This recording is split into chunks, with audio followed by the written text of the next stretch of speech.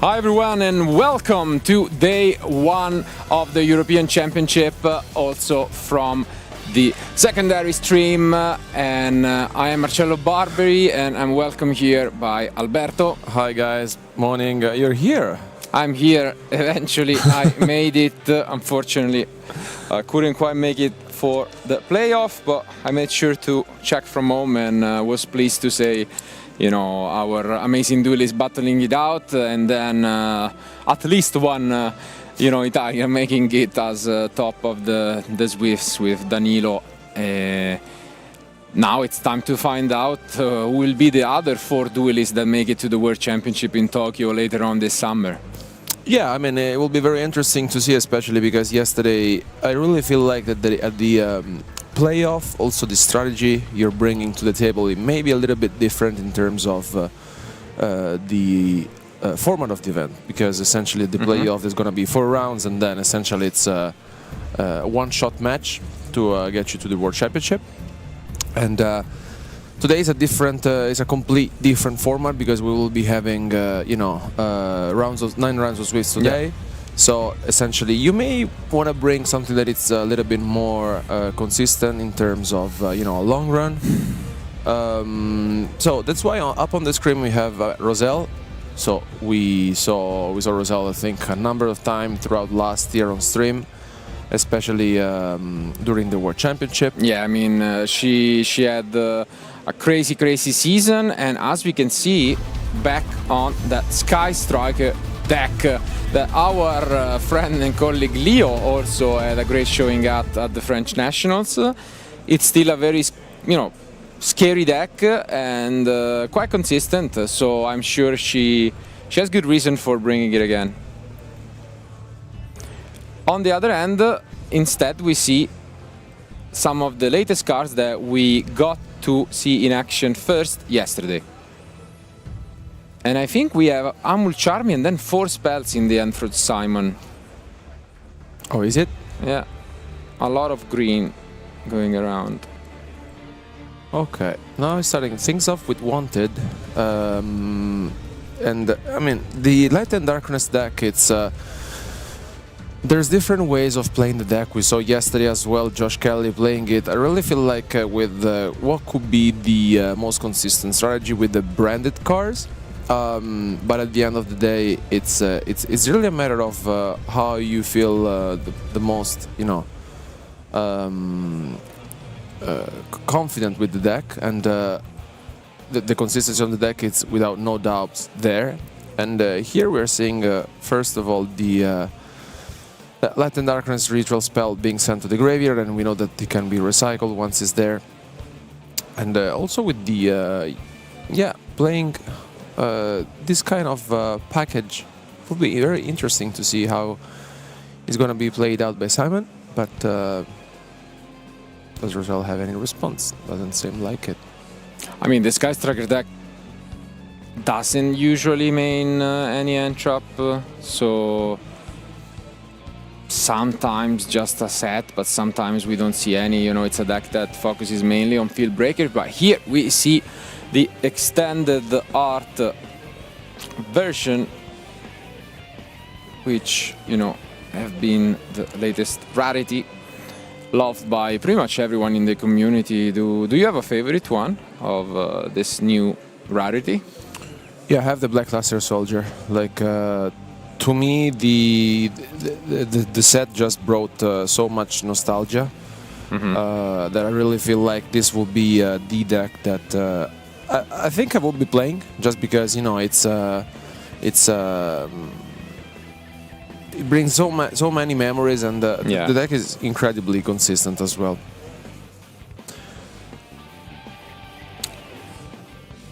Let's see. Yeah, it's indeed 3 spells in the end, and we do see the souls, which means that we can possibly get a few draws here. There it is, Magician Souls. Always have been quite effective, and as expected, no response there, so we get yet another 2 draws.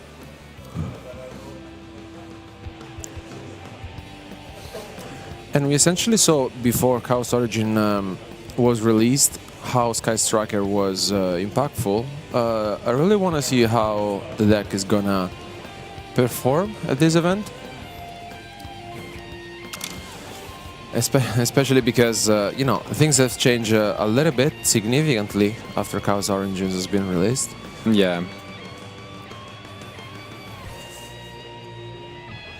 I think right before Chaos Origins, even though, I mean, we've mentioned Leo had quite the run, I saw a lot of skepticism around Sky Striker because of the branded matchup specifically.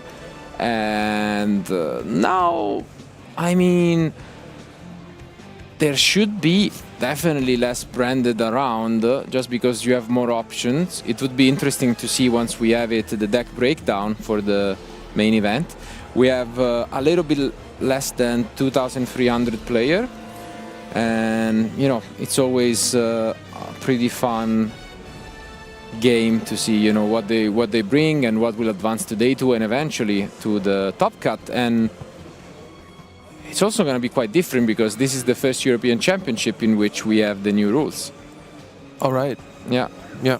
So back in the day, you know, this was really the event in which once you make it to the top cut, it was not just about winning the event, but you had the additional threshold of qualifying for the World Championship. And this time around, with the cut to the top 8, it's gonna feel quite different. Because basically, you know, there is not anymore that feeling of, okay, now a second tournament starts, you make it to the top 8 directly, and then it's just in and out. It's quite brutal, to be fair. Yeah.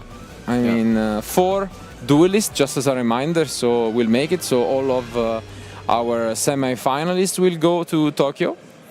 But that's still a long way to go before tomorrow. So let's see. Just as a reminder, of course, but it's probably more useful if you're watching the other channel. We do have 2 different live streams going on at the same time. Today they are gonna be both focused around the main event, while tomorrow, a little bit similar to how it was on Friday, we will use the channel in which we are right now to showcase the Genesis event. So for fans of this additional way of playing Yu-Gi-Oh!, make sure to check that out tomorrow as well.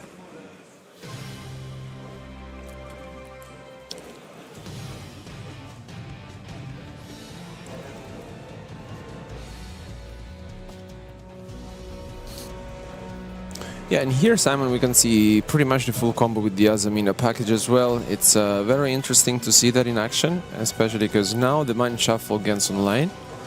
And yeah, I mean, this is the reason why the deck it's so good. You now gonna be adding the Black Laser Soldier to the hand, and once the Mind Shuffle gets activated, it's gonna be a huge problem because now, yeah, of course, it's gonna discard 1 card after adding the Black Laser Soldier to the hand. But oh, okay, summoning the Grifo.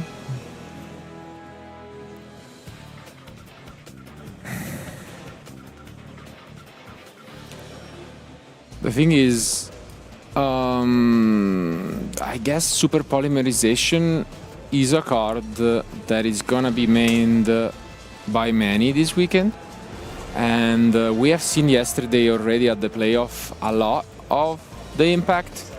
The other Italian competitor we got quite close, which was Leonardo Sacchetti, ended up playing this same, you know, strategy, and then he lost out to the Super Polymerization in the end, which is really a versatile card because of the Theseus, of course, against Kultun, which is still probably the most represented deck. But then it has a lot of different targets depending on your extra deck space, and Sky Striker can be a deck where you make good use of Super Poly. So let's see. Now, finally, we'll get a chance to break this field. Can she make it? So many field breakers in the deck.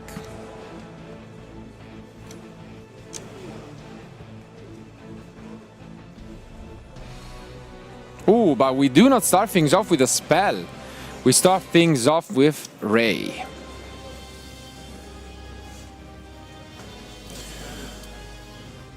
And swing already. Yeah, it's attacking the Zenna, I think. Mm-hmm.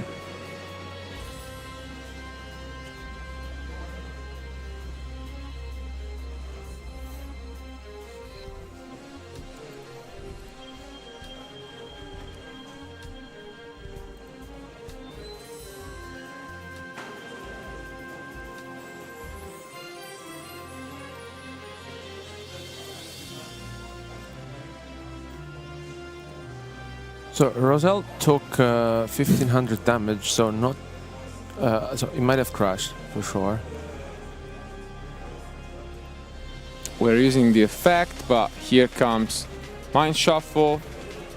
And Oh, there's the Fallen. yeah, Good one. first spell, definitely not the last.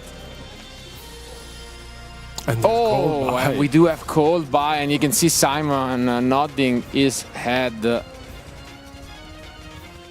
Yeah, brutal interactions here from Roseli, who can access the engage, but goes for linkage, since we still have the option.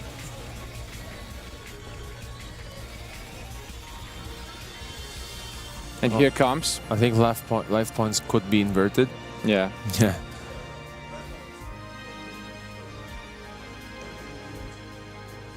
Oh, and And we have a there's second another copy. Yeah, the Fallen was known, but she played that really, really well, searching the second copy. And as you can see here, going for Kagari to add back. Yeah, essentially because with the protect code, the your link for higher monsters cannot be destroyed by battle. Yeah. So yeah, I mean life points are inverted. Yeah, this is game. That's it. Very, very fast game. As Alberto mentioned, the life points were inverted, but she maneuvered that so well.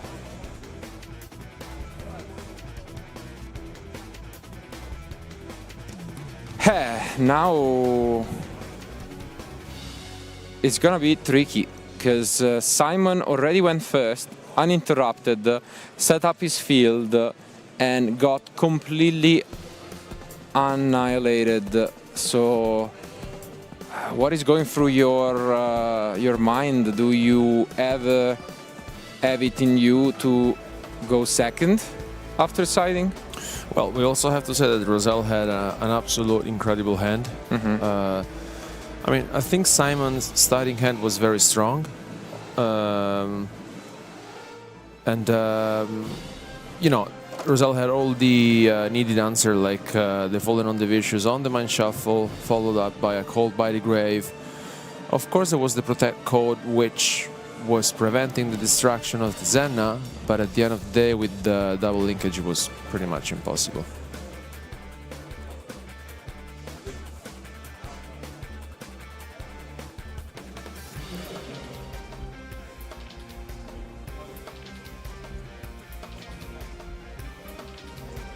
In terms of side decking, it will also be an interesting event, because as we have mentioned, the format has expanded quite a bit. So the trend is still to side a few traps for going first, usually replacing those Mulcharmies, but we have seen a lot of different options, and you know, it's gonna be interesting to see what Simon has in store for us. And most importantly, I assume he's still gonna go first, honestly. I would be surprised if he let her start, but he definitely needs to adjust now that he knows what he's up against.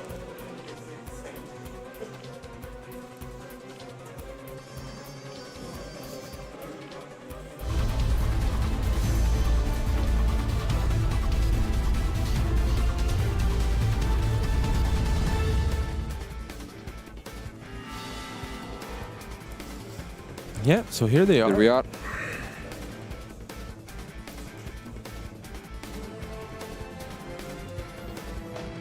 So, ooh, I do see a drawn and lock bird in the end from Simon. That's great news. Not so much against the end we have seen from Rosalie in the past game, but overall it can be quite effective against other hands. And I see a couple of interruptions, which I'm assuming came from side deck, and here it is Ghost Ogre. Okay. I'm pretty sure she also has a bell, and I can assume those again came from side deck, maybe. In the main deck they're not so popular, but let's see. Simon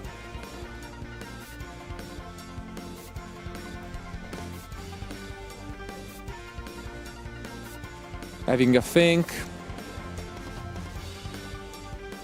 So one card is drawn, the other one is an extended art. Which of the ritual is it? I'm not. So she's thinking on the Light and Darkness ritual. Simon has 2 cards in hand. Yeah, I think it makes sense to go for the bell here. There it is, bell. Yeah, it passed. I think that's it. Wow. That's brutal. This could be quite the fast match. Side deck came in handy for Rosalie. The newest card and wow. Whew. That's brutal. We do have drawn and lock bird, but what a start again for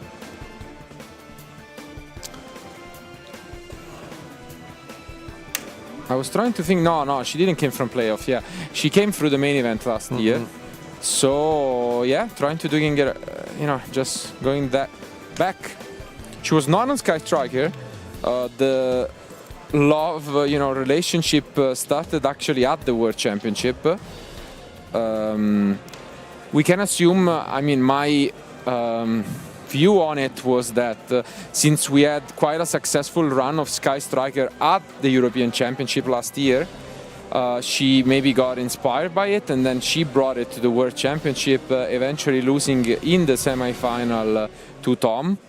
But ever since we have seen, that happening, and I think here they are discussing whether he can draw. I think he asked Simon. Yeah, I think a resolution, no? Yeah, but I'm pretty sure that's what he was asking. He was like, "Can I do it?" Maybe lacking a little bit of experience and also nerves. You are playing round 1, which, as we always say, it's quite arguably the toughest, and you are doing it against an amazing player on stream. And surely this hurts, but in the previous game we had game through draw. Let's see if we have a similar chance here. We do have the option of... We're quite close. Well, we might miss a little bit of damage. Let's see. Yeah, because we can get it back. So attack.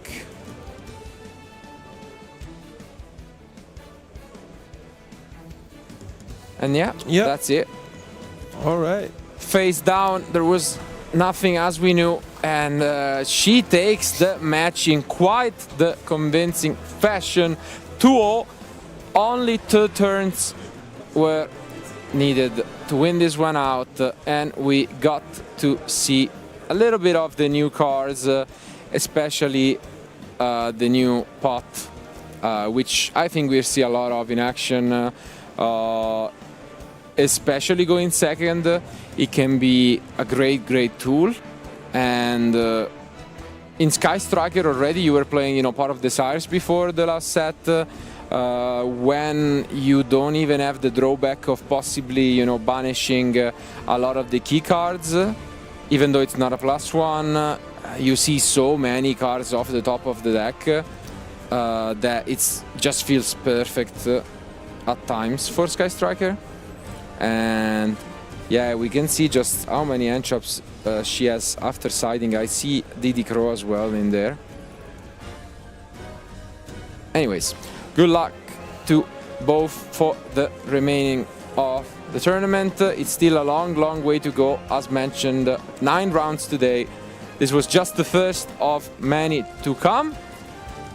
And as mentioned, if you happened to ended up on this live stream first, just as a reminder, we have the main one going on at the same time. So depending on where you're watching, you can find on YouTube the secondary stream and just watch the action where I'm pretty sure the current European champion Lorenzo Muselli is trying to defend his title at the moment, unless he has also finished in 15 minutes. So let's see.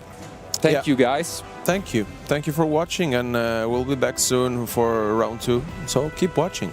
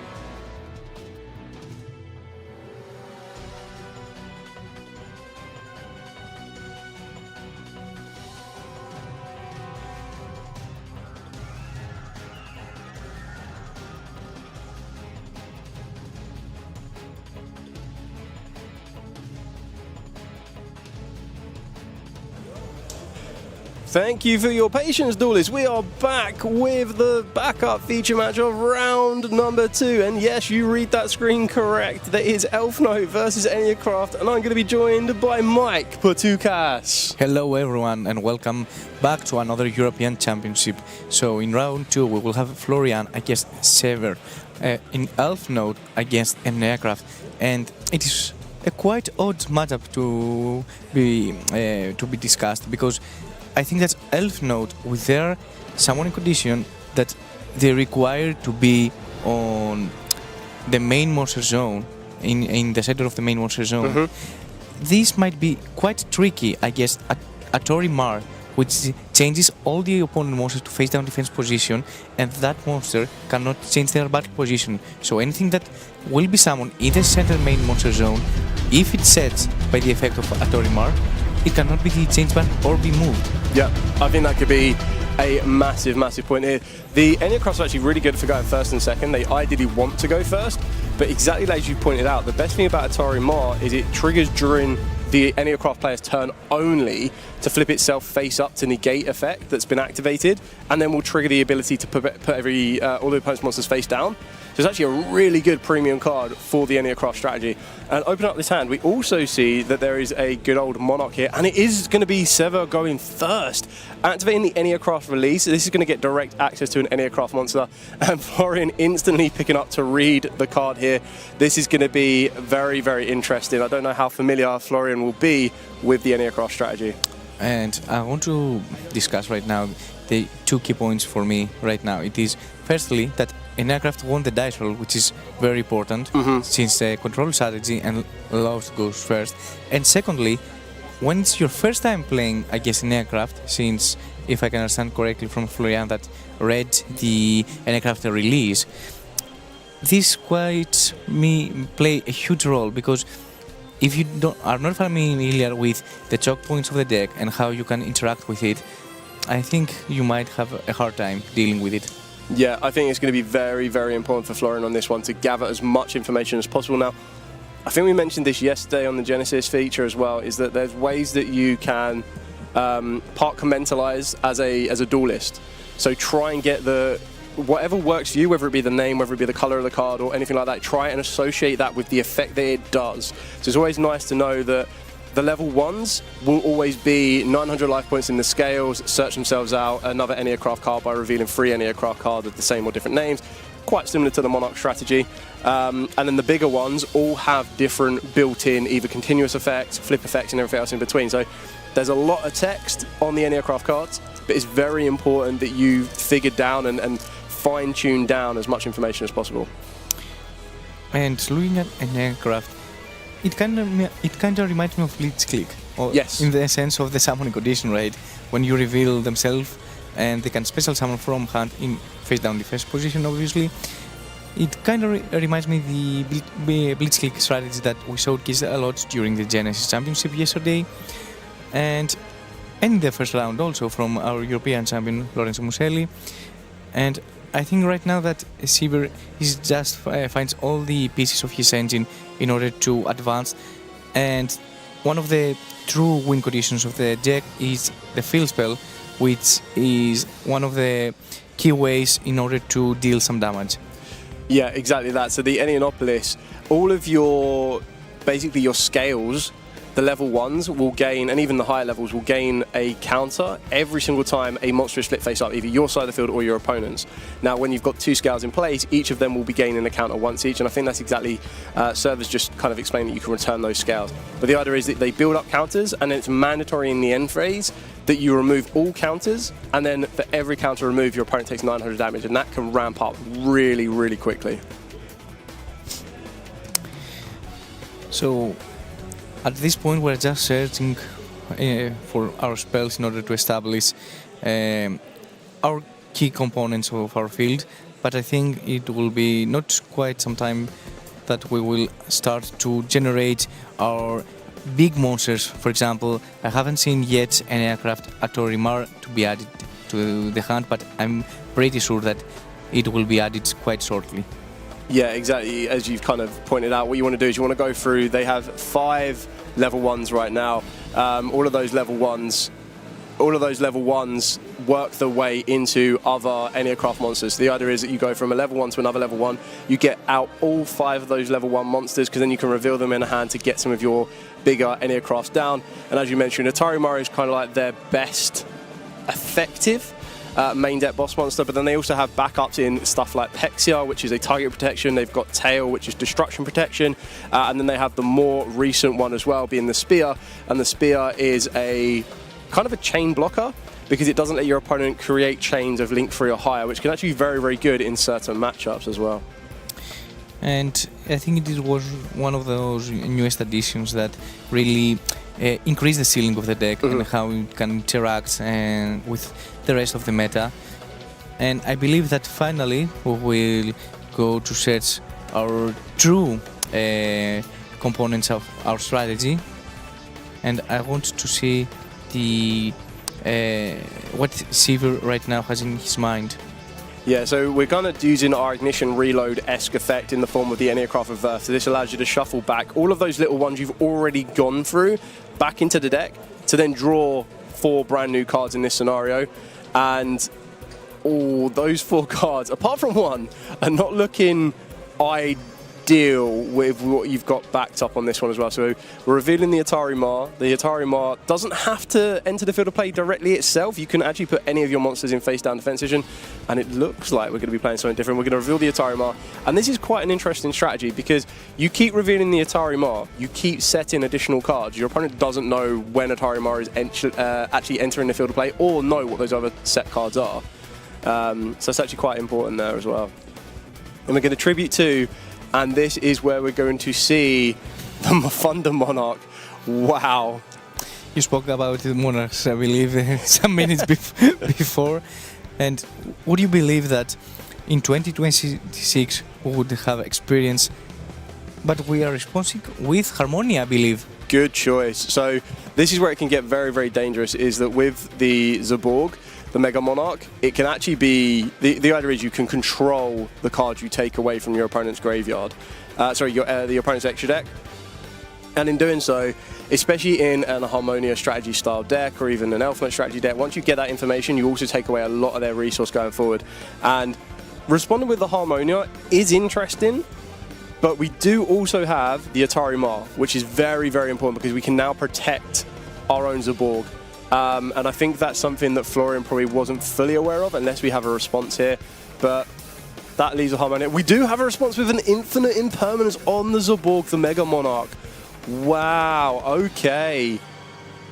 So the infinite impermanence will resolve, negating Zaborg, the Mega Monarch. The Atari Ma will resolve, negating the Harmonia Fledrolis. And then the Zaborg will resolve, negated because of infinite impermanence. And Florian just waited for the right moment in order to activate the sequence of Harmonia and Infinite Permanence, and I believe that he just turned a game that we believe that Sivir was in a very good spot. However, he's going to end, I believe, with 2 draw in hand, maybe, and that's it. Yeah. So I wonder how this one has resolved, because it is Atari. I thought Atari Ma, and I could be incorrect on this one. So it is when your opponent activates a card or effect on the field, so it can't actually respond to the Harmonia. Apologies. So it can actually respond to the infinite impermanence. So to rectify that chain, it was chaining 1 Harmonia.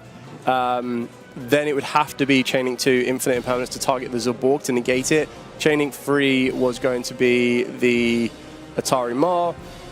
Atari Ma negates infinite impermanence, which means the Zaborg resolves as it needs to, which is exactly what we're doing here. Is Server is sending the cards from his extra deck to the graveyard, which usually the type of cards you want to be sending will be cards like Garura, because you'll get an additional draw card. You look like we've got the Agnista, which will give you a way to destroy. Possibly going to be seeing an Albion there, which is going to get direct access to the Fallen and the Virtuous. We've got Cyframe Lord Omega, which will allow him to recycle cards from the graveyard.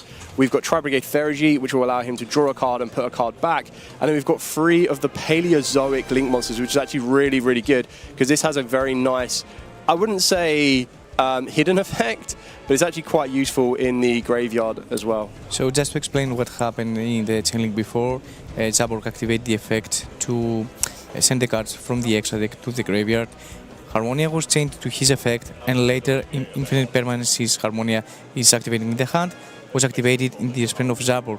Then Atorimar changed the effect to negate the Infinite Permanence, and that's why all those cards are sending from the extra deck to the graveyard. Yeah, correct.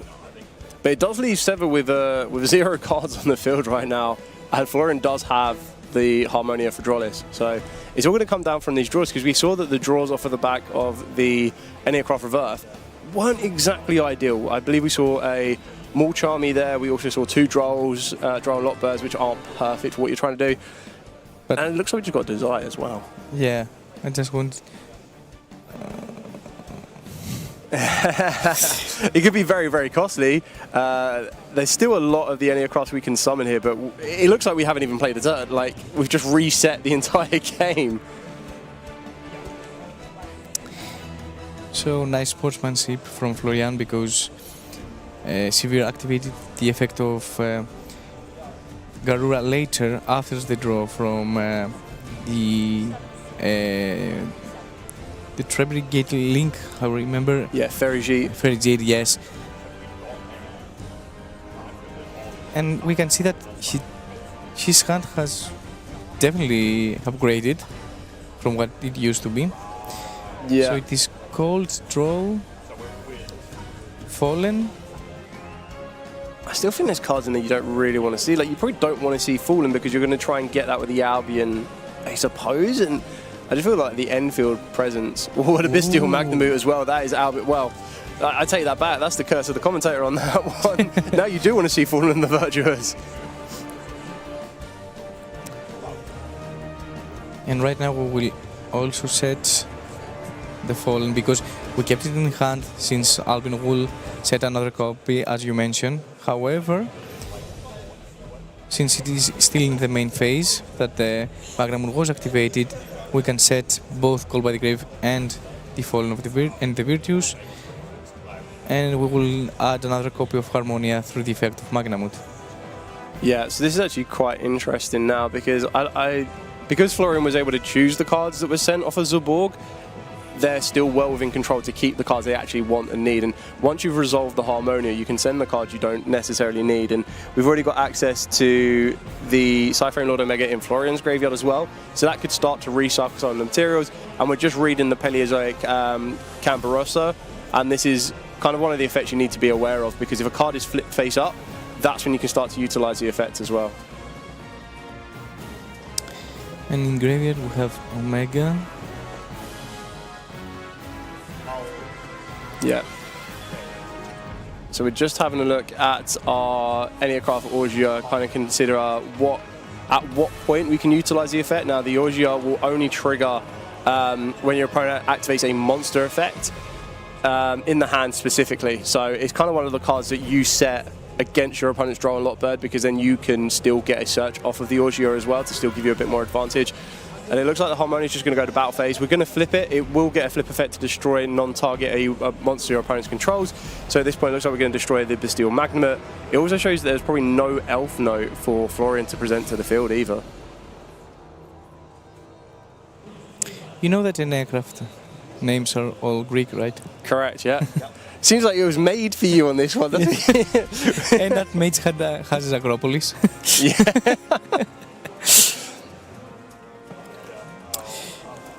Now on the Elf Note side, how do you feel about the deck post the latest set that got so such good support, and I think that the ceiling has increased a lot. Yeah, I think the addition of the Elf Note June Pride is incredible. The fact that it gives you access to all 3 of the Elf Notes, Tania, Fortuna and Lucina, is absolutely incredible. We are going to see one of the Draw and Lockbirds coming into effect here from Sever, and it is just going to be a direct pass from Florian. We know that Florian does have access to the Terminus for next turn, and we also know that there is our Harmonia in the hand. Sever is just having a look at his graveyard here to see if there's anything that can recare resource, because the one thing that we are missing is an aircraft monster, and that's where any aircraft release may play a very pivotal factor after this draw here.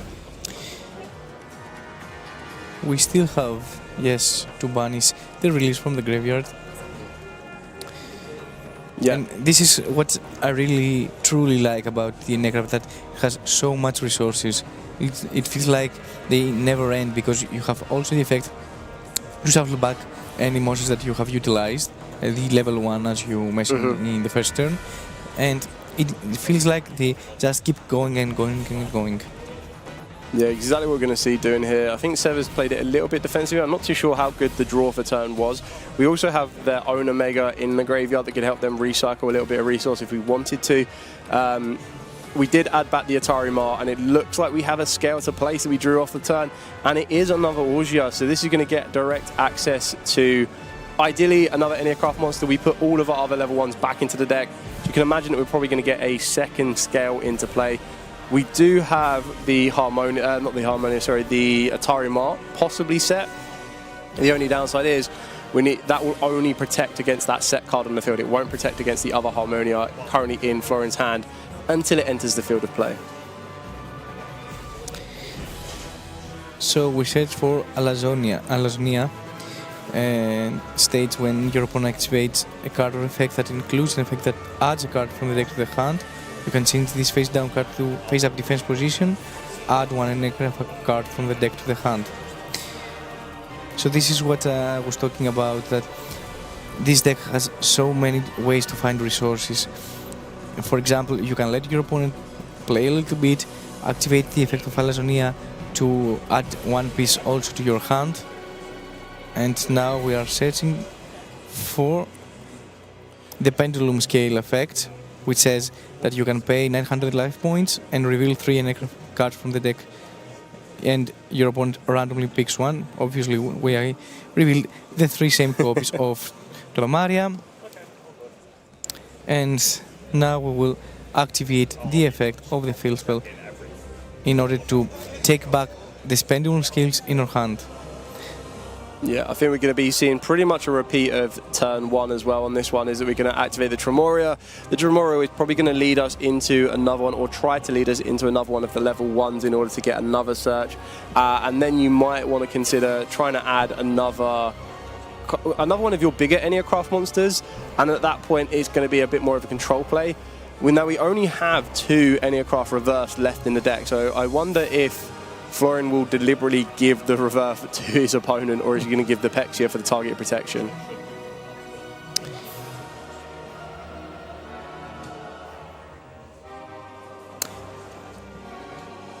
I think in this scenario it's better to give the Astapixia to the hand. Oh, sorry, apologies, it's random, so guess we're about to find out. Did we get the... I mean, the reverse, it didn't work out too well for Sever previously on this one, so it will be risk and reward. Did we get the... I think we got the reverse. Yeah, we did get the reverse. I mean, 66% chance, so... Activating the reverse here. Looks like we're going to possibly repeat the exact same thing. Yeah, we're going to put back all 3 of our level 1 aircrafts. Going to draw 3 brand new cards. And I suppose at this point, you kind of want to start getting the bigger monsters into the field of play. Get them set up onto the field. And then hopefully you can start to control your opponent's field as well a little bit more, because all you need to worry about is the Harmonia, and then the Harmonia that is currently in Florian's hand as well. And I believe that Zaborg may be the only option for Harmonia to be activated, right? Yeah, but yeah, definitely during Sever's turn, unless Florian was activating an effect that allowed Sever to flip the aircraft face up. Yeah. I suppose the other question is actually, so we removed... No, it's because we initially removed 8 monsters from Florian's extra deck, and that would have left with a total... Well, 8 plus the 1 that we sent off of Harmonia the first time, leaves 6 in the extra deck, and then we used Omega to put 1 back. So Florian currently has 7 cards in the extra deck. It's going to be quite interesting. Would you bring an aircraft to the European Championship? I was contemplating it with a couple of friends. It is very, very control, but it doesn't have a huge amount of space for non-engine. So you do rely purely on the fact of each of their inbuilt effects having that correct line. and then you do rely a little bit more so on your opponent of exactly them not knowing what they do, because there is a lot of text on them. But once you kind of narrow down what each one does, you can kind of play around and control it a little bit more easier. And draw a lot better is a massive factor. One fact that I don't like the deck, it takes so much time to advance and to seal games.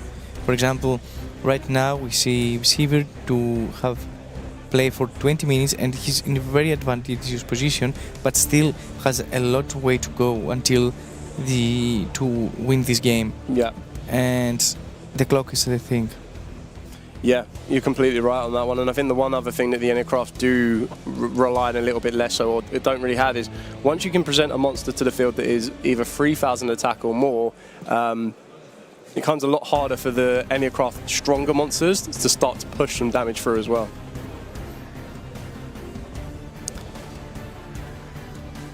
And now Florian, it has to deal with quite a field from Sivir's side. However, we need to remember we attack Atomimar. I like this one because he's changed Atomimar into a face-up defense position.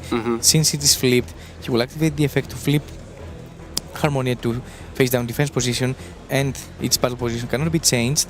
But right now, Atomimar doesn't have the negation effect.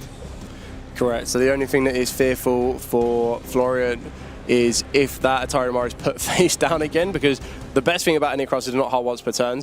We are going to activate the Terminus. Now, this could possibly be where that second draw and lot bird that Sever had could come into play and kind of slow Florian down a little bit more. You're also right, because when you're taking time into account, I feel for Florian as well, it might also be one of those periods where you have to analyze your progression and whether it's ideal for you to move on to game 2 and then carry on through or not. So it looks like we added off of the terminal here. Sever is just checking the NAcraft spell card triggers in the graveyard, because we have Reverse, which allows you to either summon one of your NAcrafts from the hand, or you can flip one of your NAcrafts face up. We're going to have Medius the Pure enter here. Medius Pure is going to attempt to use the effect. Now we have target protection. I believe we've got destruction protection with tail, and the other card is unknown. So we're going to activate our NAcraft reset to try and put that Atarimar back face down, and then I hope, or I think the plan is that we're going to try and trigger that Reverse to flip down whatever card Florian brings onto the field here. How do you execute this combo if you were for Florian? Meaning that if right now Atomimar activates the effect to be flipped face up, and this the monsters of Florian are set to defense position, since the center main monster zone is occupied, I don't know how Florian is going to play through this, because Elf Note Power Patron will be set face down right now, except if we have another play. Ooh, and we do. So we do have one of the Elf Note trap cards here, so this is going to give us a bit more of a resistance. So we've got the Rhapsody of Madness.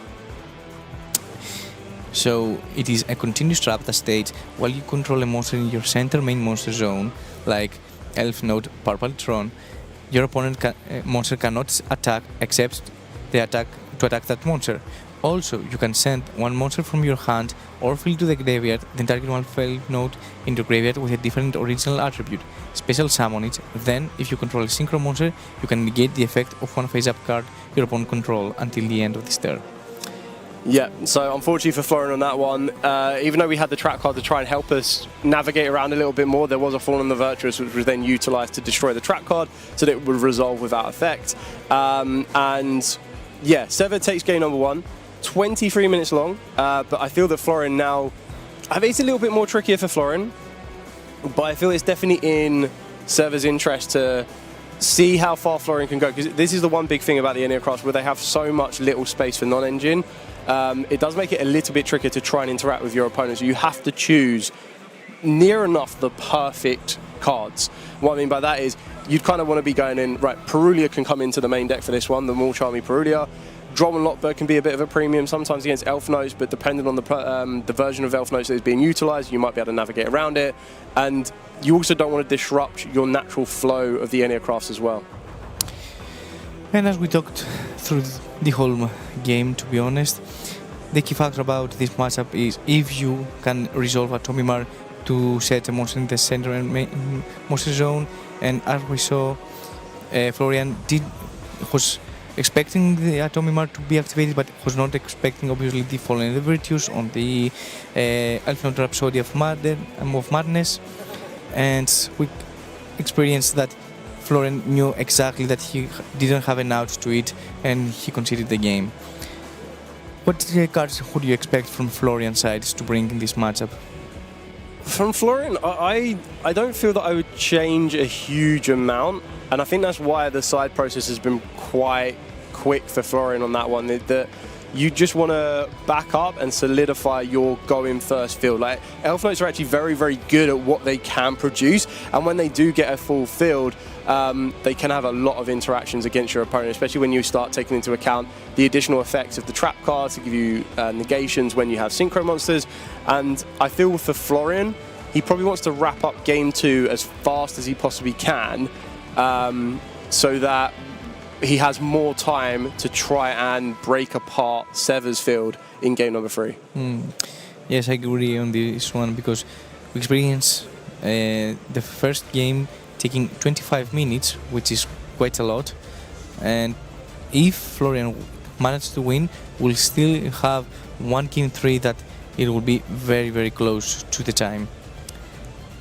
Personally, I would bring any card that helps me to send Scarf as a cost from the field to the graveyard, like Droplet, for example, because as we just experienced, the key component that you need to take into consideration is that you need to free this center main monster zone.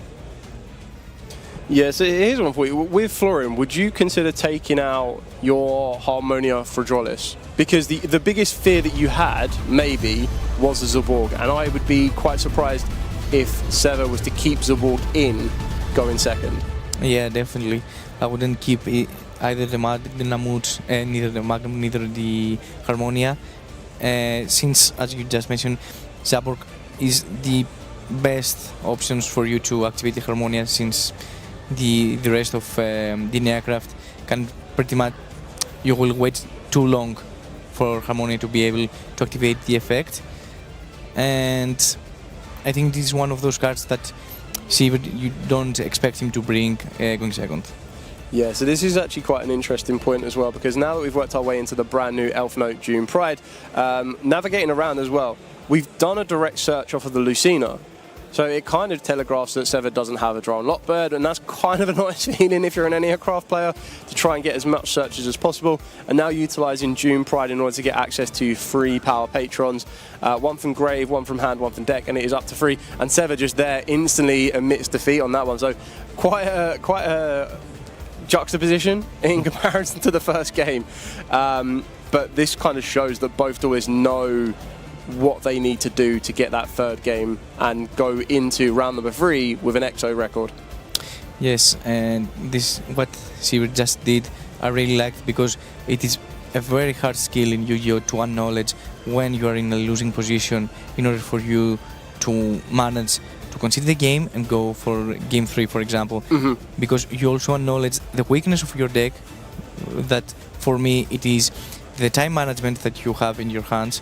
And I think that Sever has been in this tournament very prepared and acknowledge all the flaws that an aircraft might bring to the European Championship.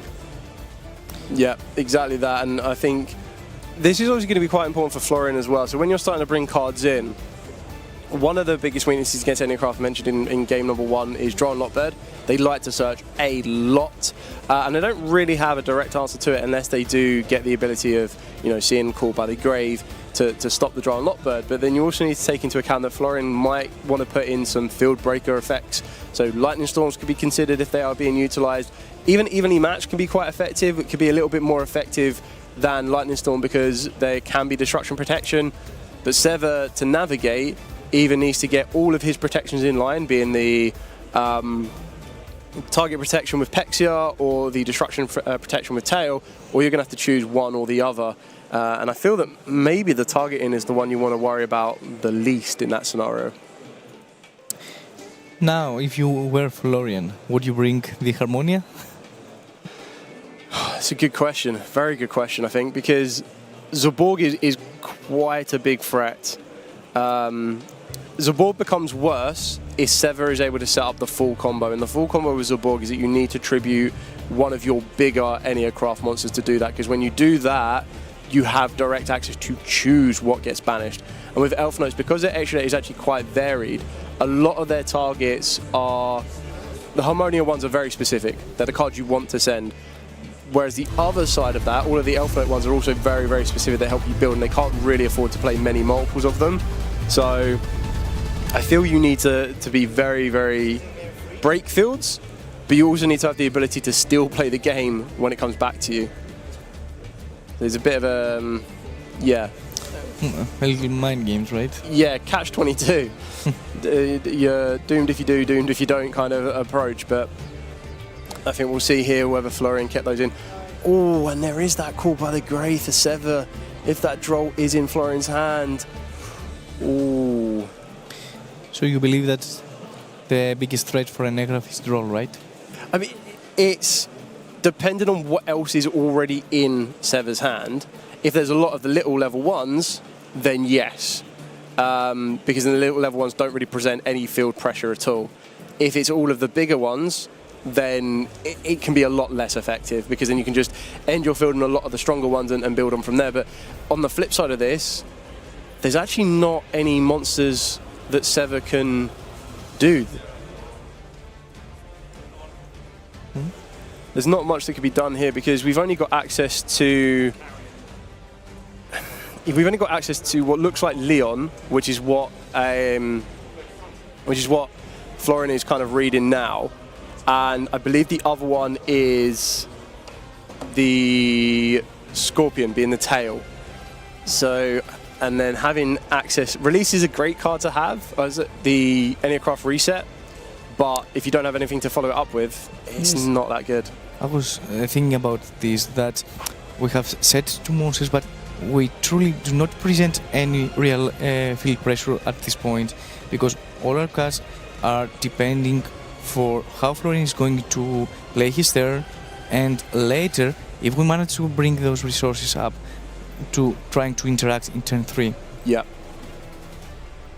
Let's see what we start off with. So that's actually a very, very good start in there from Florian. So starting off with the Power Patron Portal Terminus. Is actually going to be able to get us access direct to the Power Patrons. Now, the one big thing about this is once we've resolved this, we're not going to be able to attack with anything apart from the Power Patrons at this moment in time.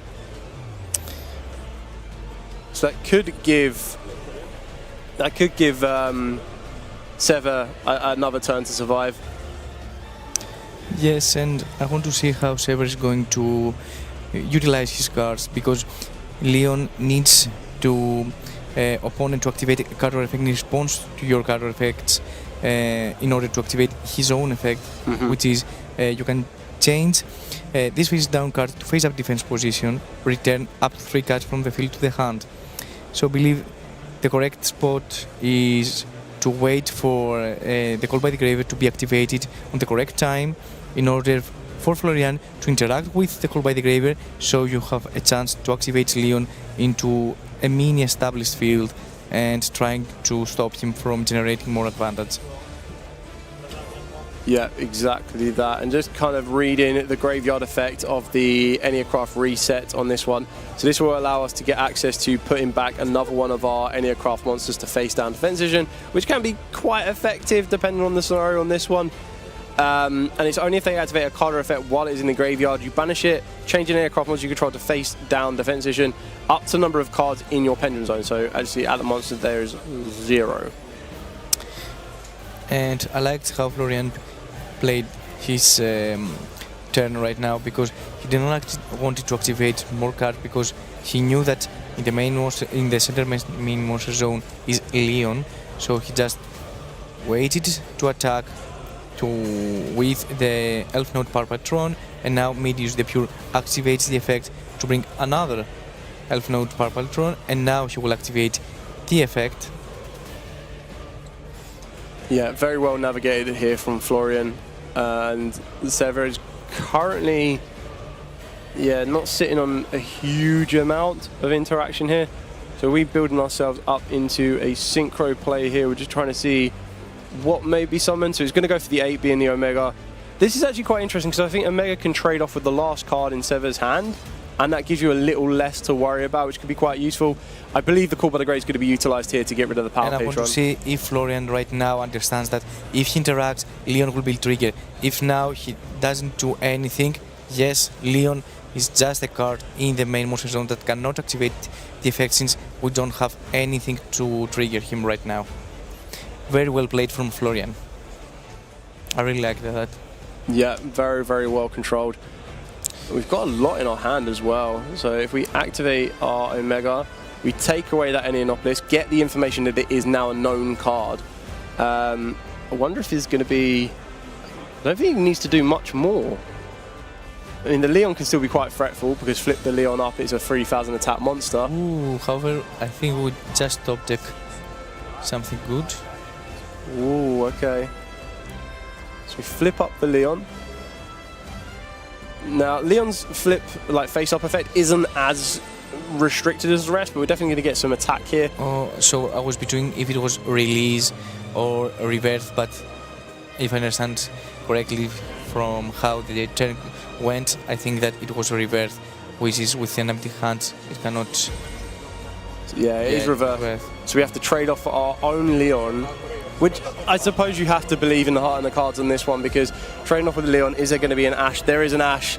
Oh, okay. So that leaves Leon in the field in a tap position. We're going to use the Enneanopolis to try and return it to the hand. And I'm assuming we're going to try and reset it. Yeah. Okay.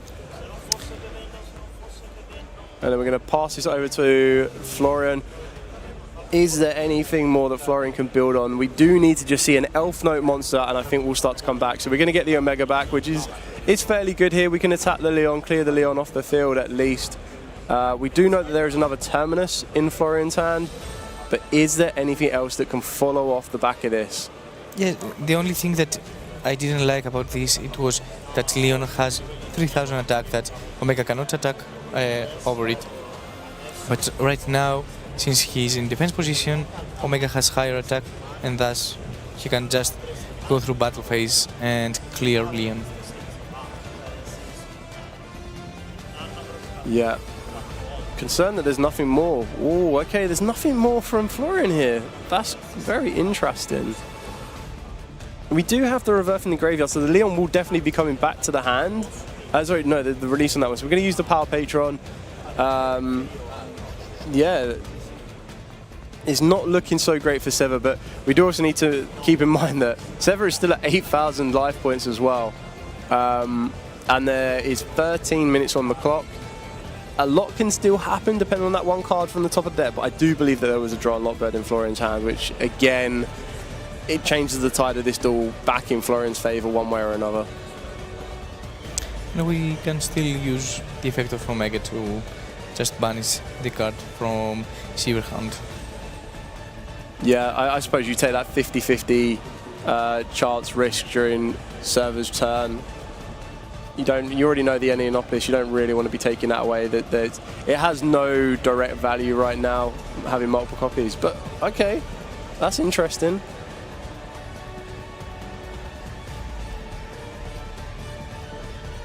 Okay, so we're just reading the Power Patron. So the Power Patron, Janora. Is there a graveyard hidden effect on this one? Cards are protected till the end phase. We draw for turn. We get the Pexia. Okay, not the ideal one you want to be seeing. We're just going to set the Pexia. Going to pass back over to Florian. This is now got to be the moment. So we're going to get back the Enneanopolis. Omega enters the field of play again. The Pexia gives you targeted protection, and it's whenever your opponent wants to try and target cards as well. Could be quite important. But I still don't feel that it presents as big of a threat. It's still only 2,500 defense, which is why we're going to see it attacked. And there is our first Elf Note monster, Fortuna. You don't mind which one you get as long as you get one of them. And we're going to use Omega again to get rid of that Enneanopolis. Limit our opponent's hand advantage on this one as well. And I think right now Florian's in a very good position, since Fortuna will be able to place the Rhapsody of Madness into the field, and right now I think Florian is a very good spot, having this amazing trap card to special summon from the graveyard the key pieces that he wanted in order to advance his play, go through Elf Node Power Patron into Elf Node Seraphim Streligia. Yep. And this is going to snowball very, very fast because of the Elf Note Power Patron going to the graveyard of Synchro Material. We're going to get access to the Tania. We're then going to be able to bring this back. We're going to add a Crystal Wing to this build right now. And in a very simplified kind of game state, this is great for Florian. Definitely in the Ascendancy. Very few cards I feel Seva could possibly draw for turn. So I think it's well within Florian's approach to try and settle the game. Not go for game right now this minute, because we've already declared our battle phase, but put it in a position where Seva just can't come back. And I mean, right now Crystal Wing can also deal with any aircraft that will be draw for turn, for example, Torimar, and also I think we have the second effect of Tinia that can deal with any draw that Sivir may draw, and we can manipulate pretty easily his hand. Ooh, it looked like an effect monster, and I believe if you're going first, the only effect monster you'll play in the main deck will possibly be a Zaborg that you don't set.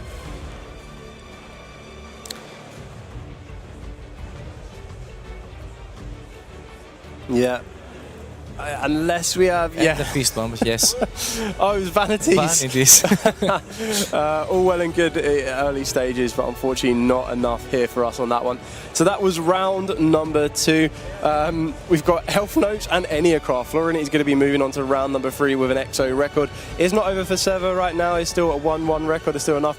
And yeah, just going through the deck there. A Legendary Fisherman. Wow.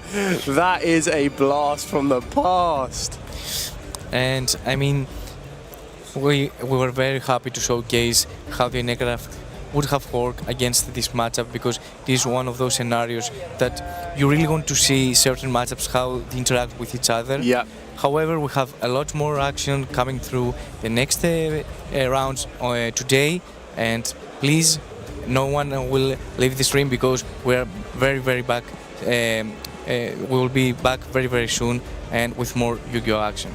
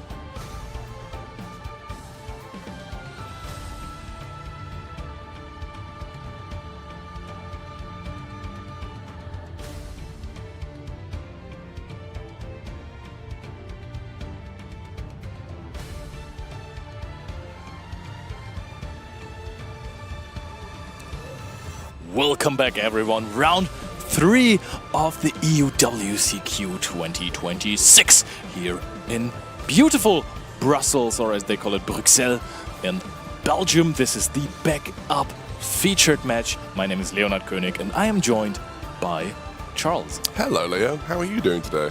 Fantastic so far. We've done a lot of fun stuff already. We've been on the main feature as well, so you could see our faces. That's always fun. It's always fun to be on camera a little bit. But of course, here we are having Colin versus Giovanni, and we are going to see a very, very cool deck on the. Okay, Colin, yeah, he wants to do it. He's in it to win it. He's playing Fairy Tale, and I have gotten myself a Fairy Tale expert at hand. It is my main deck at the moment, and I'm checking out his list, and it's some very exciting, interesting techs here. If anything, it seems to have some invoked cards, to my understanding. Yeah. It's also, it looks almost like a hard-going second list with some of the potential cards we have involved here as well. We have something like Harpy Feather Duster in the main deck, which is really interesting. Yeah, there's some interesting stuff. That's definitely true.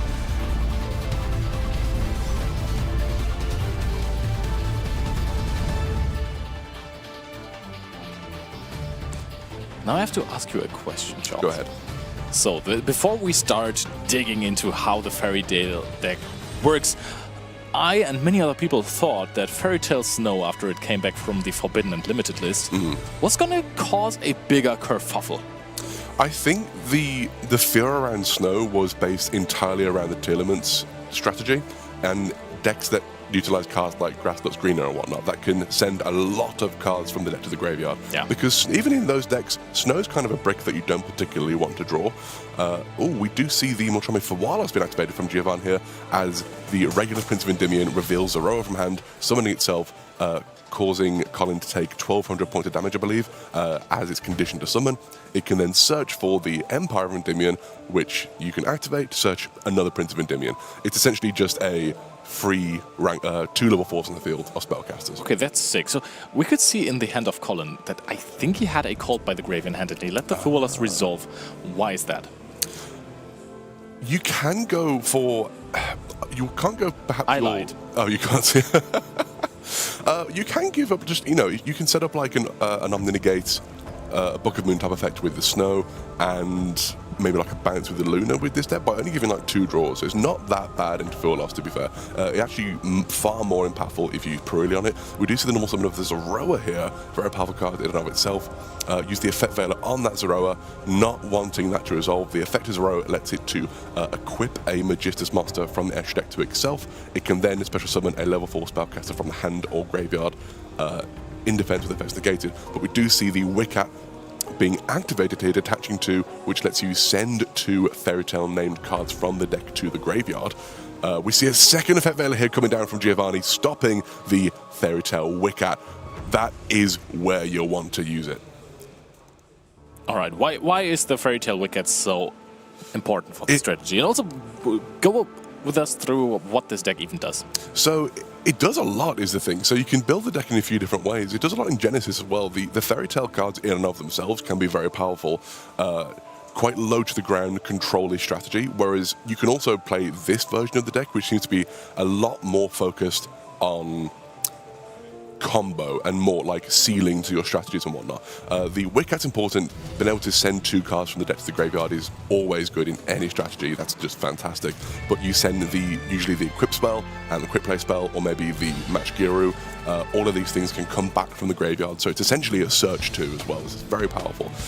That being said, it in the graveyard is not bad because it can target one of your lighter Fairy Tale monsters to tag out. We do see the effect of the Zoroa, the Magistus Conflagrant Calamity, being activated, trying to equip itself with a Magistus monster from the graveyard, which would allow it a monster negate, but it is now being contested by that Fedrola Harmonia.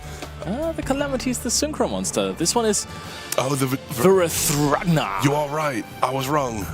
I'll go now. Please stay. Please stay. Need someone to go through the Fairy Tale combos with me. Now, how tough is double Effect Veiler, Fuvalos, and Harmonia? Is there a hand that even plays through this? I think it's a Fuvalos in hand here, which is... You know what? Yeah, there is. Because he's drawn the equip spell. So you can summon the... no, I don't think you can do that. Oh, no, he can. So the... normally you wouldn't be able to special summon the second Regulus. However, you can because the continuous spell and your opponent has a monster on the field. So now we have the Spenter using the effect to equip the Regulus with the Artemis, which lets you search for a Magician's monster from your main deck as well when you have that on the field. And then with the equip spell in hand, that is the spellcaster fusion you can use from Fairy Tail. So still in the game here. I'm not 100% sure what the aim will be to summon here, but you can still keep playing here at the very least.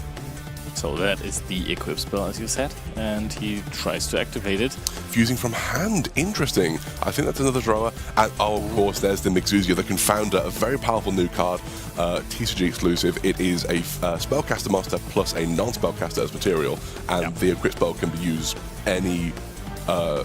confused for any spellcaster monsters.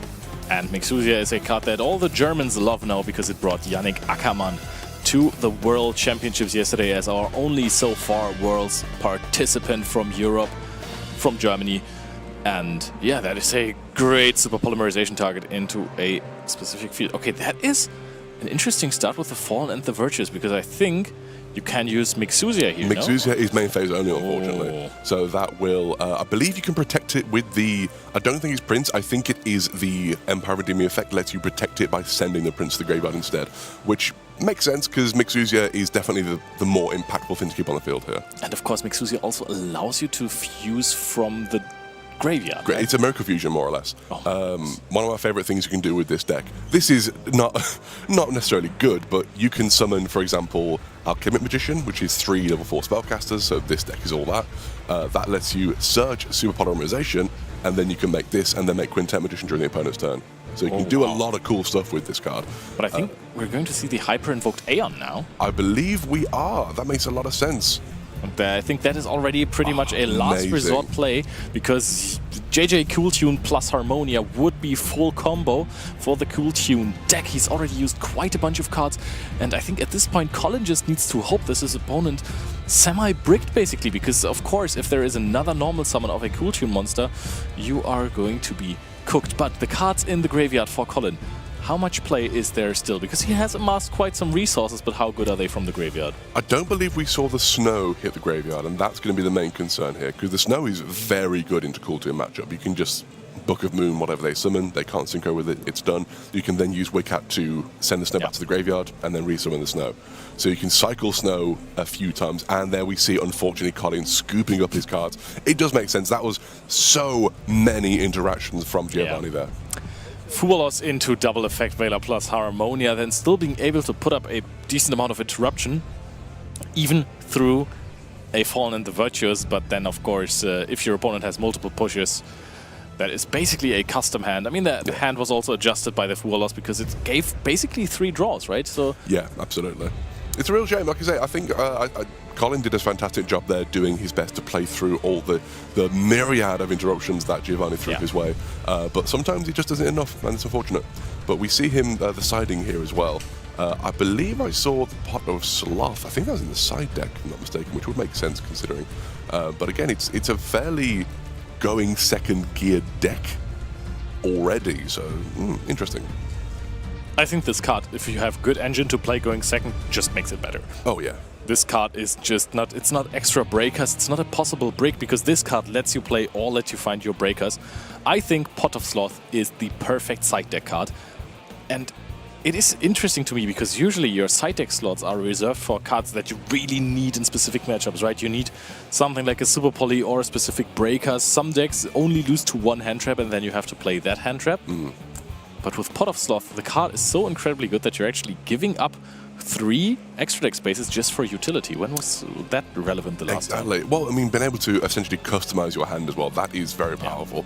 But I do think that it has a lot more relevance in this particular format because it is so good into Cool Tunes specifically. It's kind of good into everything. It's worth picking up these cards just because they're great. But into Cool Tunes specifically, so powerful because you can just basically say, actually, you don't know what my hand is. They have to throw their first negate at it. Yeah, There's this no is other it. way. You either have to do that. It's either a one-for-one interaction, or you have a kind of that sort of advantage that you know, or at the very least, you make Cool Tune lose their advantage, I should say. And if you can stop them from getting an Ash Blossom and Joy Spring, which is not the most likely thing when you're siding Pot of Sloth, because sometimes some side deck cards go out for it.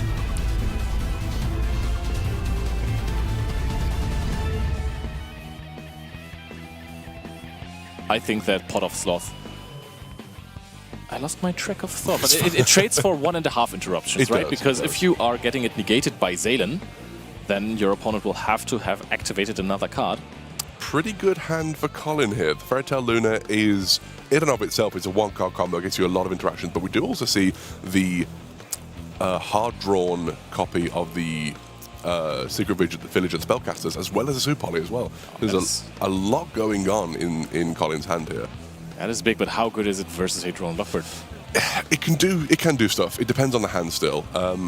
That was the correct thing to add to hand to play through Droll, because if you were to send Match Guru, or rather add Match Guru rather, Match Guru can summon itself in the same way that Genia can, in that it's just a free special summon here essentially.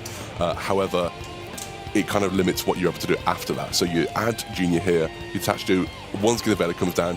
Giovanni clearly knowing the sort of choke points of this deck, and Wicat is definitely one of them. Stopping the opponent from sending those cards, accessing their Fairy Tale engine is very powerful.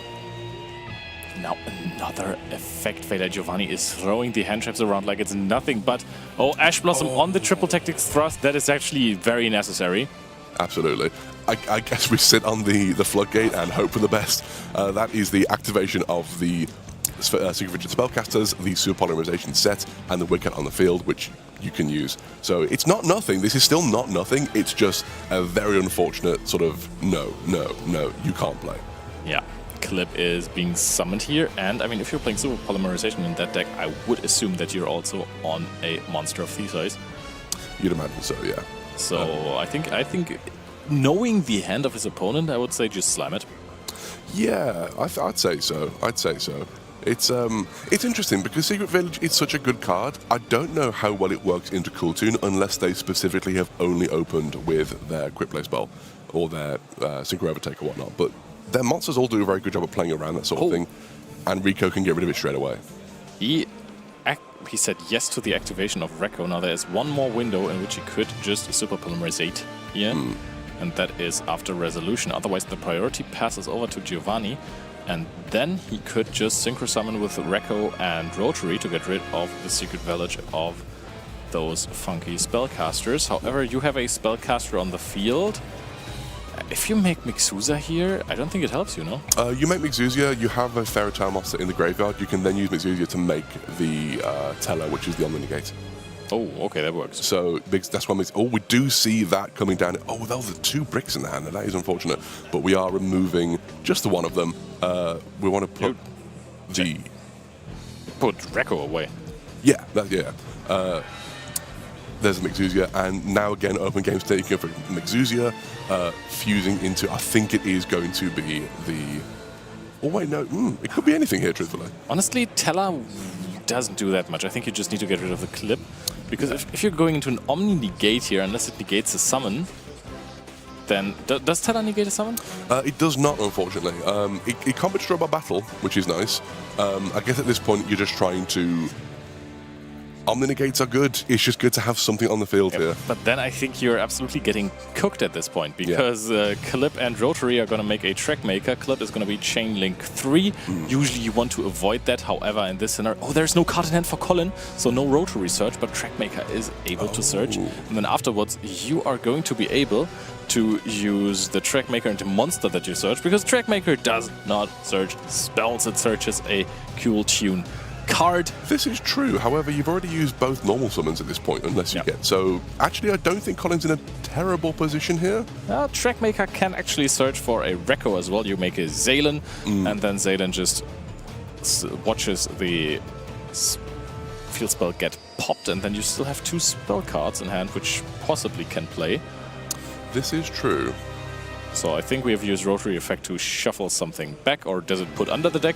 I think it puts under the deck. I believe it. You know what? I don't remember. I don't know. We do see the reveal of the Forbidden Crown and the different Mentor Ground on the top of the deck, which is very unfortunate here.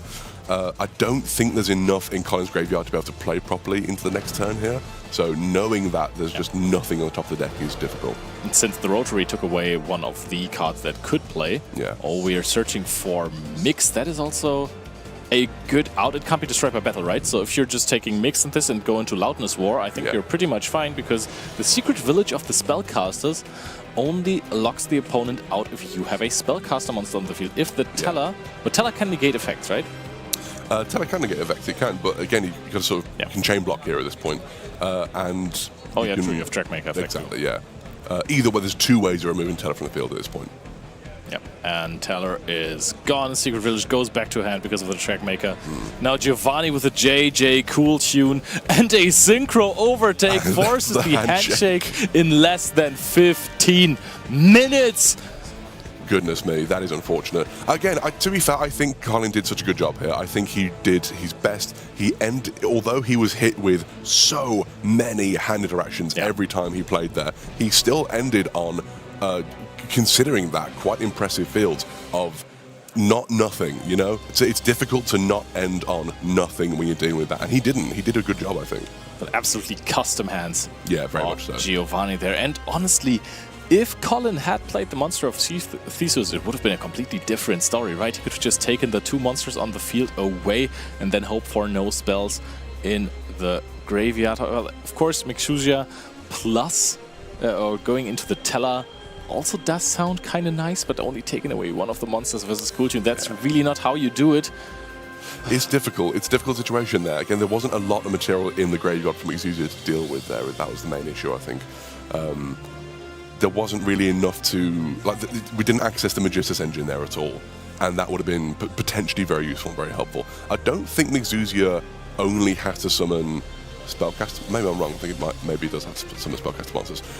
But either way, it's a great card. Might not be enough, though. Yep. So Giovanni wins the round 3 featured match with a whopping 2-0 under 15 minutes. Might as well be a record here. Congratulations to him, and we are going back to a break. But of course, right now, the main stream still has the featured match on, of course, with the fantastic commentary of our friends in the coverage group. So go over to that stream and enjoy the show.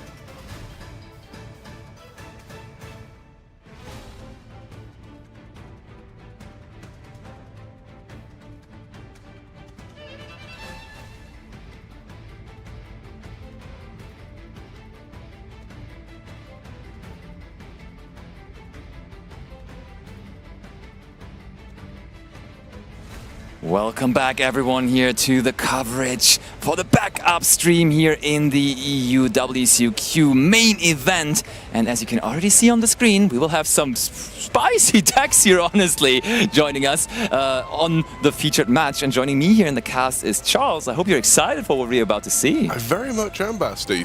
You don't often see Synchro at all, let alone 3-0 at one of the biggest events of the year. It's very impressive to see. I'm very excited to see how they play here.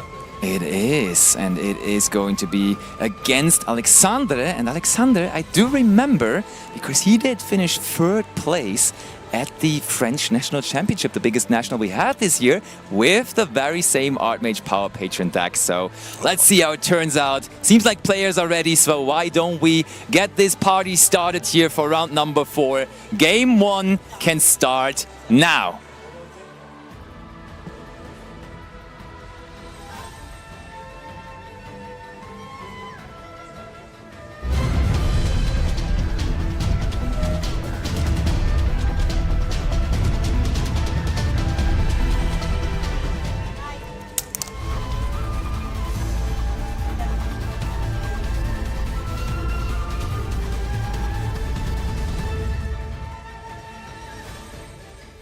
Starting off a game here. I'm not sure who won the die roll yet, if that has indeed happened yet. I think we're about to see that, luckily. Oh, wonderful.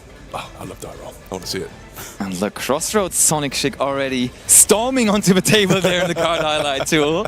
Synchron is really, like, that deck got some real good support, of course, with the legendary decks releasing. And it hasn't really shown too much competitive success, but maybe that is going to change this weekend. Power Potion going first by the looks of things here. Yeah, and the deck that, like the build that Alexander chose, it's 50 cards. We're going all in, we're going combo, we're going wombo, we're living the life, we're trying our very best. And that guy, he's a master of his craft. Like watching him at the French National Championship truly was an experience. Yeah, I find it very interesting when people opt to go, oh, we have that beautiful new ultimate rare Midas the Pure here as well, yeah. normal summon.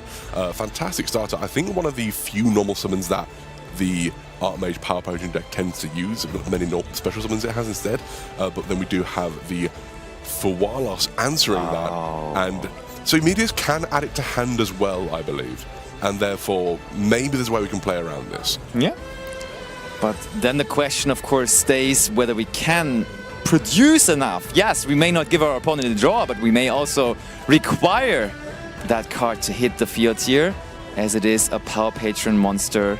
And it will be onto the field because we have conducted our normal summon already, of course. The Archmage Power Patron. So this is actually a much heavier Archmage engine than we're used to seeing in this sort of deck.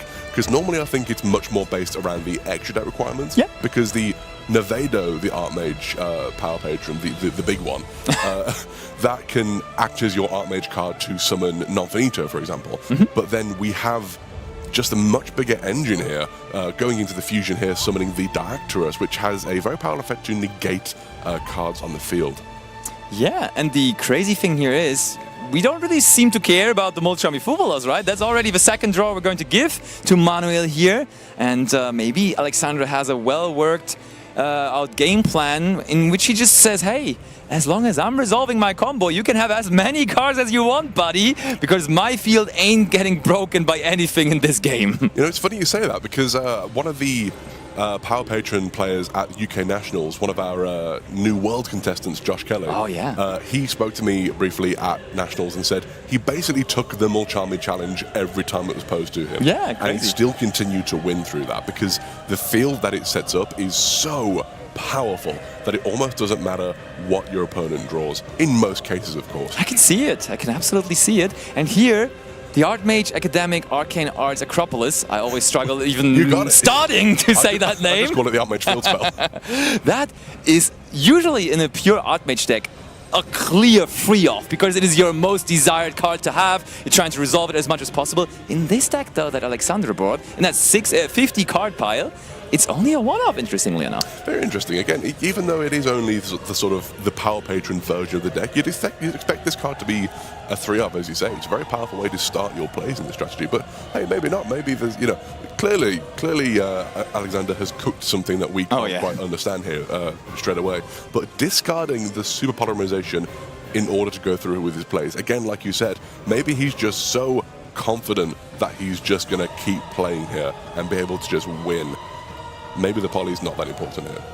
Probably not. Maybe we also just have another one. And here is where I really like what the Archmage deck is able to do under Multi-Fulos. Because yes, the one approach can be to just go all in, still do your combo and say, hey, I don't care what you have. Or the Archmage cards, as is their nature, just all summon themselves from the hand. So you can still build a respectable Archmage field here with all the main deck monsters that you're playing, like the Graflair we just searched, and also maybe a Littera. And then that could be enough. But now with us already giving up 2 cards into the Fubolos, I'm not sure how valid that is. But looks like we are immediately going to grab that Graflair, and we're going to use it as well, activating the alteration from the deck. I think you make a very good point, because again, if you focus and sort of pivot to your Archmage part of the deck, you don't need to summon from the extra deck that much, or you get a couple of draws here, but that's really all you need to do. I think it's been well proven by this point that the Archmage field in and of itself is very powerful. There's lots of interactions. The Finmel's great, the Graflair is amazing. There's so many things you can do just with the summon from hand Archmage cards. That could be a valid thing to do, and now we're also searching for the Awakening, which effect of the Awakening is better? Probably it's the Graveyard effect, right? And then we're immediately discarding it, so maybe that answers my question right as I do ask it. I think both are worth using is the thing, because what you can do here, if you can search Archmage Littera, that then lets you add the trap back to your hand. Oh, true, true. So you can then discard it again to search for Finmel, depending what you want to do with it. But the point being that both effects of it are solid, honestly. It's a very powerful card. Yeah, because if you just have it in your graveyard, you can also just target an Archmage monster you control, return it to the hand or extra deck, and just draw a card your opponent controls. So, very, very easy interruption, I would say. Yeah. Very, very, it doesn't seem like much, but how many duels have we played where they're just that the one extra destruction can come in so handy and just end the turn of a deck when it's trying to pop off. And I love how Manuel is just fanning out his hand there every single time, right? It's showcasing it once again to Alexandre every 5 seconds. Look at how many cards in hand I already have. You're in for something here when it's going to be my turn finally. Absolutely. Just spied Alexander's hand here as well. We do see the Multi-Fulos here. I think a second Super Poly there as well. Oh, yeah. That makes sense considering the discard. Explains it for sure. Summoning the Littera here, or attempting to at the very least, is an effect to summon, but that will, you can Ghost Spell the summon because it will let you add a card from graveyard to hand, so you can stop the summon completely if you want to, but depending on if Manuel wants to or can. That's true. That's funny that you can actually do that. You're right. You can use Ghost Spell and Haunted Mansion on the in-hand effect. That is, I mean, usually people treat it as an upside that you're doing it as the same effect because then oh, look, it's actually coming up. He's using it. That's funny. It is powerful. It's because Littera, I don't think Littera by itself is like the most insane card in the world, but being able to grab that spell back to your hand, like at this point, if Alexander wants to keep playing, he's going to have to discard a different spell to get the Finmel, which again, with the Finmel, you can Ash the summon off because it lets you draw a card. That is hilarious, but the moment you mention it, he actually slams it into his graveyard. I had a vision. Yeah. Yeah, like what I was about to say, like you're usually happy when that is one effect resolving from the hand, as that isolates you from Effect Veiler, from Infinite Impermanence, and all that kind of stuff. But here we have to give up on the second copy of Super Polymerization. Wow, that's now maybe not what Alexandre was initially trying to do, but he has to sacrifice that card here now. You can really see why though, because I think the other card in hand was the Forbidden Crown. Ooh. And at that point, I think again at this point you've already kind of telegraphed that you could have the second one of those cards in hand by discarding one in the first place. Yeah. So in order to try and keep, both are very powerful cards, but to try and keep the element of surprise as well, you kind of have to keep the crown back and just go, you know what, I did have two, now I have none. Certainly, yeah. Also, of course, resolving Super Polarization is more of a commitment as you do have to invest another card from your hand to even resolve it. And therefore, maybe the better decision to just keep the Forbidden Crown around, which, to be fair, going first is one of the most powerful cards we currently have. I'm not super certain because at the Nationals format, I think people realize that Forbidden Crown may be one of the most powerful non-engine cards currently around, and we saw a real big uptick in the usage of Forbidden Crown while it was not used as much beforehand. But the format has changed again now with the release, of course, of Chaos Origins, and I'm not super certain anymore whether Forbidden Crown still is the way to go. I think most people have cut it from their deck, but Alexandre had so much success at French Nationals, so maybe he just is running it back with a similar deck that he ran back there. Absolutely. It's a very powerful card still, even if it's not as good as it was at a certain point. Still great into Cool Tune, obviously, just stop them from being able to use that as synchro material.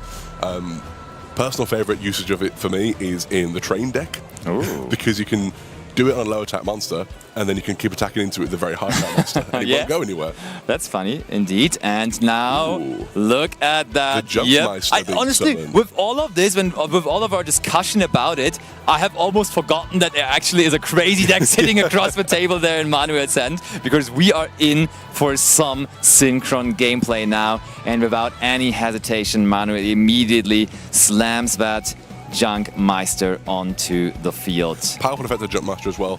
If this card is in your hand, you can reveal one Warrior or Stardust Synchromaster in your extra deck, special summon this card. Also, you cannot special summon from the extra rest of the turn except Synchromaster. So it's just a kind of free summon that it can do as well. Also has another effect on there as well. If it is normal or special summon, you can add one Junkmaster from your deck to your hand except itself. It does a lot for the strategy. It does many things. It's crazy, actually, and we have revealed the OG Stardust Dragon for it. Beautiful. So where do we go from this? And Alexandre, you can already tell, he was like, when he was playing his combo, he was sitting confidently in his chair, and now immediately the first card being something we don't necessarily know yet, and there's a Forbidden Droplet. Well, when you allow your opponent to draw a bazillion cards, then they will eventually find those field-breaking cards, discarding 2 monster cards here, though. So the trap card that we have in the graveyard, the Awakening, could be chained to this to then allow us the activation of monster effects. We shall see whether we want to do that. I believe that was the discard of the Thorlos, and I think a Revolution Synchron there as well. Very good card in and of itself for the strategy, and just you see it used here and there in other things as well. It just kind of does good stuff in many different decks and strategies. I think that Crown was, I imagine, on the Fimmel and the Directress there. Fimmel in and of itself has kind of sorry, not Crown, Droplet. The Droplet, yeah. Has kind of both forbidden. Yes. Has kind of a Droplet-like effect just to negate your opponent's monsters, and then Directress as well. So very heads-up play here, trying to remove those interruptions from Alexandre's field. And we are finding Junk Signal with that search of our Junkmeister. We made sure that that one would be resolving, and that is a quick play spell card released in Blazing Dominion that lets you tribute a monster to special summon a monster, except the tributed monster from your hand, deck, or graveyard that is Junk Warrior or Stardust Dragon, or at least mentions that. So again, just giving us more access to all of those Stardust-themed cards.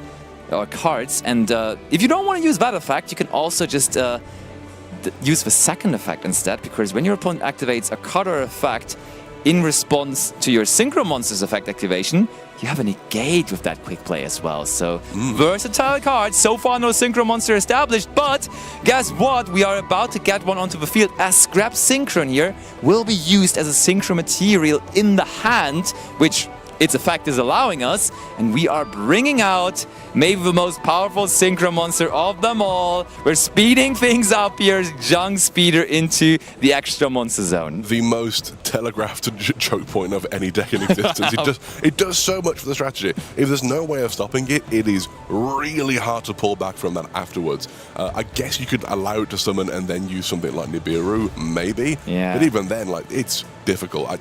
At this point, we do have that Crown set. Probably the time to use it at this point, I would imagine. I was about to ask, like, just even if you haven't read that card before and you're reading it there for the first time, you got to realize that there's no way you let this resolve. But saying that, you are allowing it, and oh, wow, what are we getting? Okay, so there is the Jet Synchron, and 4 monsters. No way, this could work. You just use it afterwards, and then you can't synchro summon because there's Raw Tuners on the field.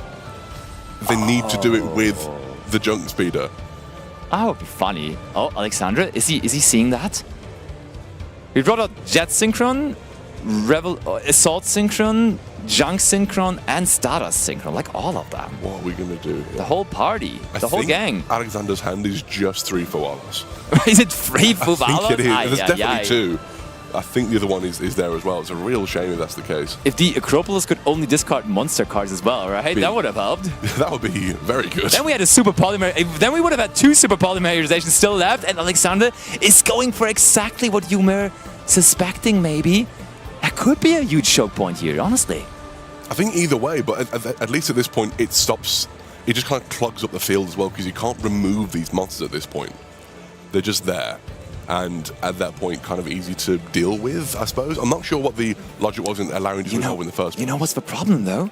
We searched for junk signal. So we could chain the junk signal here to get more things out from our hand or even from our deck. So maybe you can work around this crown. But we would have to do it quickly, as when we're resolving the crown, then we cannot tribute the junk speeder anymore. Oh, he's going. Oh, and Manuel also is asking, well, you want that Stardust Synchro? You sure, buddy? That's interesting. I'm going to trust Alexander. He's a far better player than me, and I can only assume he has something planned in mind here. We do see the activation of the graveyard effect of the Archmage trap here as well. The Awakening, Yeah. Interesting to see what... I'm just fascinated to see, like, because there was so much there that I didn't expect in the slightest, and now I'm just kind of... Okay, so we do still get rid of the junk synchron. So there is no more non-tuner around. Mission accomplished one way or the other. Sure. But still, we need to deal with the junk signal, which Manuel is looking at right now and is like, well, that is kind of an easy puzzle to solve right now. I can just get a non-tuner from my deck with that. Very interesting. I mean, there's a lot of tuners in this deck. I would I'm not a synchron expert either, but I would imagine there gotta be something that we can summon with junk signal that is not a tuner. You can only assume. You can only assume as much. Oh, we're about to find out, though. We do have the junk signal, sending that Assault Synchron to the graveyard as well, allowing it to activate the effect of that junk signal here. Let's special summon, I would imagine, from the deck here. We can't summon the same monster again, but also that wouldn't solve our problem of needing a non-tuner. So, not at all. Oh, he was looking into the extra deck for a second there, but no, it's not that good. There's Dr. Frankenderb in there as well, right? I think that's what we were looking at. This deck is spicy. Is it? It looked like... Wait. Oh, no, it's not. It looks just very similar. It's the Assault Sonic Warrior here. Also a very new card. I think that came out in Chaos Origins, unless I'm very much mistaken. Oh, really? Did it get recent support even in the newest set? I wasn't aware. It's one of those decks that seems to get like a trickle and a drop of support. It was Blazing Dominion. Almost, but definitely very recent support. And as we have a close read taken here from Alexandra, we can also walk you through that card a little bit. And the most important thing here right now, probably, it is a non-tuner. So we are able to synchro summon afterwards with it. So that's already a huge relief here. And then also, if you control Junk Warrior or Assault Mode Activate, or a card that mentions either of those cards, you can special summon that card from your hand. Didn't need to do that here, as it was special summoned through the Junk Signal. But if normal or special summoned, we can add a Synchro monster or Assault Mode Activate from our deck to our hand. Very interesting.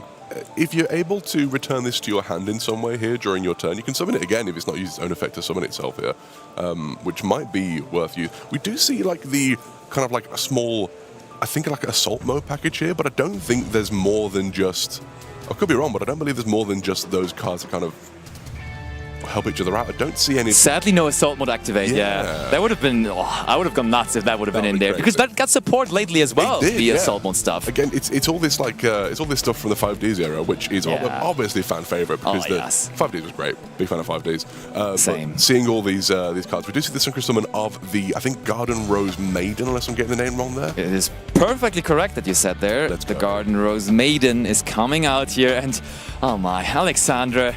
You're getting called up for a feature match stage. You're like, oh yeah, nice, let's go, I like this. And then you're sitting down across from a deck where you have to read almost every single card.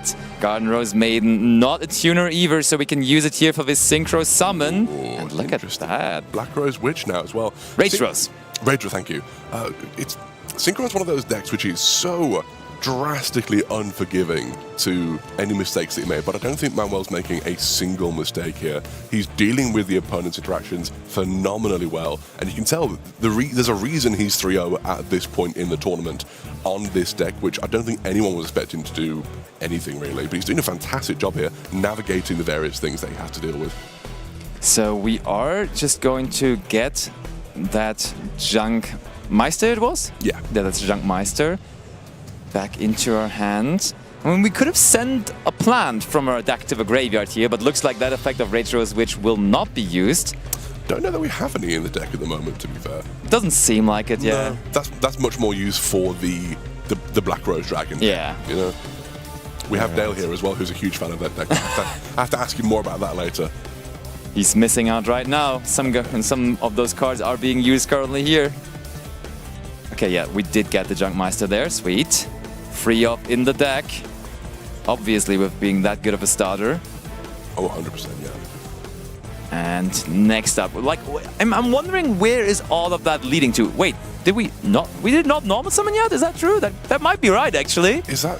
Because we started with special summon of Junk Meister. Oh, yeah. And we did never normal summon. So easy and convenient normal summon here. A step like 150 in the turn, getting the normal summon in, easy.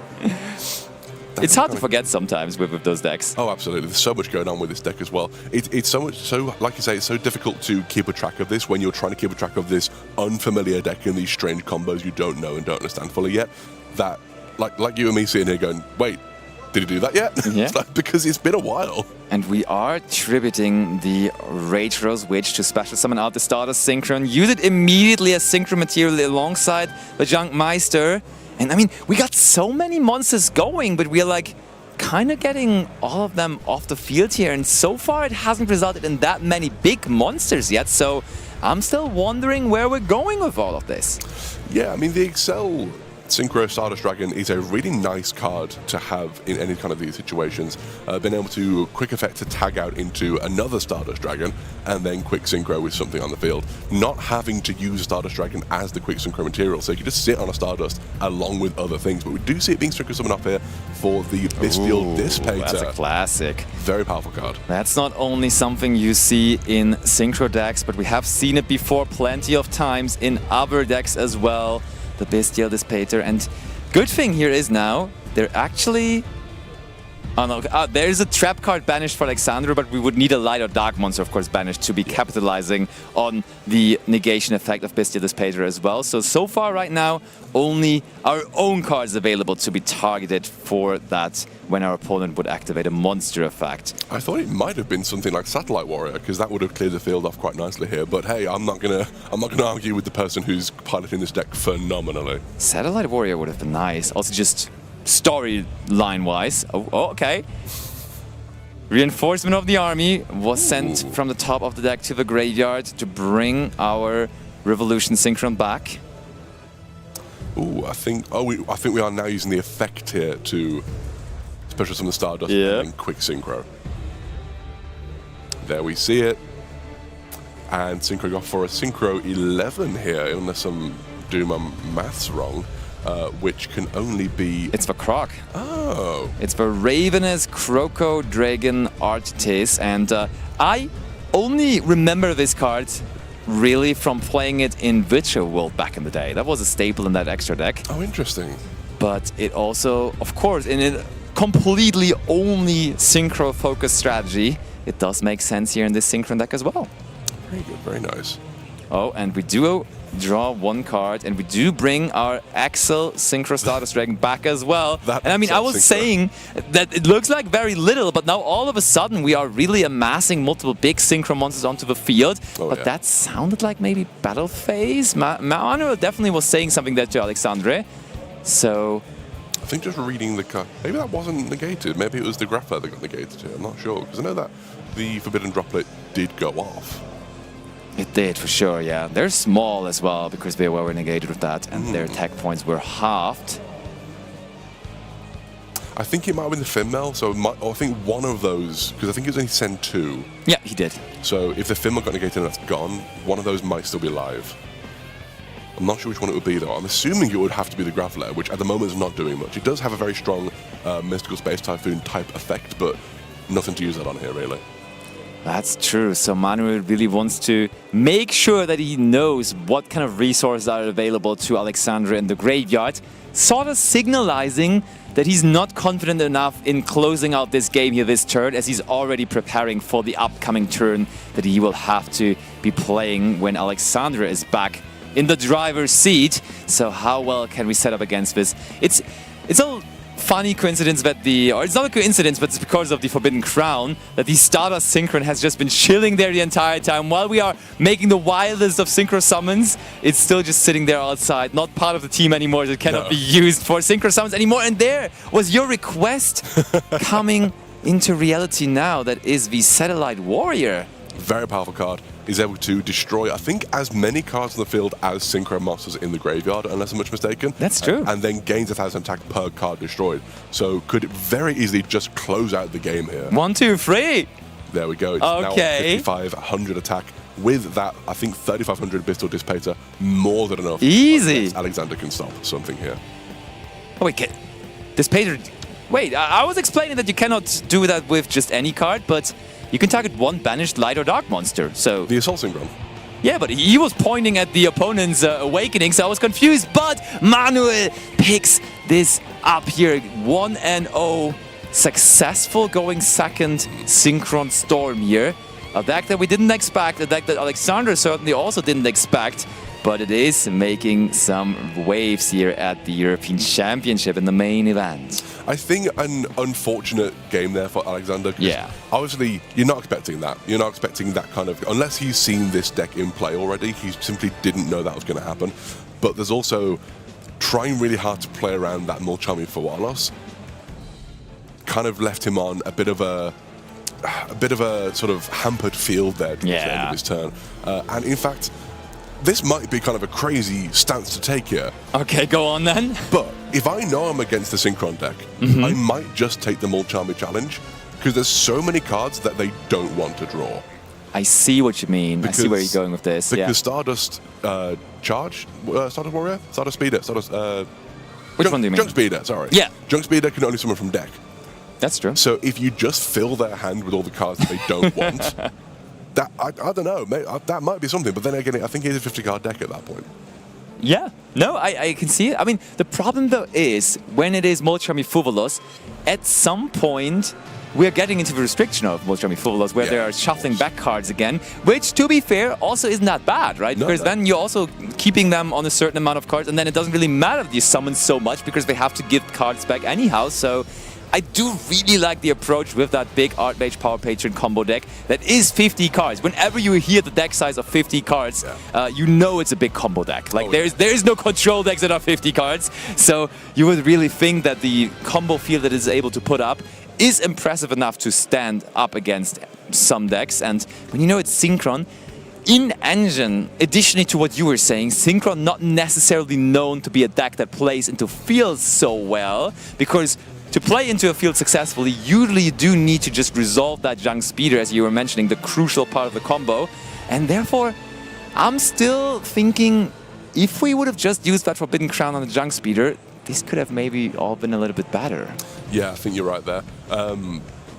I don't know, we may never know. We may never know. I don't think we would have known how that played out otherwise. But it's again, it's such a difficult place to be, where I'm only assuming here, but I'm assuming that Alexander's not particularly au fait with the Synchron strategy here. It is so unknown to most of the people who look at the meta game, because it's a very uncommon deck to see played. A very powerful deck, as you can see, a very, very fun deck, very cool deck, but just not many people actually play the thing. Yeah, and actually I just solved the puzzle a little bit as well. While we go into game 2 here of this match. Before we even summoned the Junk Speeder, we already searched for Junk Signal. And when we had Junk Signal in hand, and they use their Forbidden Crown, we actually have two ways of dealing with it. Either we chain it tributing the Junk Speeder, making sure that one resolves, or we use the other effect of Junk Signal. When your opponent activates a card or effect in response to your Synchro Monster's effect activation, negate that effect. So like we actually, that one card, that Junk Signal, Yeah. is such a nice isolation tool against those interruptive crazy. cards. Yeah. That's insane because of how powerful Junk Speeder is. That the card Junk Signal exists is kind of insane. You say is. you search Junk Signal, you summon Junk Speeder, and say do something. Try. Go on, yeah. Try your luck. And now we're back to square one where Alexander is normal summoning Meteors. We've seen that movie before, but this time without a Molchami Full in response. Very interesting as well. You can see, I imagine, the way that Alexander's plays changed when he saw that Forloss coming down. It might have been that Nevedo's kind of the go-to strategy here, but when you are met with the Forloss, Yeah. you kind of have to change things up and go for the lines that you know aren't going to give them any draws to it. But it's the non-finito going out here, probably setting the counter trap from the deck as well. Post side, you would definitely expect that card to be in his list, but there this. Oh my! Kind of like Manuel, what? You were about to say you like this, but that is super unconventional and interesting here from Manuel, because that is not the card you expect in the main phase, because Molchami Purulia, most of the time, is just being dropped in the standby I was phase. about to say kind of late. Yeah. Yeah, that's interesting. We have maybe forgotten, I don't know. Yeah, Like late. that has happened to me before, Oh, for yeah. sure, where I'm like, oh yeah, well, I know you have already normal summoned, but I still kind of just want to use it now, so I'll just drop the Molchami Purulia anyways. But there wasn't even a special summon from the hand happening here, so we so far only discarded it as a -1. I can only assume that that was a rather unfortunate mistake. We might be getting some more summons from hand, because obviously this deck can pendulum summon. So at the very least, hopefully one more draw. Hopefully at least we get that sort of upstart goblin type effect from this Molchami Purulia. Certainly. But we see the summon of the Beyond the Pendulum here going to be activating the effects. Not sure what the chain link order here is, but we have the Ginaldo and Beyond the Pendulum activating at the same time. Both very powerful, and whichever one you want to resolve more, you just activate first. I feel like usually it is just Beyond the Pendulum. But on the other hand, the Beyond the Pendulum is... they're both strong. I think you're going Chainlink 1 Beyond the Pendulum, Chainlink 2 Ginaldo, as you just like, the Power Patron cards, the way they work, they're all kind of repetitive, and like as long as you are resolving some of them, you're kind of still getting the whole grasp of the Power Patron package. Beyond the Pendulum, though, on the other end, is much more flexible, because it just searches you for any kind of pendulum monster from your extra deck, or from your deck, sorry, and therefore it feels like that. Oh, Manuel was about to draw, but Alexander is no, that was a pendulum summon only with monsters from the extra deck. Don't do that, my friend. No, absolutely not. We see the rank 10 happening here. I can imagine it's the...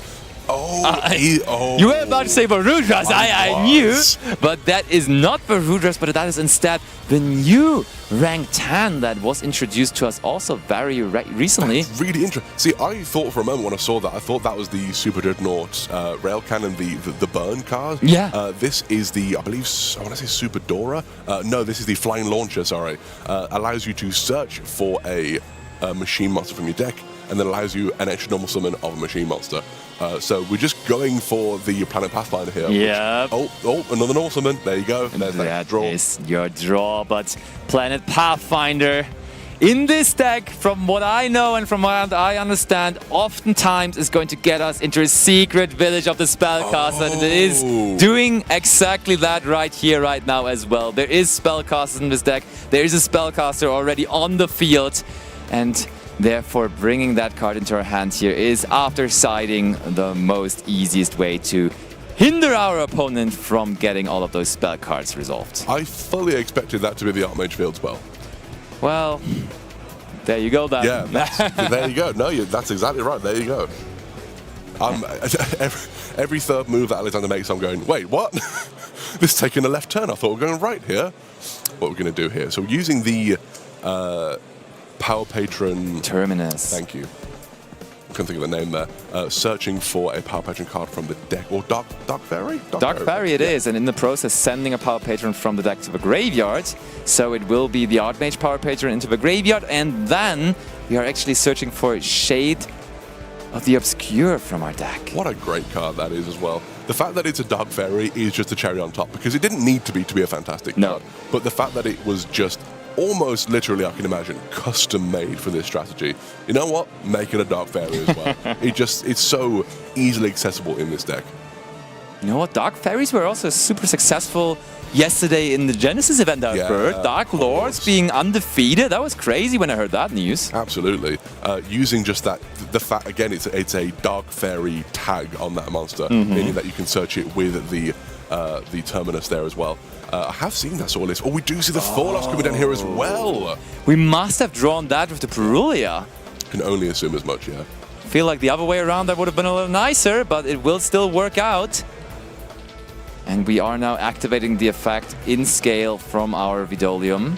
I do see a Droll in Alexander's hand here. I'm actually not sure how impactful that is into Synchron. It is insanely good. Is it really good? Yeah, yeah. It is one of those combo decks that just wants to search as many times as possible. I see. Whenever they're playing a combo deck, Droll and Lockbirds, sign me up. Right. That's you're making a good point. Right. It's as easy as that sometimes. Just when they play a combo deck, I want Droll and Lockbird. Even against Malice nowadays, you want Droll and Lockbird. So which is an insane turnaround for that. Famously, the card that you took it out against, and now it's like, you know what? No, I'm going to leave it in. Actually, not too bad. So we are searching for another Terminus, most likely for follow-up reasons, and now we are using the effect of our Power Patron here on our own turn, meaning once again we're giving more draws into the Charmies. This is interesting because I think that is a quick effect on the Armage Power Patron, so you could have held that for the opponent's turn. But I mean, the good thing is Manuel is going to draw a lot of cards here possibly that will not help them. So in game 2, when we already have accessed the Secret Village of the Spellcasters here, as we see, I like going for more summons into Charmies even more so, because they have more cards which just don't do anything when they draw them. Like, I think the moment we summoned from the extra deck here and when they got that extra draw, they drew into Dark Ruler no more. Phenomenal card against Power Patron. Not when they have Secret Village of the Spellcasters on the field, though. Absolutely not. It might even be a case of, hey, I'll normal summon Veiler just to get that onto the field, something like that. Yeah. But we have... I just saw the clock. We don't have a huge amount of time left in this match, and we're in game 2 as well. This is the I guess the risk when it's these combo deck versus combo deck that just keep going, where it's kind of you have to let them play, but it ends up being these long drawn out games, which are a bit of a problem sometimes. So Manuel just double checking.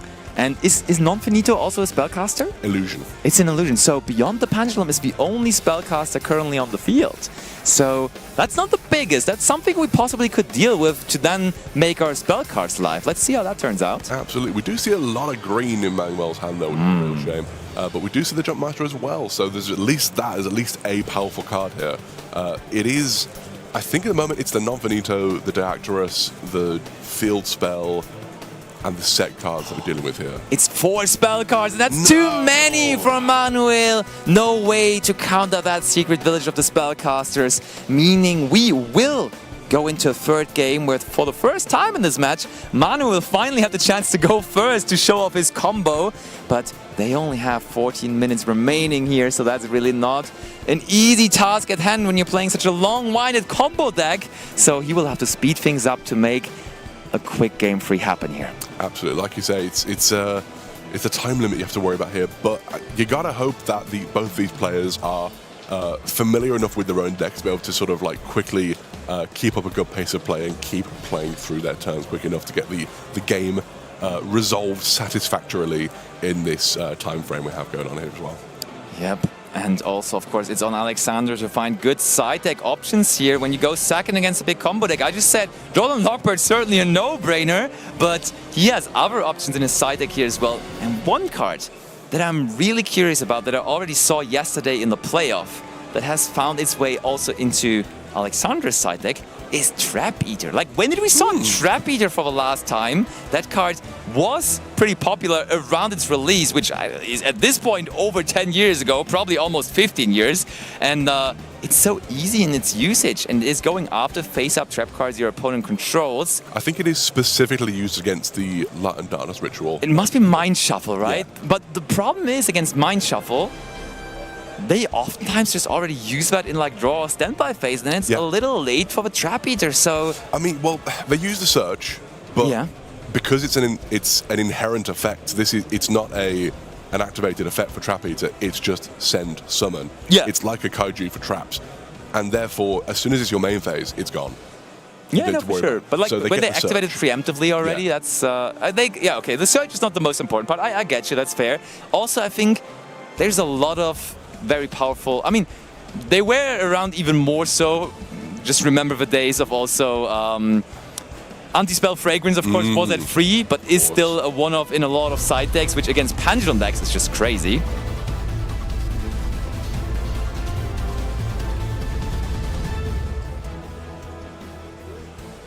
And here we go.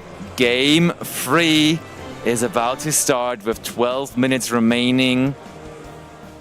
Very interesting to see how this will play out. I think a slight issue that the players could see here with the 50-card deck, I understand the reasoning behind putting more cards in the deck is because obviously you want to, there's more starters, more combo, more ceiling, there's more things you can do with more cards, obviously. Yep. The issue I think you get with that is the fact that you aren't going to see your side deck options as Totally. frequently. We do see the start here from Manuel, emergency teleport here, summoning the Psy Reflector to the field. Oh yes, we are online here, and oh, no response. So the Psy Reflector, funnily enough, can once again search as Assault Mode activate, but we're on running that, but we have discussed the Assault Mode activate previously, and that is the reason why we're also able to search the card we discussed earlier on with the Assault Sonic Warrior. Yeah, the Assault Sonic Warrior. So they're both mentioning Assault Mode Activate, and that's why we can search it, but we're never actually getting to the Assault Mode Activate part. That's hilarious. Absolutely. And if the Assault Sonic Warrior is normal special summon, you can add one Synchro Monster from your deck to your hand. So this is just a very easy one-card combo just to add the things you need without using, again, no normal summon's been used yet. We're going for the Scrap Synchron into the Scrap Warrior here, which is such a wonderful, powerful card added in the Legendary 5Ds decks. I'm always confused by Synchro monsters that have such a low level. Like Synchro 3, like that doesn't feel like a Synchro monster. You put 2 monsters into a level 3, that cannot be right. The Ursatic ones always gets me. What do you mean a level 1 Synchro? What do you mean that's the deck gimmick? That's so cool. Show me more. It's not possible almost, but that is one of the additional support cards that the deck has received, and that is Synchro Fellowship. That card is so nuts. powerful. It is so good. And we are finally going to search out that Crossroads Sonic Chick alongside the Junk Synchron.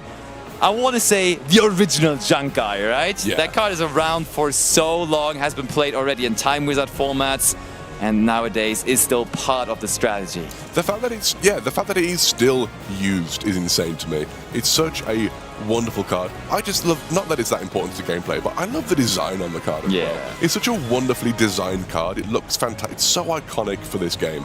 We see the normal summon though of, I believe, the Stardust Synchron actually. Yeah. I think that was the normal summon, so we're not going to get the normal summon of the effect of Junk Synchron unless there is a bonus normal summon the deck can get. Sad. But again, seems to be a crucial part of the combo, searching out that Junk Signal, and I can see why, because it does isolate our combo, it does make our Junk Speeder more likely to resolve, but also additionally, it's a good interruption on our opponent's turn. Like, we can just set it up for their turn, it's a quick spell, so that's actually huge. That might be a special summon of the Stardust Synchron, because I think we just saw the summon of the Junk Synchron there. Yeah, you can easily special summon it. There you go. And then we have the Junk Speeder here, summoning all these cards from the deck. Yes. Just popping off here. It's very unfortunate. It doesn't seem as if Alexander has any interactions here. So we're just seeing the full power of this Synchron strategy. And we once again go into the Rage Rose Witch, and you can also tell that Manuel is aware of how little time is remaining as he's really speeding up, resolving the Junk Speeder there, and now also resolving the effect of Rage Rose Witch, searching for the Junk Meister again. Absolutely. Rage Red Witch working so well in this deck, as well as its own sort of archetypal deck as well. Summoning the Assault Synchron here. We just have the ability to climb up so many synchro levels here with all these Synchrons on the field and all these potential summons we have coming from the extra deck as well. It's one of those decks that seemingly can just go through every card in its extra deck. Oh yeah, it feels like Rika all over again, just with a different summoning mechanic. The thing is, on the one hand, I want to see Manuel really play out his big combo, showcasing to us what this deck is capable of. On the other hand, I want to tell Manuel, please don't do your full combo because you don't have enough time to do it here. So I'm really in two seats here right now. but he seems to be certain on what to do in this situation. And that Synchro Monster we haven't seen this game just yet. It was a very common sight in other Synchro strategies beforehand, though. For example, you saw this in Centurion, you saw this in sometimes Blue Eyes, even the Crimson Dragon. Absolutely. Such a powerful card, so able to just tag out into any, I believe, level 12 Synchro, which is insane. Just like to summon it without worrying about that level of the how to summon that sort of card. I don't believe, though, we have any other level 12 Synchros in the deck, so it must be used on something else. No, it's actually, it's not about the level. Like, Crimson Dragon doesn't really care about the level. It's just you target a level 7 or higher Synchro Monster on the field. So there's a little bit of a level restriction, but it's not as hard as you thought. And then you can just summon out a Dragon Synchro Monster from your extra deck with the same level as the targeted monster. That's a crown taken out there by the Trishula that we summoned out. That's crazy. Incredible. Is this a hand rip strategy? There's no way. Surely this is going to loop Trishula over and over. But that is a powerful way to start your game here. And look how quickly Manuel's playing as well. Trishula. Oh, is it? Is it looping? I mean, Trishula is only on Synchro Summon, so we're not using the effect there, but that's still a high level we can use to go for another Crimson Dragon. In fact, the very same Crimson Dragon, we just recycled it back into our extra deck by using its effect. Here comes Junkmeister. This is a pleasure to watch because it's such you don't see this very often. It's just so nice to see this happening. It is hilarious, and it feels like a duel of old versus new, like those old Synchro cards. Of course, there's a lot of new support cards alongside it, but there's also still those old stays. There is that Junk Synchron, there's Stardust Dragon, there's Trishula, the Dragon of the Ice Barrier now as well. And then on the other hand, you have that new school strategy, Archmage Power Patron, one of the most recent strategies even released. So it's real fun to watch. And there's another. There is another effect trying to rip a card from the hand. There is the Psy-Frame Lord Omega, and bye-bye Forbidden Drop. This should be forbidden, ripping 2 forbidden cards out of the hand. And we're getting another one now as well because of the Steel Dissipator. Speeding through his turn here, going fast, does make him feel alive because he is playing this Synchron deck so quickly, speeding through, getting all of these cards torn out of the opponent's hand.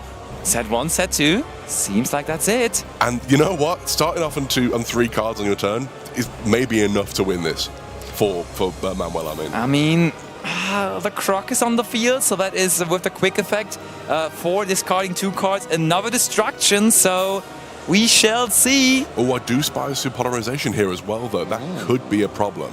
Is it, though? Because the field is decently prepared, at least in terms of attributes. Like we have a light, a dark, and a water monster, but we're using Crimson Dragon now preemptively to bring out the majestic Star Dragon, which is a wind. So it's still not really a problem here. Yeah, there we go. I don't think I've ever even seen this card in play. That is because I know it's one of those older cards that was so tricky to summon, and I know it's got a powerful effect, but goodness gracious me, what an insane thing to see here on the feature match. I mean, just when they activate a card or effect, you can tribute it, negate the activation, and destroy not only the card that you negated, but all cards your opponent controls. It's as easy as that. There's like 10 more lines of text on the card, but that's the important thing part. You need. Yeah. That's all you need. You don't need the rest. What's the rest of it say? Don't know. Doesn't matter. Bro, don't mind it. Don't mind it.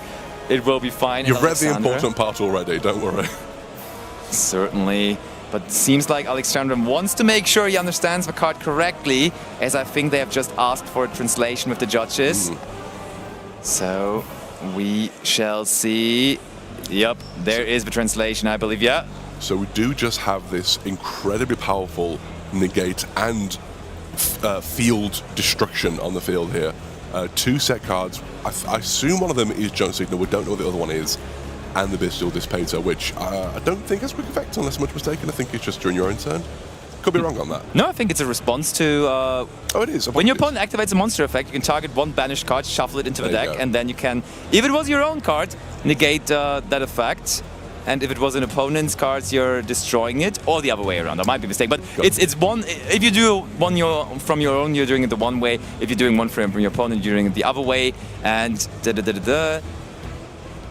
And if you shove it into your deck, you destroy. Yeah. If you shove it in your deck, you're destroying. If you shove it into their deck, you're negating. And that also does not care about it being light or dark or whatsoever. So you only need banished cards, which Alexander does have. So you do have that live for the negation, in fact. This is going to be difficult here. We have 2 negates, and there are 2 ways to play for Alexander. I don't know how he can win this, truthfully. Ooh, Pendulum Treasure. Let's just negate that maybe. Dispather can only be used on monster effects, so committing into this Majestic Star Dragon there may be a little preemptive, but on the other hand, Pendulum Treasure is only going to get you a monster. I mean, it's also sort of a spell as it is a pendulum monster, but it could be used to negate the effect of Vidolium on the extra deck there as well. So, you know, I guess it's in the same logic as you don't necessarily ash the thing that searches Habakiri, you ash the Habakiri or what, you know, what have you. My point being that you wait until the point where you're like, no, this is where you stop it, you know? Okay, seems like we have put something into the extra deck successfully. There, I think there. Yep. Which is, I think, just generically searches a power potential card unless I'm not mistaken when it sends to the extra deck. So, not even 3 minutes remaining. Come on, Manuel. Oh, we are going to use the effect now of the Dispater. Targeting the Forbidden Droplet, trying to negate the Nervado, and that is going to resolve. 2 cards remaining in hand for Alexander. Is there any way through this big Synchro monster? Majestic Star Dragon, ready to stop this now as well? We do see the normal summon of the Medius here. Oh, we do this. This is the tribute. 1 card. What is the last card, Alexander? It's a Super Poly. It is the game!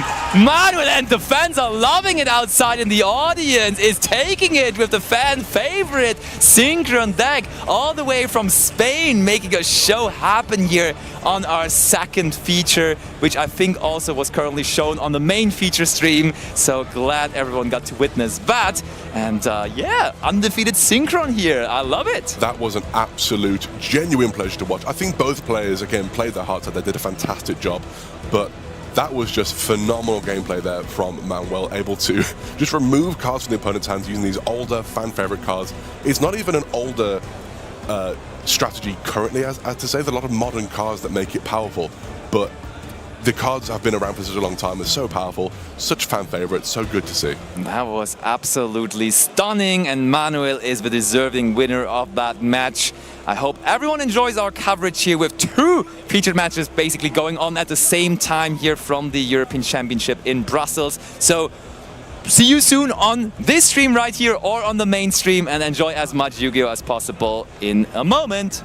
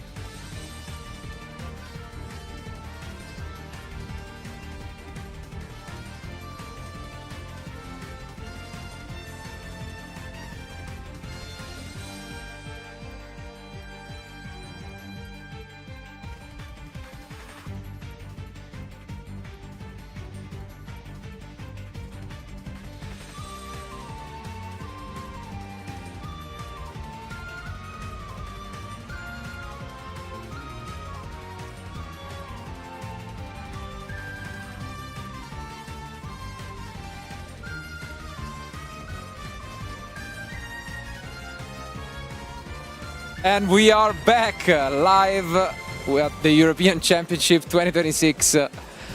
And we are here in round 5, and we have quite the spectacle. Oh, a little bit of a spoiler already on screen. And I mean, for anyone who has followed the game for a while, you should be familiar with Usman, who has been having, you know, fair bit of success over in the UK Opens, and has been known for playing some very interesting decks. And yet again with another one. Yeah, a deck that we were not expecting, to be fair. It's Metal Morph. It's definitely one of those decks that, you know, sometimes just falls a little bit off the radar. But it's going to be interesting to see this matchup, because it's one of those decks we haven't seen in action, I think. Let's see if Jean-Claude has something to say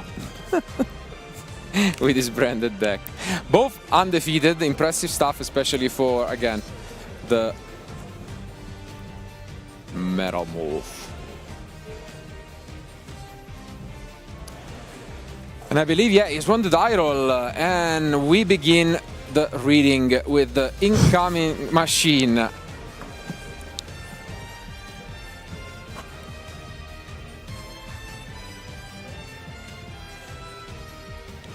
Ooh, but I think, do we have Troll in the end from Jonathan? I think we do. And something that Usman's deck have in common is usually that they're pretty weak to Troll. So let's see if I saw that right.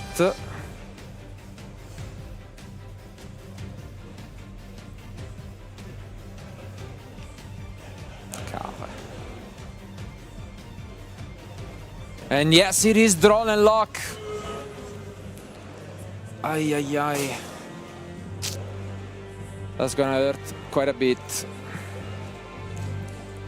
Is it the Zoa?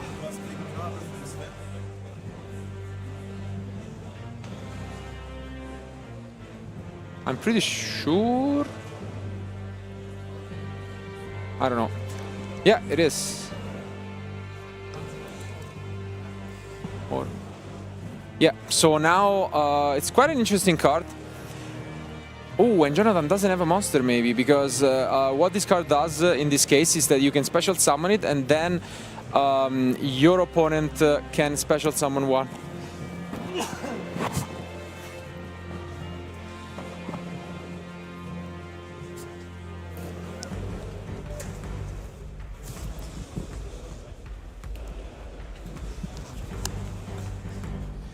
Now we're gonna go and set a Metal Morph trap card. Is it the max?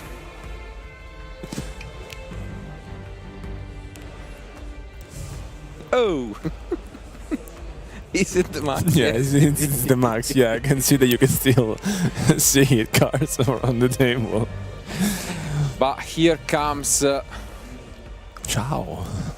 sì, il piccolino. Red Eyes Metal Closed Dragon. And look at the array of trap cards that Usman is accessing, even through that Drawn and Lock. But we could have ended on quite the impressive field if it wasn't for it, but Plan B still trying to stay in there. Yeah, a couple of set cards, and I mean, still playing under Drawn and Lock. It's yeah, not too bad, I would say, with the other trap being set from Metal Morph. That is it. Usman passes the turn, and now he will first of all discover what he's up against. First branded for us, and it's gonna be a branded card to start things off with Ice Spirit. Interesting sequence here, because we also had the option to do the opposite. Here they are.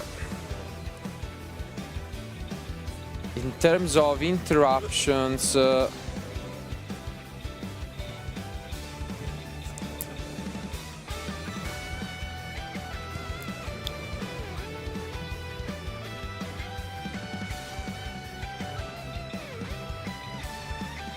Ooh, we do have super polymerization as well, I think, in the end. What an opener from Jonathan. Yeah, here with Fallen of the White Dragon, let's see if Usman's any response. Otherwise, there's going to be the Ecclesia being sent to the graveyard and then the other one being summoned from the deck. Let's see here at Usman.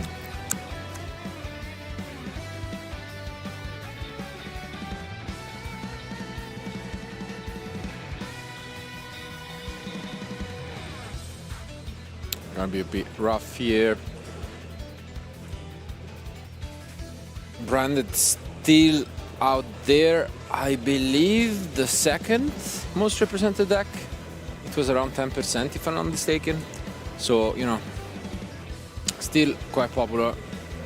And yeah, I think we're gonna go for Contact Fusion, let's say, into the Albalinatus.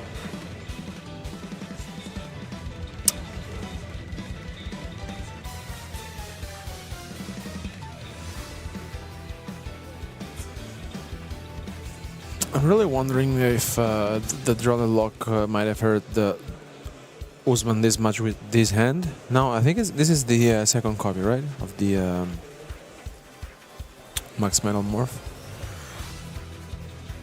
Is it?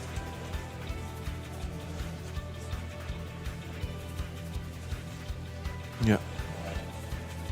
It is indeed.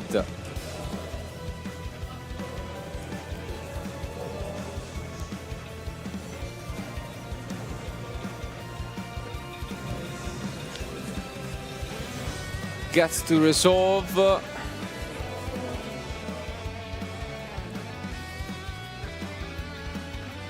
Summoning the Metal Zoa X, which first of all is going to enjoy a lot of protection because now I believe it cannot be targeted.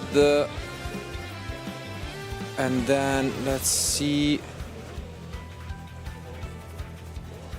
Twice per turn, when your opponent acts a monster effect or spell effect, you can destroy a face-up monster.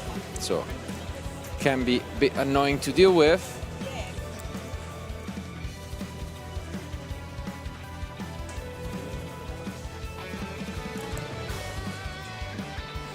Yeah, I'm not sure here if maybe Jonathan may be familiar with the deck because, of course, like it can be honestly that you have never played against it. It's. I would be surprised, and in fact, we are already pretty much moving on to Plan B because we are gonna not be able to access our extra deck for the rest of this turn. The deck can still do a lot during the end phase. It's essentially a main phase free for the branded deck. And we already had the scent from the White Dragon, which I think was Titanic Blood, yeah. And now we add even more.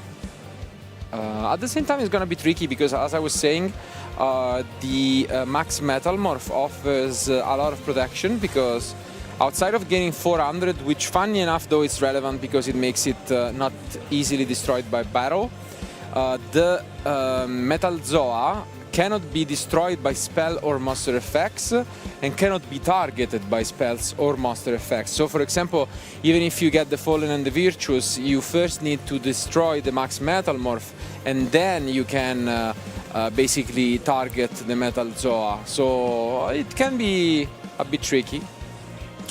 I'm surprised that a deck like this with this strategy is undefeated so far because it's looks to me kind of a old-fashioned strategy, no? Just I mean, definitely it seems one of those decks that going first can do a lot. In this case, let's keep in mind Draw and Lock in the main deck was used. If it wasn't for that, Usman could have gone really wide. So maybe it's just a matter of die rolls won and matchups, honestly. But as you can see, Jonathan doing his best to stay in this. Recovered Branded Fusion. And now gonna try to get rid of the last threat.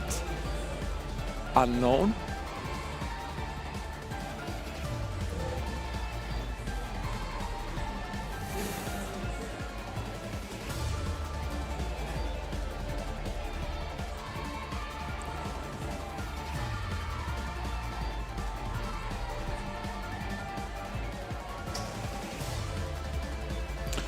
Yeah, and Usman being left with just 2 cards in hand. There's only the... Yeah, there it is. Ooh, and we decides to get rid of the Metal Zoa, activating the non-flame coating Metal Morph. And now we are all in from Usman.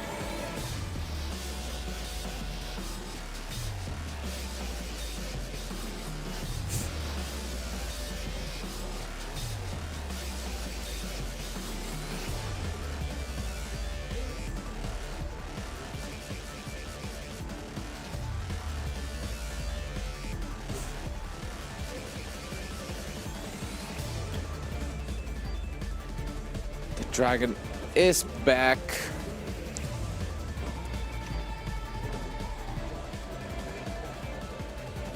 Which will offer a pretty much generic negation of any card or effect.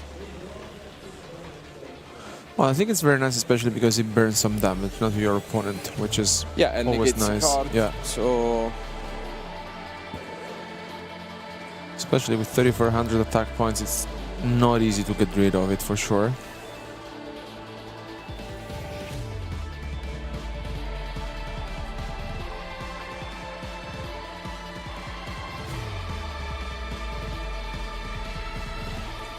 moving on to the end phase, we get back the Ecclesia, and now we can negate one of these effects.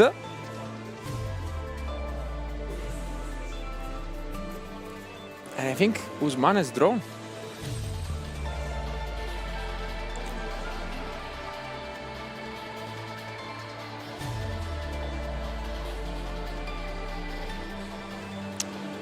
And now, without the drawn and lock, we are free to use Distract, getting access to yet another part of this deck, which is a Finsmith engine.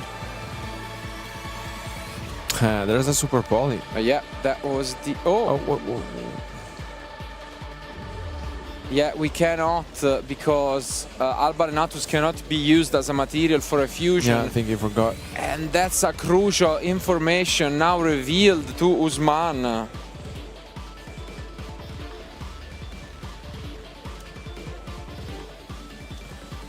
Yeah, having revealed the information now that the Super Poly is there,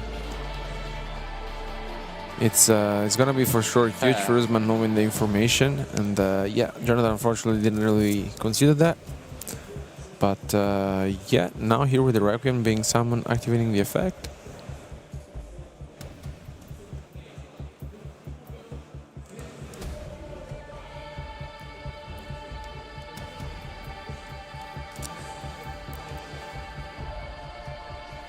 Yeah, you can say probably Jonathan has been given a warning. As I am seeing, he is talking to the judges.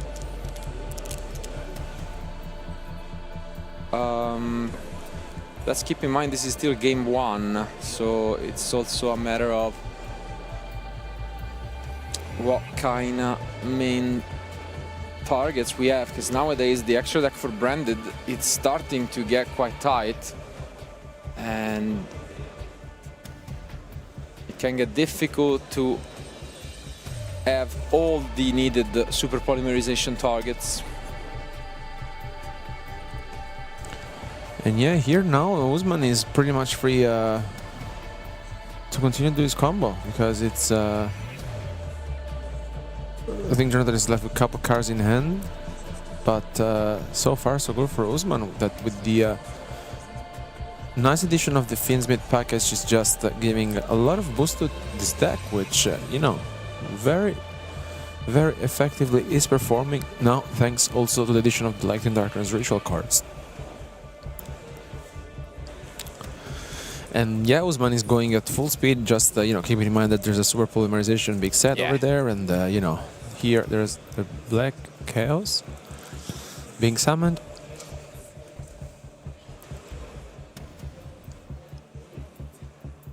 And I think Jonathan has seen enough. Bit of an effort here. Seemed like the drawn and lock could get him far enough But in the end, Usman just at what it just took to stay in this game, thanks to the flame coating Metalmorph, bringing out that Red Eyes Black Full Metal Dragon, and that was the game. Impressive stuff by a very interesting mix of different cards, different engines. Now though, the real test is gonna come, because Jonathan is gonna go first. And in the main deck, I don't believe we had almost anything for going second. It was just pure engine.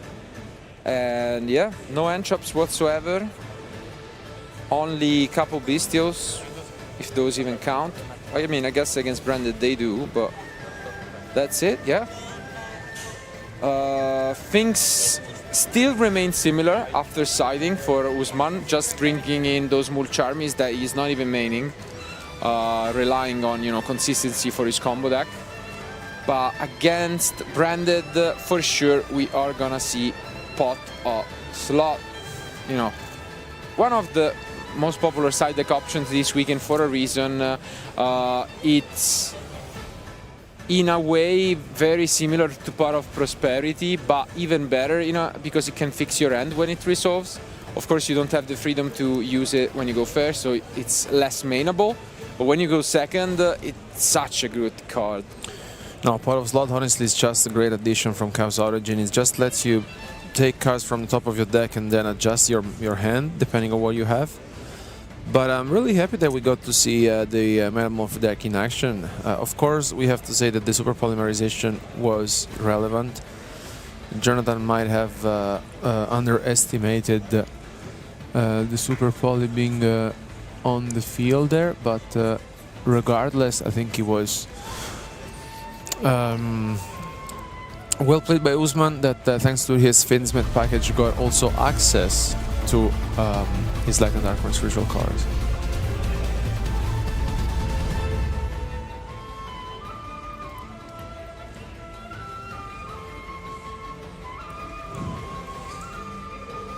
There they are. Branded.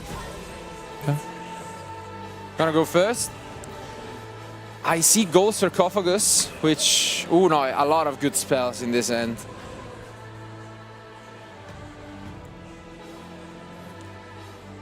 But we do not start things off with a spell. We start things off with the White Dragon. And again, I wouldn't be expecting many interruptions. We don't see the Fuvalos. And that means that outside of Bestials, Usman is just gonna be a spectator, as you guys. Waiting for his own turn to activate some of his spells.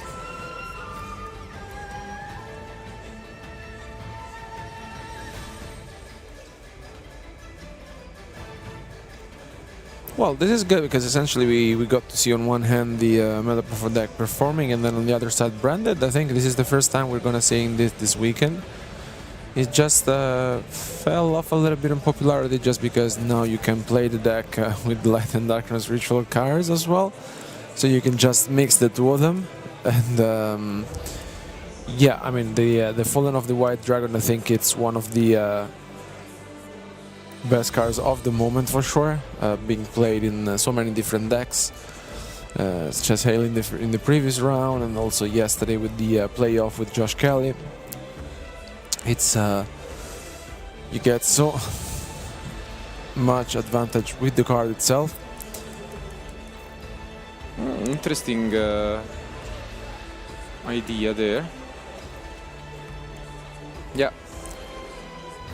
Definitely not the most common card to see, but gets the job done for Jonathan.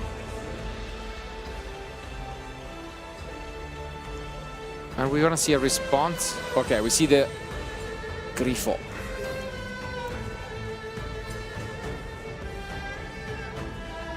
To which we respond with Branded opening. I mean, these decks that have these sort of engine entrops, I do really think that they are the best tools in modern Yu-Gi-Oh! We have seen, 5 mana for Dragoteo, We have seen Ollisu for Vanquish Soul, and now on, though very different, on this sort of trend, we see the Grifo already plenty of times.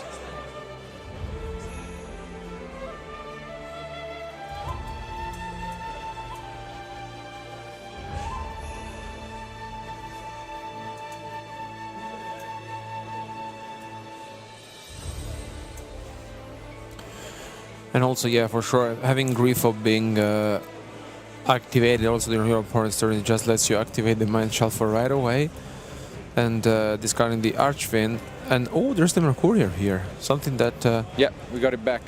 Yeah, it's something, you know, a little bit unexpected being played in Branded, but, you know, sometimes it's there just to help you out, and then there's the Branded Fusion. Yeah, Jonathan built his deck to abuse, we could say, or at least access reliably this Mercurial with Gold Sarcophagus and the Branded Trap from the side deck. So just choosing to maybe get an additional risk of bricking, but having an end trap added to his field. And in this case, it's gonna be helpful to slow down Usman.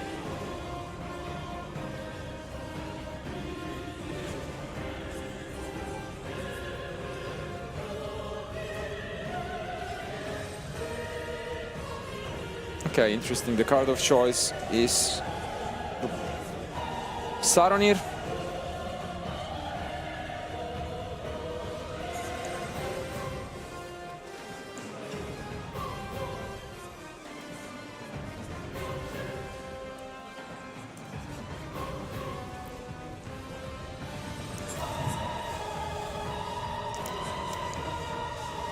Did we side out?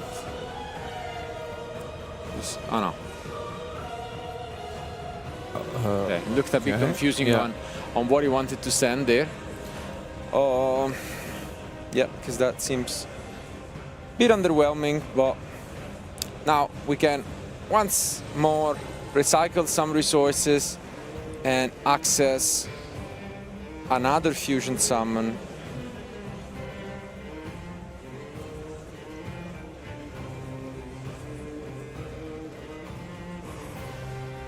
Well, this is a pretty good opener because, yeah, now you essentially go for the Dogma.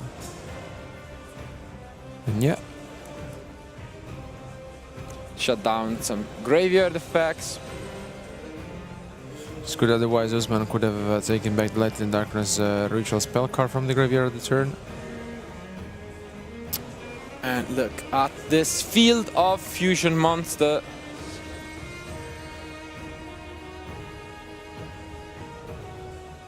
That's it seems. Yeah, he's gonna use Dogma. Wow. Taking the Fallen. And then just activating it right away. Oh.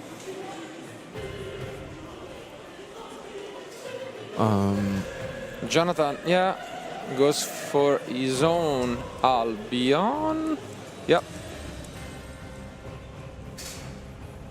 And then he's gonna have access to Rindra and maybe another Fallen. Let's see.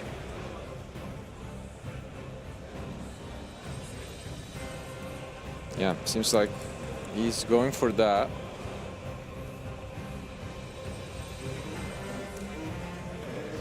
We also have the Ice Spirit in the graveyard.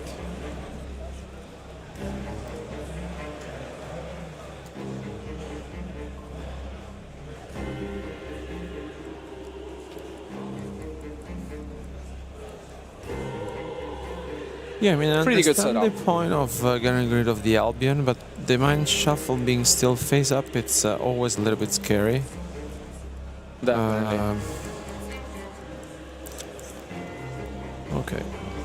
But now we are back on track for Usman, who, given the time, is gonna try to stay in this duo and give us a shot. Worst case scenario, he can always rely on Game 3 to take this one home.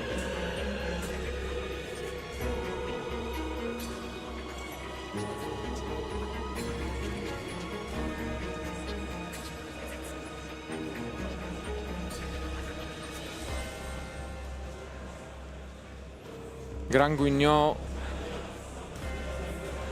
activated.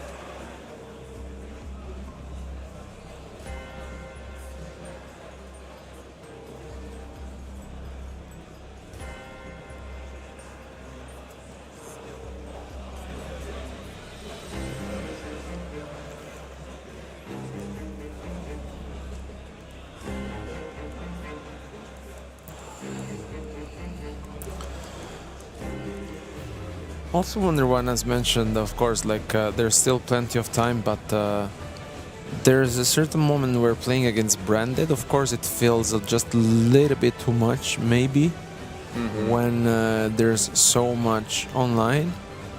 But yeah, really feels like, you know, Osman is trying his best, and as mentioned, the man shuffle being there face up can cause a little bit of problem to Jonathan.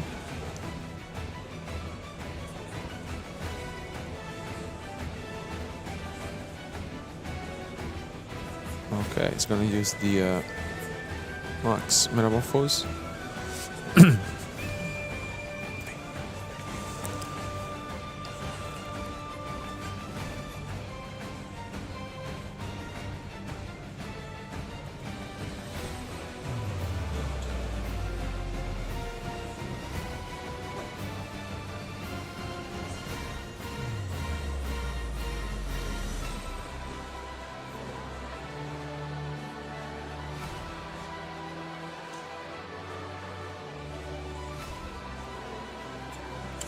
Yeah, here it is. I think it's using the effect to negate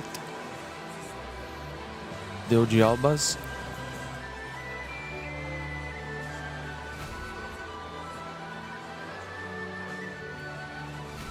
I wonder where he could take it from there, honestly, because it's...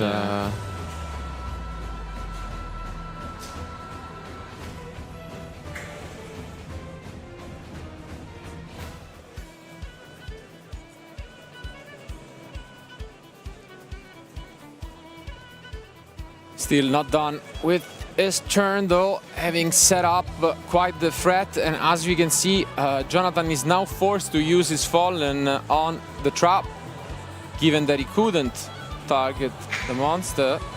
And now comes the Fiendsmith package. Yeah, you could tell Osman was waiting for his opponent to use the Fallen and the Virtues, and now looks free to continue and extending the Fiendsmith package, which the first game brought him to get access to the Light and Darkness ritual cards as well. Yeah, you can tell that it's just, you know, speeding things up a little bit. His opponent might have given him green light and maybe doesn't have any response to this.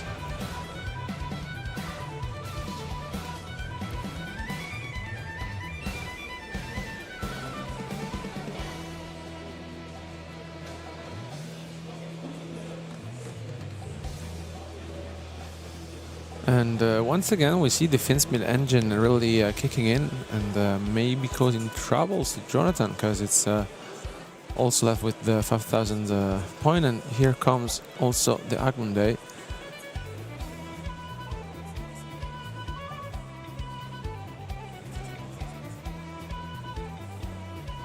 Yep, just gonna ask a little bit of a check also on attack points as we enter bottom Yeah, base. we forgot. Yeah, I think this is it. Yeah.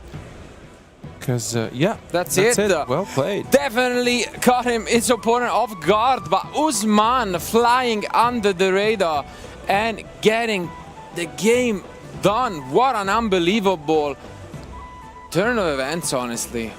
Yeah, I mean, we would have never said this because Jonathan really started things off very well, and then on the other side, Usman was just a witness in this game. But, I mean, very well played. Metamorph Light and Darkness Ritual wins with an impressive 2-0 and advancing with an EXO record so far. So congratulations to him. It was really a pleasure watching this deck in action, and hopefully we'll get the chance to see more.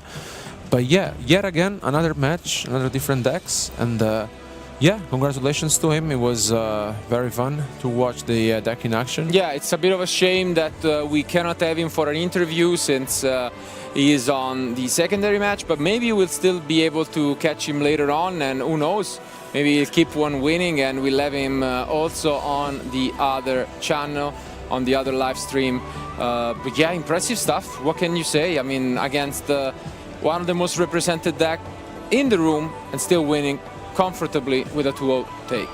Anyways. Yes, congratulations to him. So 5-0. But in the meantime, I mean, there's the other match going ongoing. On. So yeah, I'll say thank you guys for being with us, and make sure to check the other content going on live in the other stream. So stay tuned, and we'll be back soon also here with more content live at Brussels.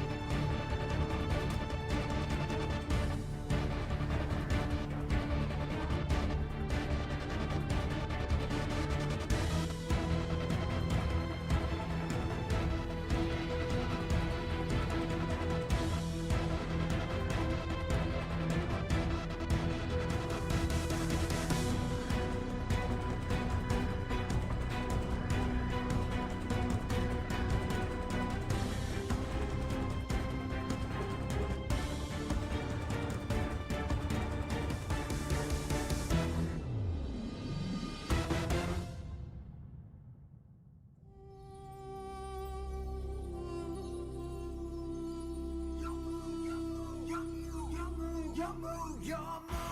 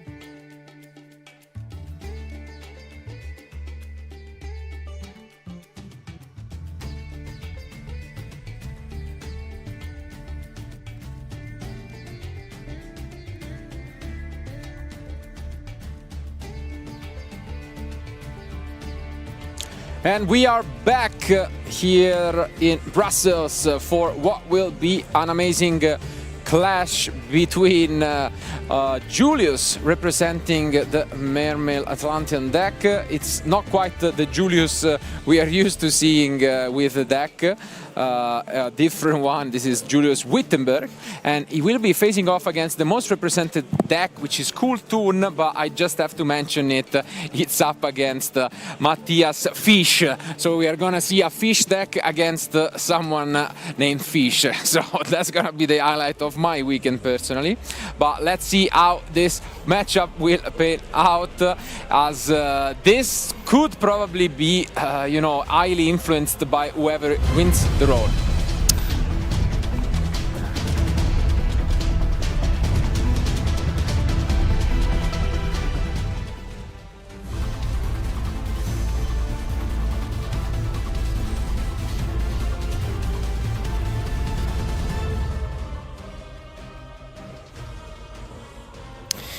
So Kultun, it is one of those decks that I would feel comfortably going against Mermail, meaning that it is a deck that utilizes only hand traps, so it has at least a favorable matchup even if it goes second, instead of, for example, a branded strategy. However, when you see a normal summon of Atlantean Prince, it's always something that you need to be scared of. Yeah, you can see Matthias immediately looking up and, not being too happy with this. At least, Kultun is one of those decks that can play a lot.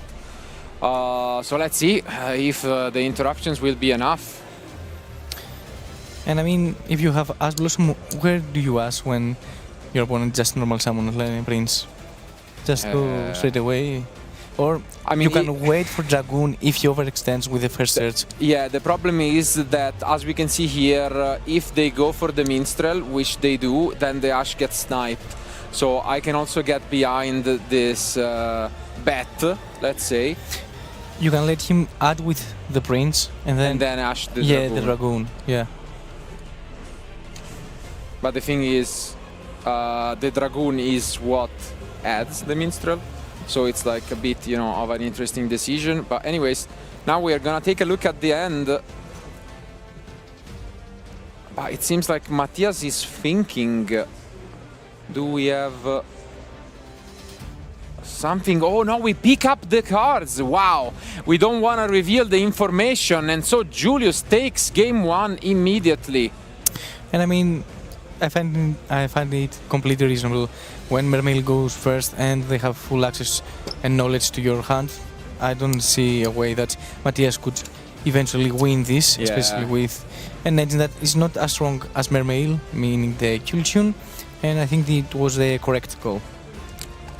Brutal start, just 2 minutes to take game one. I guess at least you don't know what you're up against, so now, do you even side?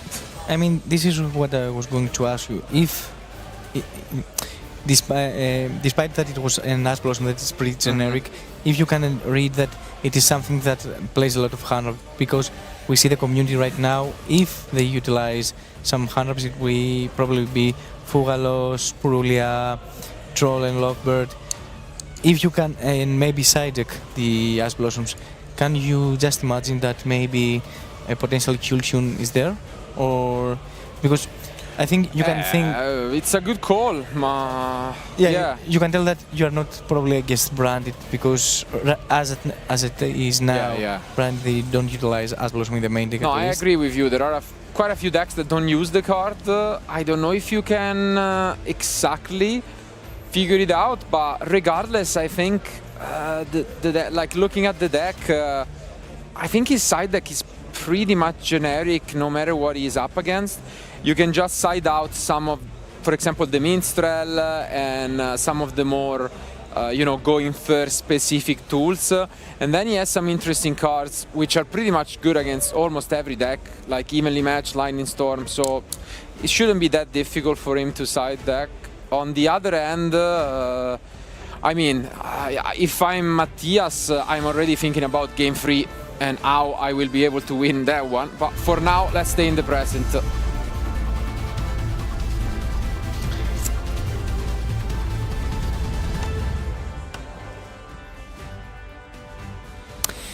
And I mean, right now it is one of those decks that we saw minstrel, but on the other hand, also could have not exactly similar, but way better effect to look at the hand and also add a card with the effect of rotary. It means that feels like a similar strategy quite a bit, right? However, we see normal summon mix, which is not the best starter, to be honest. No. Important to mention, we didn't see Purulia, because that's also in the main deck, since it's a water monster. And we don't see Droll, we don't see Uva, no. So maybe Julius and also poor of interruptions right now. With you believe that we can afford to special summon as Blossom here? Hey, I mean, I don't think.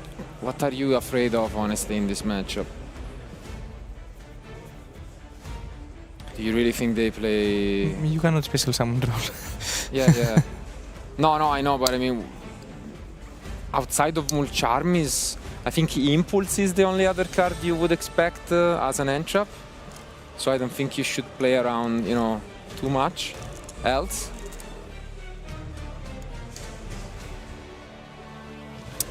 And soon enough, we'll have the answer, because as you've mentioned, both decks have the ability to look at the end, and that's such a good, part of the deck. In both ends, right? Yeah, I mean, of course, Kultun, have the additional, stacking, let's say, effect of the Q, which is, I think, one of the most powerful effects in Yu-Gi-Oh! Like it was for Spiral with the drone. But let's see. Ooh, double Kaiju. And double Poseidra. Yeah. I mean, bit of a weird end, but it kind of works. Double Kaiju is interesting, because you can also bounce it back. You can do some decent tricks with them. But I mean, no interruptions, no... The whole point here is just to find a way to bring Ash Blossom, for example.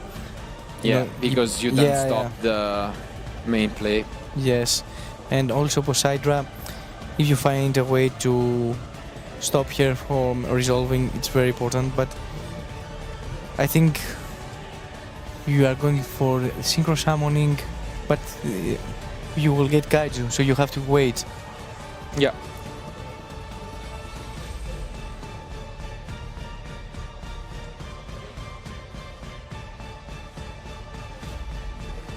But again, you have these sort of cute plays that you can make where, I mean, I guess if you have two Kaijus, it doesn't really matter, but you can go for Kaiju and then Poseidra bounce back the Kaiju and Kaiju again. We do see the Glattonus put on top. Definitely a pretty bad draw.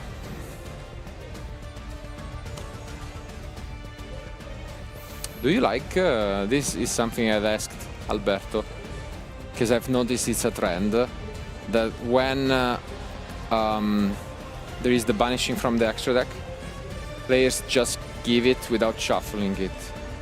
And I think, I'm not sure about you, but I used to, set up my extra deck from lower to higher. And I think, you should at least shuffle it. Yeah, and I also had a mini ritual. You see? You take the big one.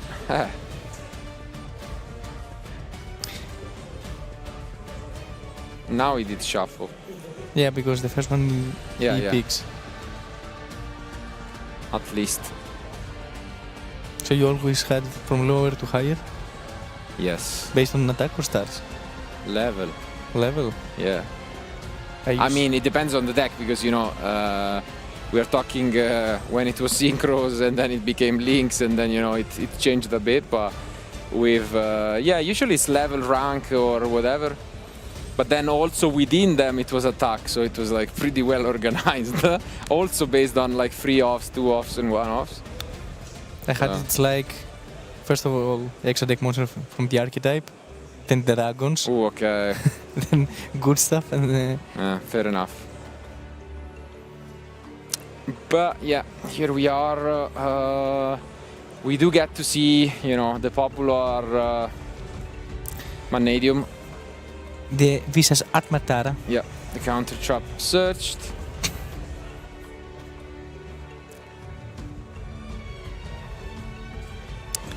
And as Blossom will be summoned, so we can get it back with remix.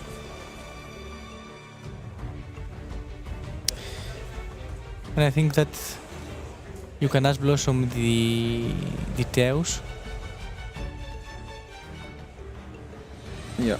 or you can wait for Poseidon to send us a cost the Dragoon, Dragoons. yeah. Yeah. Because even if Teos adds, for example, any mermaid, you can still play around it. Yeah. Overall, With yes. this hand, yeah, you don't Depends, scale yeah, on what you end on for sure, but overall the end, it's gonna be closer than it looks. But with these additional face down cards, let's see.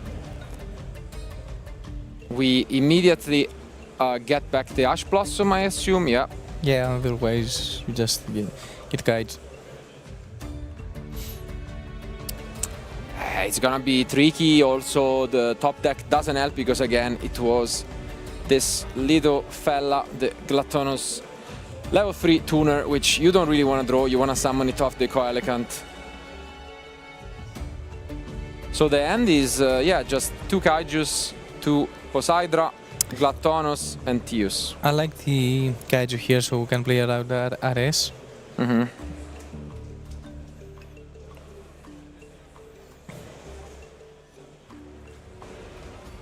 And we are using the here effect comes of the Teos, discarding Kaiju. But we have a lot of interruptions still. I think we don't use as Blossom, yeah. I mean, you have to do it now if you want to.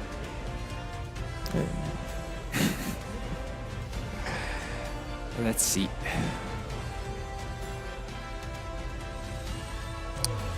Yeah, we don't, eh? Let's see. So now the last play, pretty much, would be the Poseidra. And yeah, we do have the counter. Swap. What do we have? Normal summon, yeah. So we can go into a level 10, synchro. Have all school, baby. Bravo.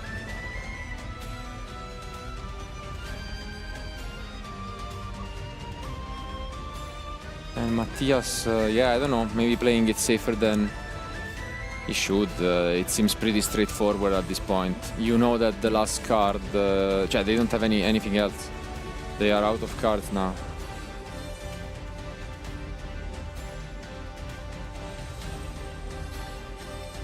Yeah, it's synchro, and yeah, that's it. So pretty quick match, all things considered. It has been less than 15 minutes, and we are already heading into the final game. But now it's gonna be Julius and this Atlantean Mermaid deck going first. Will it be stopped? Especially because once you move on to the side deck, you have a lot of help from some pretty oppressive, in a way, you know, very, very strong options. Since at the end of the day, the deck can access pretty much any water, sea serpent, aqua, whatever monster. This is one option that you know, we can see, which is this Testudo Erat Numen. Very Latin, not Greek, Mike. Latin. It's just Latin. saying, just saying, just saying. But and he's starting in the Greek column. but still Latin. And on the other hand, we also have another pretty good card, which is the Warlock of the Ice Barrier, which is essentially anti-spell fragrance with legs. And Warlock is a Greek god. No. No. Yes, so the Julius has right now a lot of options for going first. Either Warlock of the Ice Barrier, either Testudo at Numen, and there is also quite a few options that he can access through his side deck. Yeah, indeed. Especially because as for, I think, every single Mermaid player that I've seen, in game 1 they usually play only one Minstrel, but once they move to the side deck they go up to 3 copies, and so a lot of the entrops that you would use against the deck suddenly become a lot weaker, and yeah, that's gonna be even harder to stop Mermaid. But I think in this matchup you just bring the Shadow the Testudorat Numen instead of, for example, the Warlock of the Ice Barrier, because you just need to lock your opponent for special summoning monster with 1800 attack and more. From the one end, yes. From the other end, a lot of the side deck options are also in the form of spells. And for example, Super Polymerization, you can still activate if you're under anti-spell, because they need to activate the drop in the draw phase, no? But if they already control the Warlock, you cannot activate Super Poly. Yeah, but what you're going to bring for example, Super Poly under the Sudo. So it plays around. You already have the Sudo. Because 18 or more, 18 included, yeah. Because Garura, I guess. Garura you can. Is it? It's 15 or is it? No, maybe no, not. it's 15. No.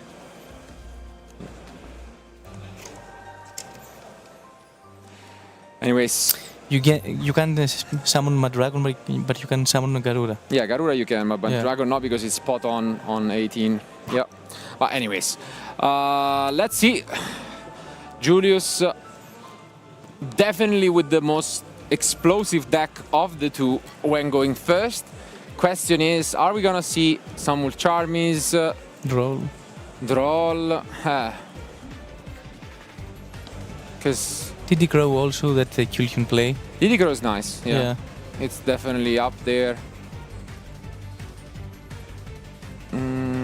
Not sure what we are waiting on. It seems like they are done. Oh no, okay, it was shuffling just a bit more. I mean, one thing they have is time. Honestly.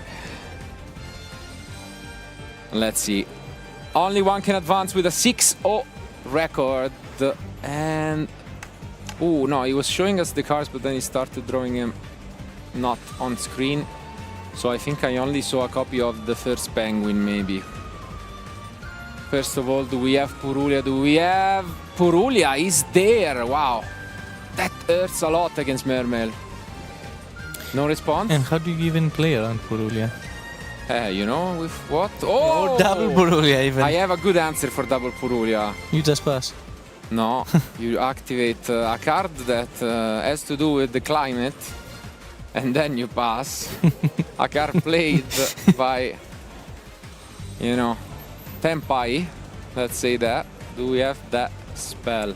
Double Purulia is so too much good here. Do we see that spell? I don't think we do. It will be already on the field. Yeah. We don't. Oh, and it's indeed the first Penguin. But double Purulia. Oof. Because under one Purulia, you can afford to just go for Muliglacia, and because you are still in a card advantage. Yeah. But right now, it doesn't work to summon it. Do you ever just pass? No, I would probably. I don't know. Yeah. You have to take the bet, otherwise. Yeah, I don't know if it ever gets you there, because I think it hurts even more at times than Fuva. It's really, really strange. Let's see. Anyways. Wow, we did have Fuva as well. Look at this hand. So many interruptions, so many combo pieces. This is rough. But we did have the Minstrel. You believe that Fuga also was drawn by the second Purulia or not? Possibly. But you still prioritize, I think, Purulia over I also Fuga, think so in this matchup, yeah.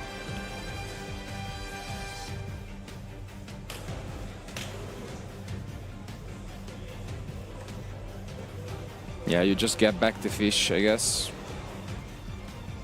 Yep. Fish is added back to the end.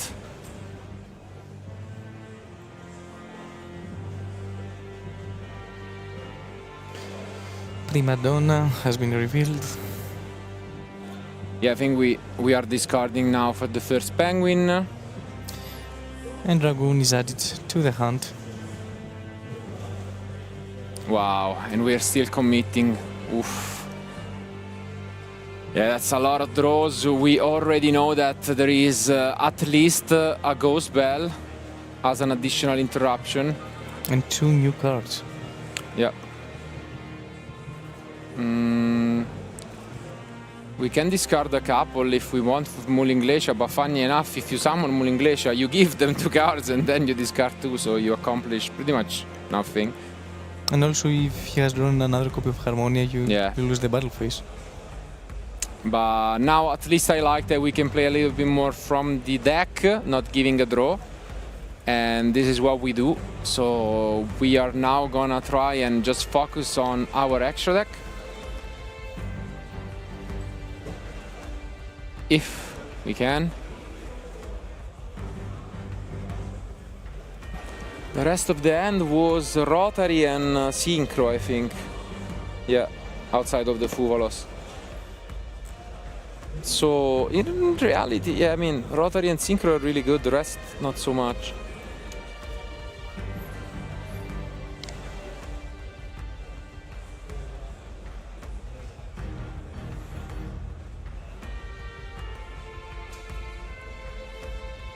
I mean, at this point, you just gotta go. You cannot commit to more draws, though. No. Or can you? Never enough. I mean, I guess there is a universe in which if you can fully combo off and you can set up both Testudo and the Ice Barrier, maybe they don't have an out. You believe that he plays both? He does. I don't know if he brought both in. Yeah, but, I mean, you know, it maybe. If he chooses regarding the matchup. Could be. Yeah, I mean, usually you would choose depending on the matchup. But oh, we only go for 1. And also, I don't know how we can special summon the studio at the moment. Yeah, we only go for 1.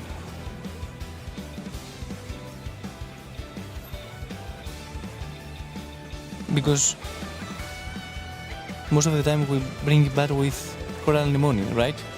From the graveyard, but we have Bell.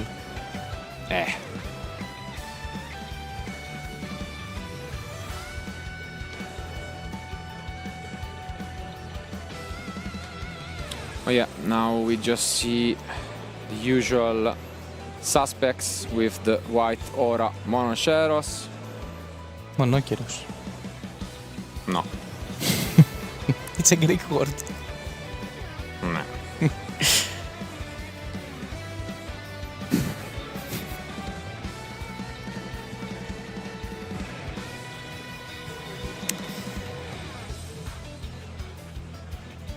Do you count how many cards Matthias has in his hand at this point?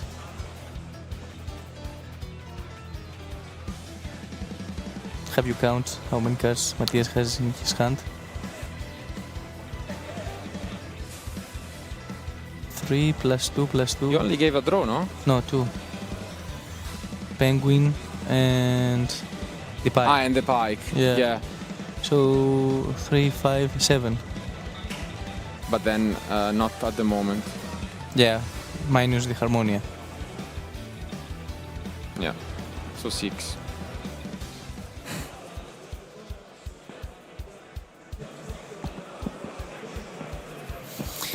And we know that one of them is Fugalos, so at least he has a dead card.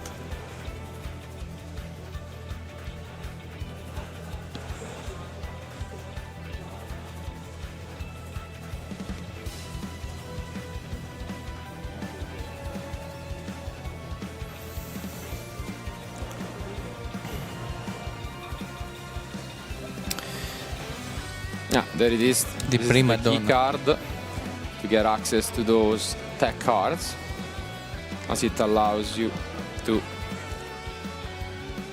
first of all, special summon any level 4 or lower monster from deck.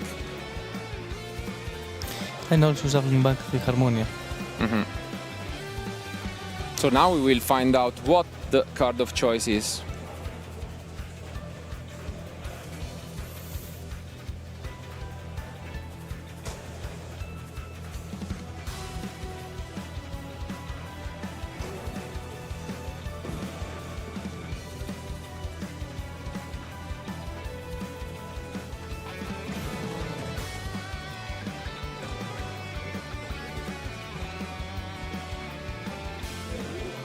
I'm gonna have a read. He's reading the Madonna, right? No, Oh, that was the Lancia. Lancia. Lancia, yeah.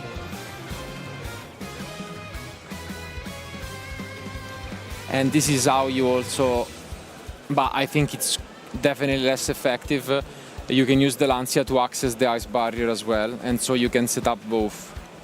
Because what it says is that if your opponent special summon a monster, you can special summon the ice barrier.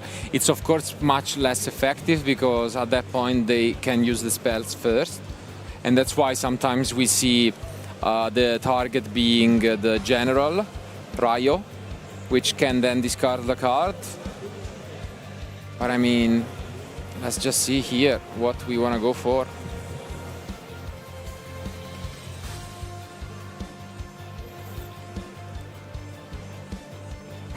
So the effect of Prima Donna. Yeah, this time it's gonna be the Neptapis. Yeah, Prima Donna gets rid of a card, so Matthias will stay on 6. That's a pretty nice interaction. That you can just not return the card you snipe. With Minstrel. Yeah. But this is a bit underwhelming at the moment, if that's most of what we are gonna do.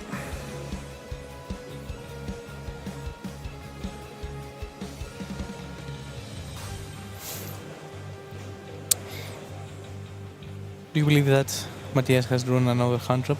Maybe another Harmonia? Because he has drawn 2 new cards we have no info about. Nah. He would already utilize it, right? Yeah, maybe. And that's it.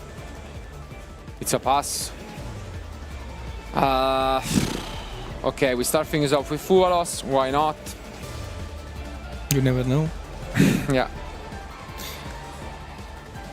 There are ways to special, actually. Yeah, with squad. So now let's take a look. I see quite a few monsters.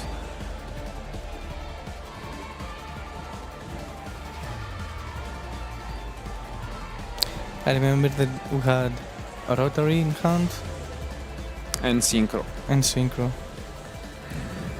The rest is gone because it was Harmonia, which was sniped, and then the Fuva, which we activated.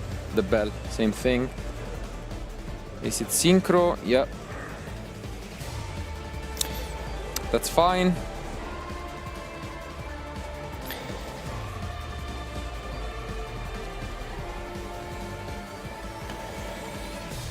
So Lancia can activate the effect to special summon from the deck. For example, as you mentioned, the Warlock. But we will still give a draw to Matthias. So Mix has been normal summoned. Now we can use Lancia. No. Ah, no, It's when only it's specials. special, Yeah, yeah. yeah, true. We need to wait it out. But even then, again, I don't know how much I like it as an interruption, and at least here, that's a really premium one against Cool Tune. Draw and a pop. Yep.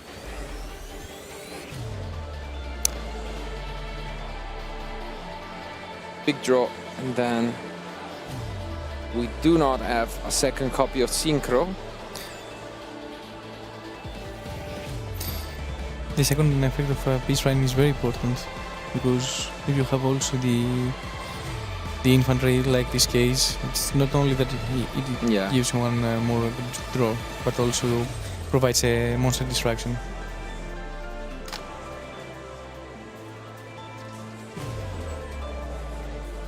Gonna take a read, doesn't want to mess this one up. And also, most likely, in his mind, he doesn't even know what he's up against because, you know, you pick up a card, it says Special Summon an Ice Barrier, and, you know, it could totally be part of our quiz, what those monsters could do, because there are a lot of ice barriers out there. Yeah, I was going to ask you about this. Would you expect... how did we summon Rico? Yeah. I think that we have already normal summon with Mix, right? Or am I missing something?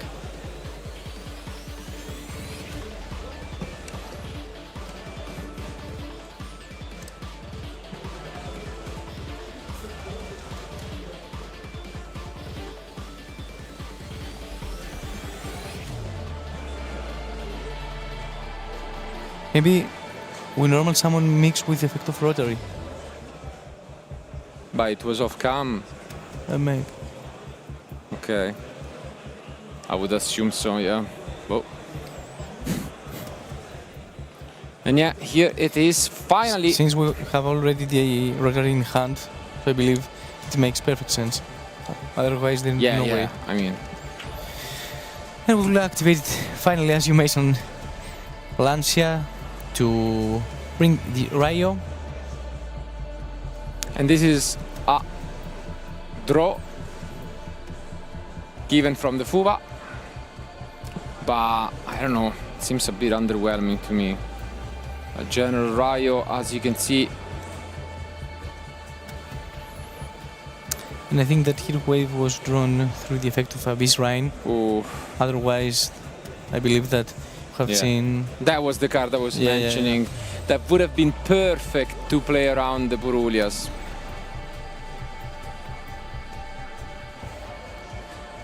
What's interesting about the General Rayo is that it's not once per turn. So that's the only thing you must keep in mind. So every time an effect resolve, an effect monsters, let's say, it will apply its effect. Yeah, but I think it activates, right?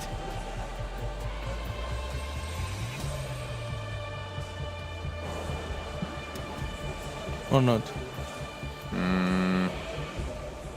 No. Seems no. By the text, but it's an old card, so, you know. I don't think so.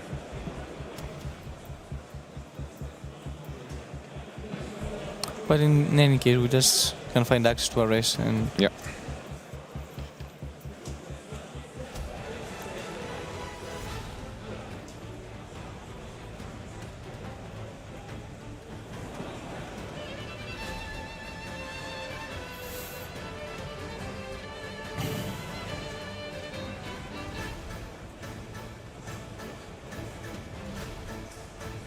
There he goes. Synchro Summon. Into.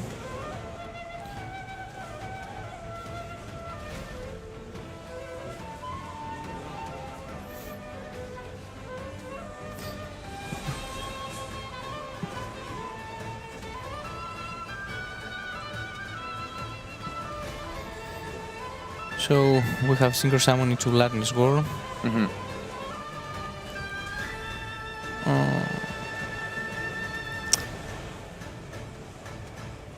But and we get rid of we get rid of the Neptabis and the Lancia. And I think the Lancia's effect is only when sent to grave. Let me check. Oh no, leaves the field. Yeah, but it went to exotic. Yeah.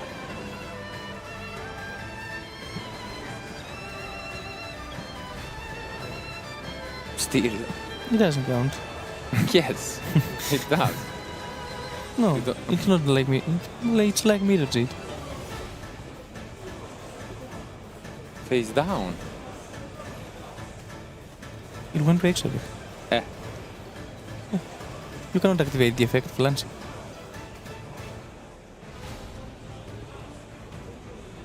What?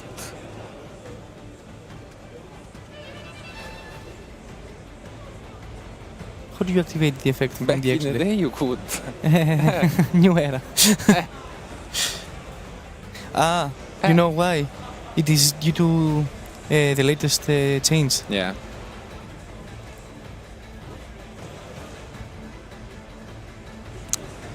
Now.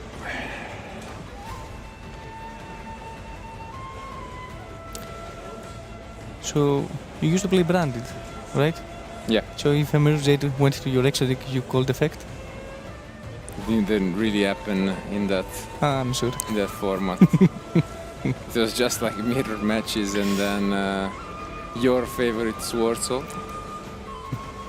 But I don't know, I didn't see you, even though it was in Greece, I didn't see you in the top cut. You wait. So I wouldn't know, you know.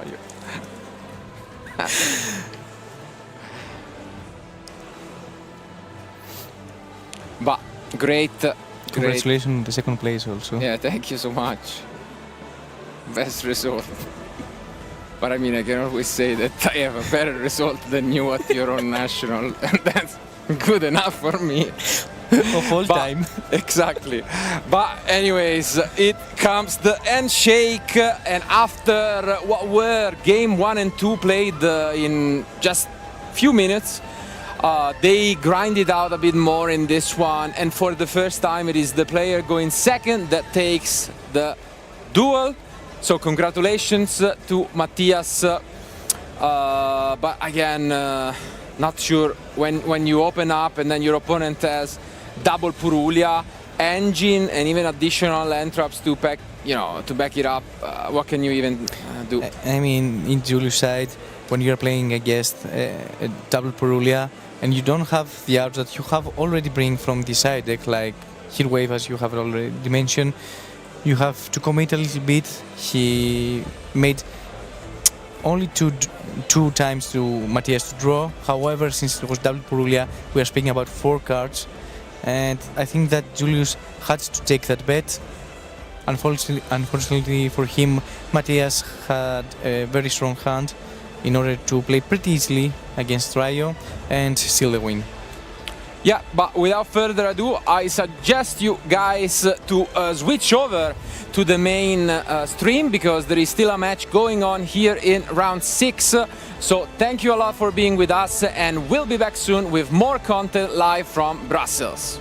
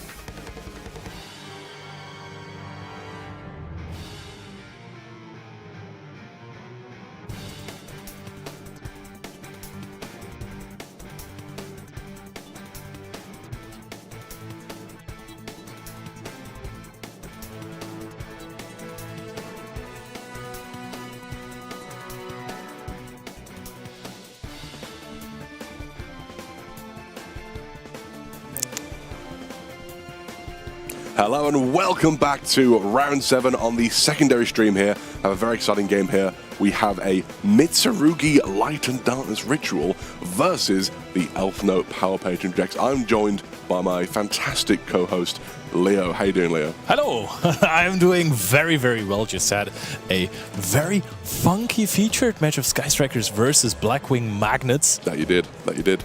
And now we have Mitsurugi Ladder. Still not really sure how those two strategies meshed.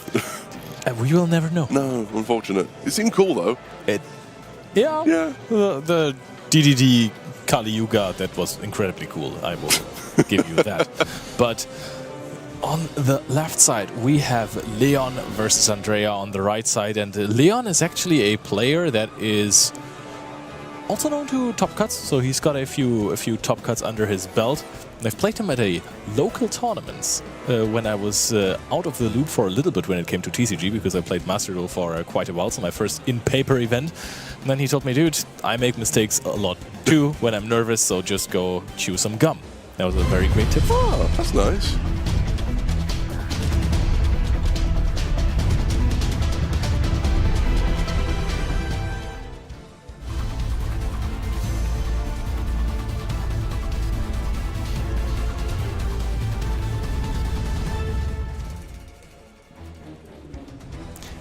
Needless to say, I misplayed so incredibly hard against him that he pitied me. Oh dear.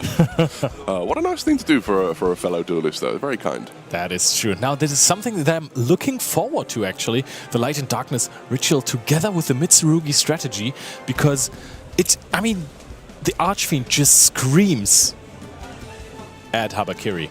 Oh, it so does. It's so. It's a wonderfully powerful card within the strategy, but it seems to work with just kind of everything. Indeed, that it does.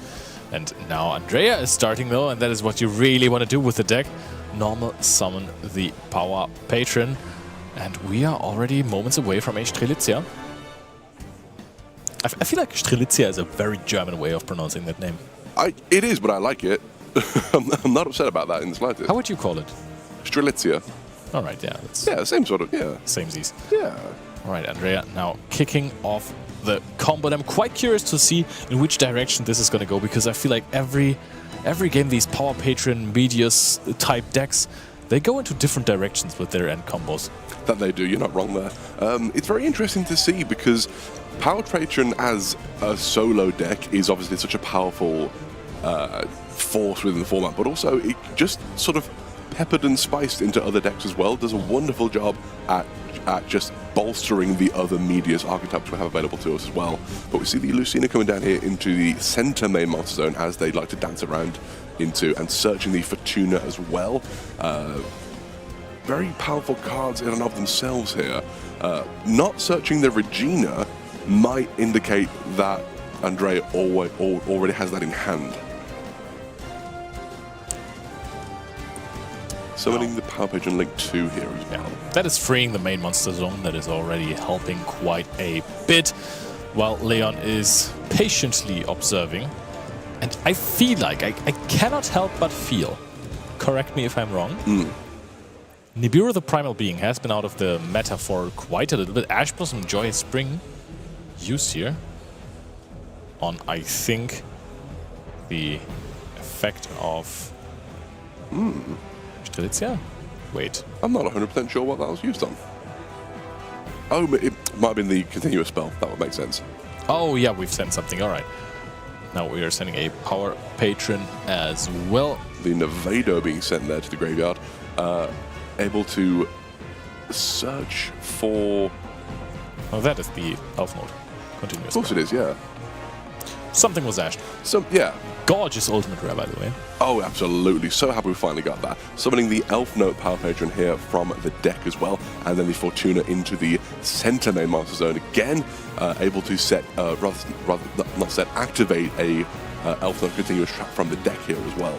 The Purification Power Patron in the extra monster zone was the one that got ashed, of course, because if you have a Power Patron in the graveyard, you can add Theorealize cards from your deck to your hand. Yesterday in the playoff, we saw this summoned without any cards in graveyard. That was also very interesting, because then could activate the effect. Yeah. Darn shame. But we see the Elf Note June Pride summoned here, just such a wonderfully powerful card in this strategy. So new, looks fantastic in the brand new Starlight Rare as well, as all the cards do, but I think especially this one. And it can basically just summon, I think, just 3 Elf Note cards from anywhere, unless much mistaken. It does a lot of very powerful stuff.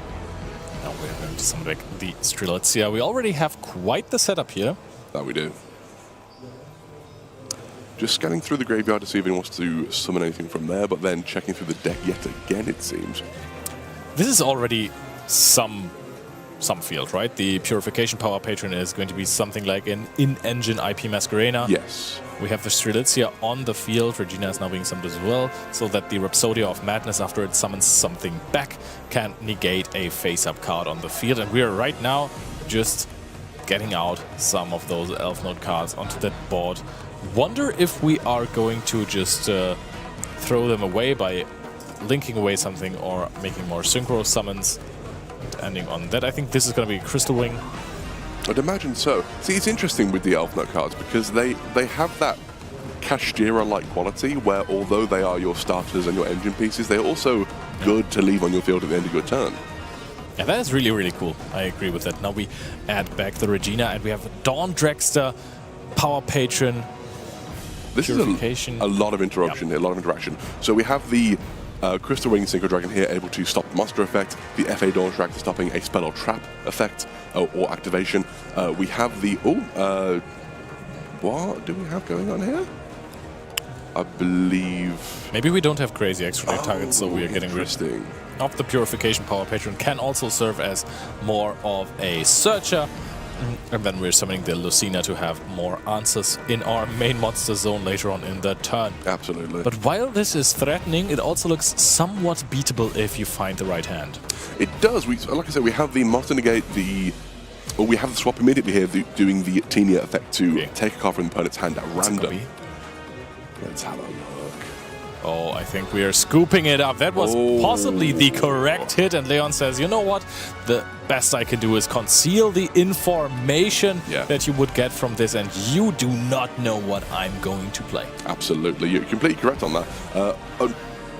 Taking out the possibility these guys might have seen each other play throughout the day, which could have happened, might not have, depends obviously, but it's good to be cautious if you think I can't play through this, because that was a lot of interaction. The Monster Negate, Spell Trap Negate, just the general negate from the trap there, the various different sort of swapping and changing effects of the Elf Notes that were not yet in the center main monster zone, and I think some cards in hand that were unknown as well. There was a lot going on there, so it's completely understandable that Leon would want to concede that game to conserve information and not take too much time out of the round as well.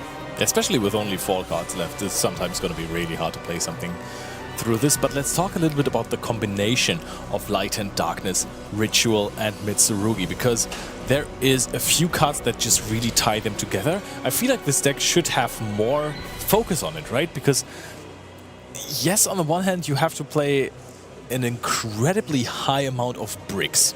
Yeah, you do. It's interesting seeing what the side deck options here as well for Leon though, because we see some, I won't spoil anything just yet, we see some very interesting cards in the side deck for Leon here. But no, you're right. It's a lot of bricks. We do see some of the Azamina things in here, actually. I didn't really know we were dealing with that. So there's a lot going on here. There's a lot going on there, yeah. Yeah, great deal. Right. But I mean, looking at the side deck, I think it's safe to say for Leon that his only goal won't be in this tournament to make friends. No, that's very true. That's a very good point there. But yeah, it's I love seeing... Something I find interesting, actually, I've just noticed, we are using both of the pre-preparation of rights and the ragged records of rights as well, which I guess makes sense. Like, there's no reason not to play both, other than maybe wanting to save on deck space, maybe have more non-engine, but in this deck, this seems a very engine-heavy deck at the moment. I mean, those are your best starters, right? Then nothing does it better than this, because whatever else you have in hand, you can just start playing with this. You will get at least one engine going, and I'm pretty sure there is ways to bridge from one engine to another.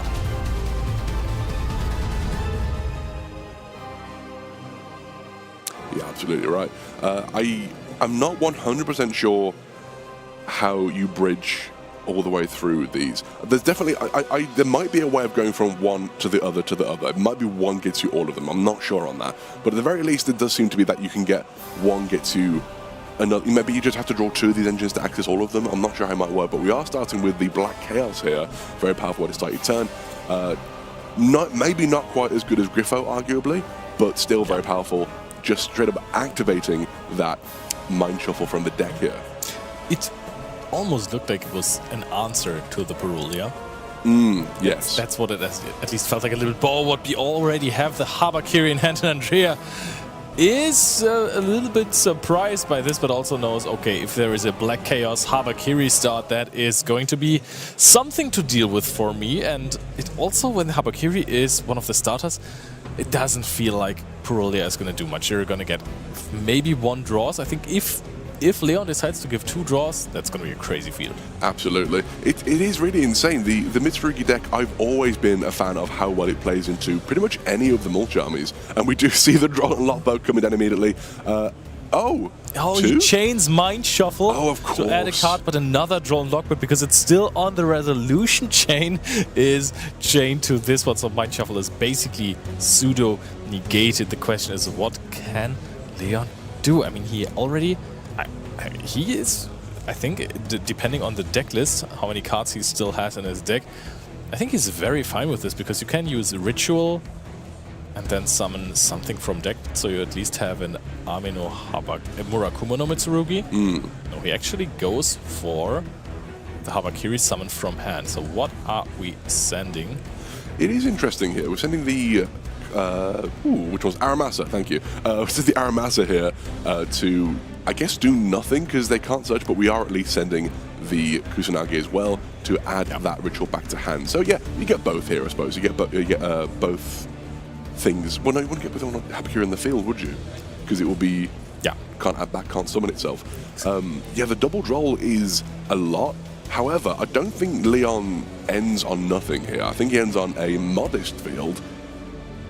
There is a chance he adds on. I mean, this is already something, because Habakiri can be bounced back by Mind Shuffle. So if he starts the turn with Mind Shuffle, I think he can just add one of the ritual monsters. And then once Andrea starts playing, he can just bounce back the Habakiri to hand, also has the ritual as follow-up, and then is going to be able to summon out the Blackluster Soldier or whatever he likes. No, I think you're exactly right there, actually. It is a very, very powerful card, and I think that's why the Light and Darkness decks, Light and Darkness deck, thank you, goes so well with so many different strategies, because there are so many different decks that have these high-level monsters in the field, which you can just go, I'll take that back, and get a free summon of this incredibly powerful ritual monster. Indeed. And do we not have to discard anything? We do after the ad. So I think we just waiting on. I think that was a pass, actually, because you just drew a card. Oh, I see. Oh, well, that is Andrea scooping it up, I believe, here. To be fair, again, you start with the Purulia. I don't think you get any draws off that. You just go double droll. You start your hand. You start your draw on a 3-card hand. If you don't have anything to play, that's it. Yeah. It's funny, because this is our second backup feature match to cast today, and the first one was done in 14 minutes. Yeah. Right now we have crossed almost the 13-minute mark. And yeah, this is looking like another quick one. It may well be. It may well be. Double Droll and Lockbird, not enough to stop Leon. Actually, maybe it was just not enough to get Andrea going, because with this hand, it looks like he really needed Purulia to draw some cards. Yeah, absolutely. It is a shame. It's a really difficult thing to consider that, because if you feel like you are not going to get any draws, what do you have to do? I guess you just have to do what you think is best in that situation, which is, I guess I'll stop the turn entirely. And again, Mitsurugi I've always enjoyed, because it just plays so well into whatever Mulch Armor you try to use on it. It can just go, okay, I won't play into that one. But if you get double Mulch Army, like Purulia and Fuwalos, you're completely cooked. Oh yeah, that one's unfortunate, yeah. I also find that Meowls is quite good in your own turn, during your opponent's turn, if that makes sense. Yeah. It just has these different ways of being able to play around them, usually, but like you say, 2 of them, no chance. Yeah, that is true. There is going to be a lot of draws for your opponent. I mean, you can easily afford to give up 2 draws, just because they discarded 2 cards, right? So it's basically 2 upstarts. That is fine. Versus Sky Striker, it wouldn't be like 2 upstarts, because they actually profit from having upstarts in the graveyard. But that is still going to be a fine thing. You can't be too greedy with the Molchamis. Like, playing around Molchamis is great, but I remember my first time playing Dracotail branded. Yeah. My opponent threw Purulia, and I gave them no draws, and I looked at the Fallen of the White Dragon in my hand, and I was like, maybe I should have given one draw and then completely go crazy on my end field. So I think I like the idea of not giving draws through Molchamis because it just feels so good, right? You ripped one card. It really does. If you're able to build even a half field around not giving your opponent draws, it does feel fantastic. However, there is that thing sometimes, like you said about Dracotail branded, back when pure Dracotail was the premier way to play the deck, which I never picked up the branded cards. I always like to play it pure. It was not a good idea after a while, but I still did it. But it was great because, again, even if you get Fuwalos, for example, as long as it's only the one of them, you're giving up 2 draws. I don't mind giving my opponent a pot of greed. Yeah.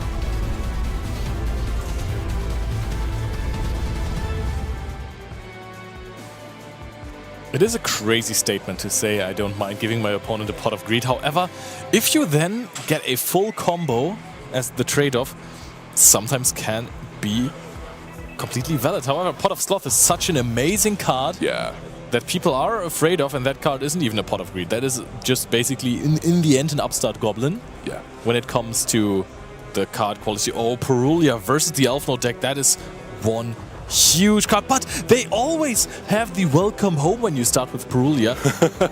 Discarding the Meteors, the Pure as well. Honestly, that is a huge start around Purulia. This is gigantic. It might not be able to completely avoid giving the opponent any draws, but it's going to come pretty darn close, I can imagine, here as well. As I say, as you mentioned, it does so well in dancing around that Purulia when you're able to just summon from deck, summon from graveyard, get so much of this going in a deck that otherwise really struggles against Purulia here. We have the Lucina summon, adding the Regina to hand as well, and just now considering the next plays. It smells like the first draw already, at least. But maybe we are just also going to use Meteors the Pure, special summon from the graveyard. Maybe we're going to get rid of our Regina, or we keep Regina as an interruption. Yeah. This would be a way to summon... Okay, yeah, we're putting back the Lucina. Interesting. I mean, it gets you into plays, and we're summoning the Nevada from the deck as well, so bridging into that that more sort of pure Power Patron line here as well. Was that Nevada? Oh no, I think he's just considering his moves there. Yeah, there is a good chance that the judge is telling Andrea that they can't take it back anymore because they just put that card onto the field. And that's very valid. You can take your time and think through your turn. You can hover over different options in your deck, but if you put the card onto the battlefield, there is no way you can take it. Yeah, absolutely. Be careful with the declaring as well. So placing, declaring, you have to be very intentional with how you do things and how you make the sort of final move, as it were. But we have Andrea now that he wanted to take the back, now considering these plays, summoning the Regina from hand by sending the welcome home as well, giving up that first draw to the Purulia. Well, now it's far from home with this extension. And Purulia is basically the upstart that you at least want it to be. So from this point on, Purulia has done the job. It's gonna make your opponent's lines weird. Yeah. Or it might fetch you another card, so that's also very nice. This is why I always say the power of Molchamis is, it's nice to get a handful of draws, don't get me wrong, but the main thing that I find impactful about Molchami is forcing my opponent to play weirdly and end on a field which is suboptimal to them. But then you're at a tournament of this level, and you see that people have really, especially with those crazy combo decks. Have you seen this hand? I haven't, no. Was this double Solemn Warning? No, that's crazy. Oh my goodness, double Solemn Counter Trap is crazy, especially if you actually get to play the game.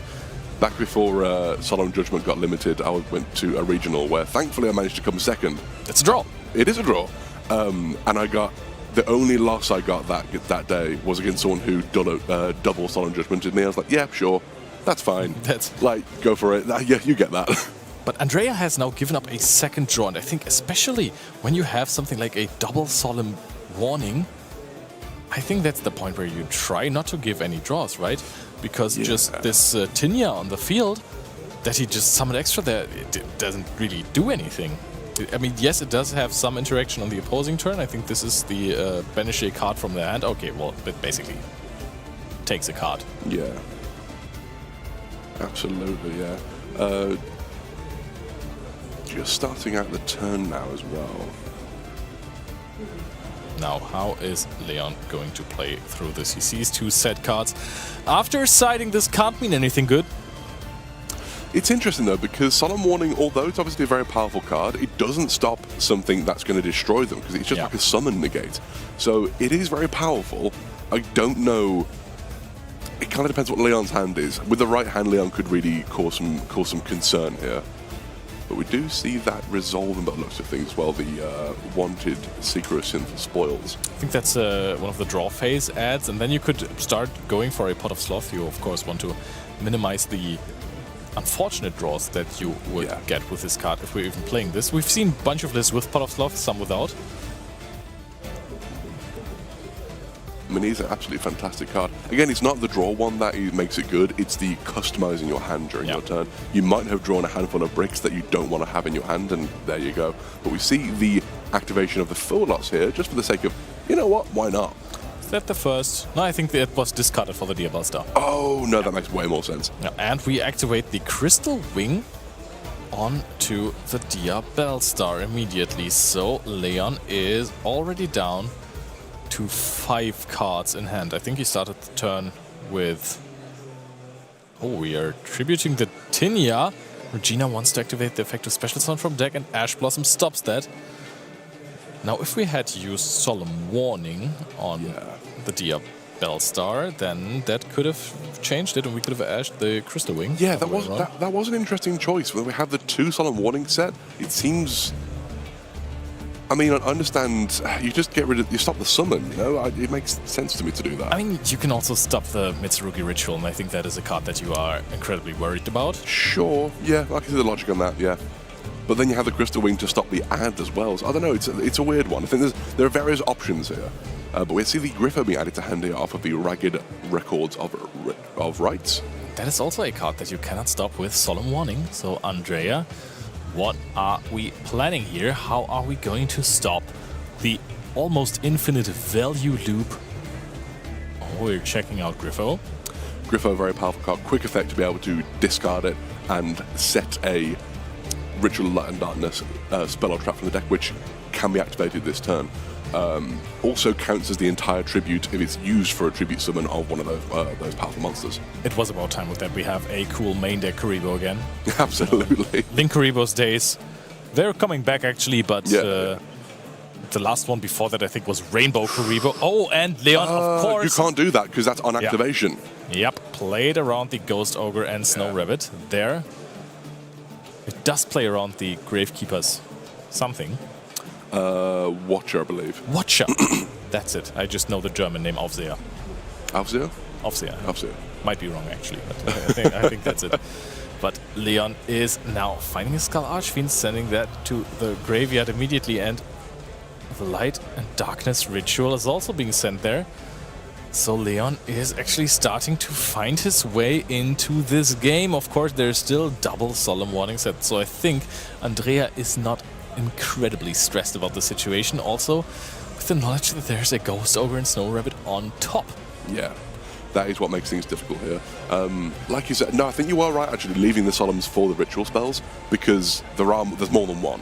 So there's the Mitsurugi Ritual and the Light of Darkness Ritual as well that are going to be causing some issues for Andrea if they do resolve. So I think you're absolutely right in holding those Solemn Warnings for those ritual spells instead. And the question is, we are already rather deep into our Light and Darkness Ritual engine. Yeah. Are we trying to force out the 2 set cards and the Ghost Ogre and Snow Rabbit with this? I think what we have to start with is trying to summon out our Dark Magician of Chaos, Black Chaos, so that our Mind Shuffle can't be destroyed anymore. That's 100% going to be a Solemn Warning that is going to take out the Light and Darkness Ritual. Leon is shaking his head a little bit. Knows, okay, Ogre, Warning, and the Crystal Wing. All right, we're halfway through this. Has one useless Griffo in hand. I mean, it's not completely useless. You can always use it on the next turn. Now, what else are we having?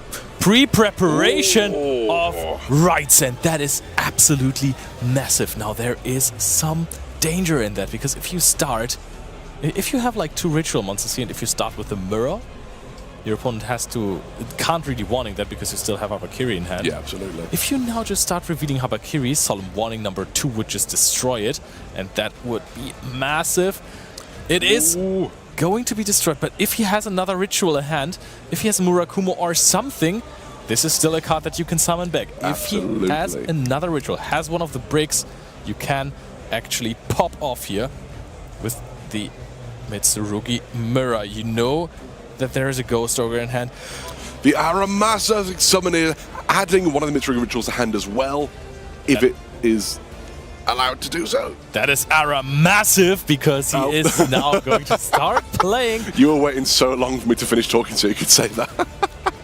I think we're going to try and find either a Futsu or a Murakumo here. And Leon actually threw a field of warning, and the Crystal Wing and Ogre is starting to really get going here. And that is, I think this one more Tinia summon that was very much optional might have been the big problem here, because may have been an issue, yeah. We gave one more draw, and a player like Leon, he's going to capitalize on that. Absolutely. It is a very difficult situation here. We have seen both of those warnings being activated here now as well, so it's kind of just flying blind at the moment. And we do see the activation of the ritual here as well.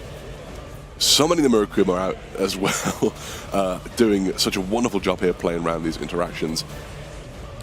And look at the life points. yeah, this is difficult. I don't think we have a way of stopping the Murakumo's field wiping effect here, which is going to cause some serious problems.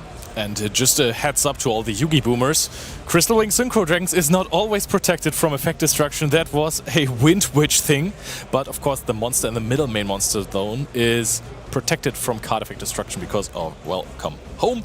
That it is, but it's not got particularly high defense, if I remember correctly. And at the very least, the Habakiri should be able to walk over that fairly easily. It's 1,800. Habakiri only takes defense away, right? It takes attack away. But either way, it's strong enough to be able to get over that. Oh, and we're going the quick synchro.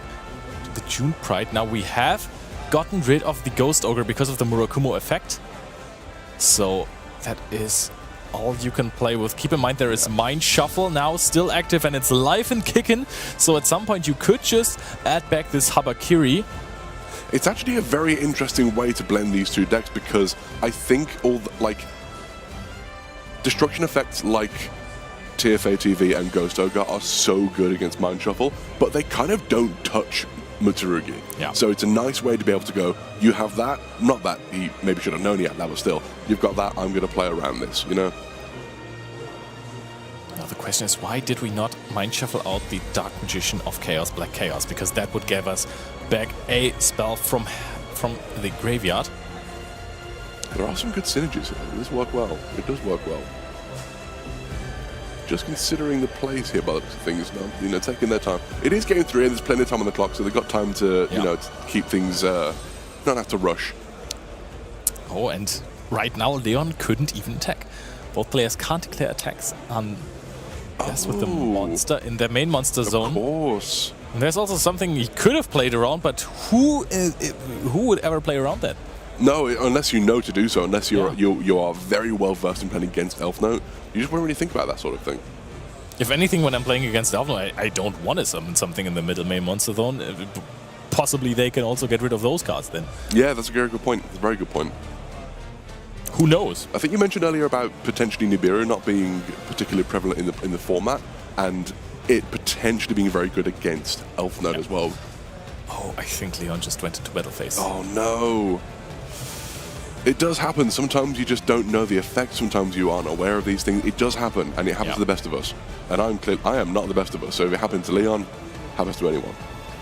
Happens to all of us. However, Leon, he is trying to go for a quick game here, but he won't just get it that easily because the Elf Note June Pride stops you from just attacking with everything. Now Leon still in battle phase, activates a Mitsurugi Prayers. Of course we've got that as well. And that one is then going to... Is he trying to immediately summon back I don't know. You have to. I don't think the Murakumo search effect has been used yet this turn. No. So we can just summon it back up its own effect, summon something else here. Yeah. I think this is still game because we can put the Murakumo back in the center main monster zone. Yep, that is true. And while we are in the battle phase, the tag-out effect of Elf Note June Pride cannot be used anymore because that is main phase only. So we are searching for an Aramasa. No, it's going to be prayers and Aramasa, of course. Prayers for the Saji, Aramasa for the Murakumo effect of searching. Runs over the Elf Note June Pride, and Andrea And there we go. gives up the fist bump because that is certainly enough damage with the minus 800 attack from the Habakiri. Even with that slight misplay, there was enough engine in Leon's tank there to keep the game going and get through to that final win.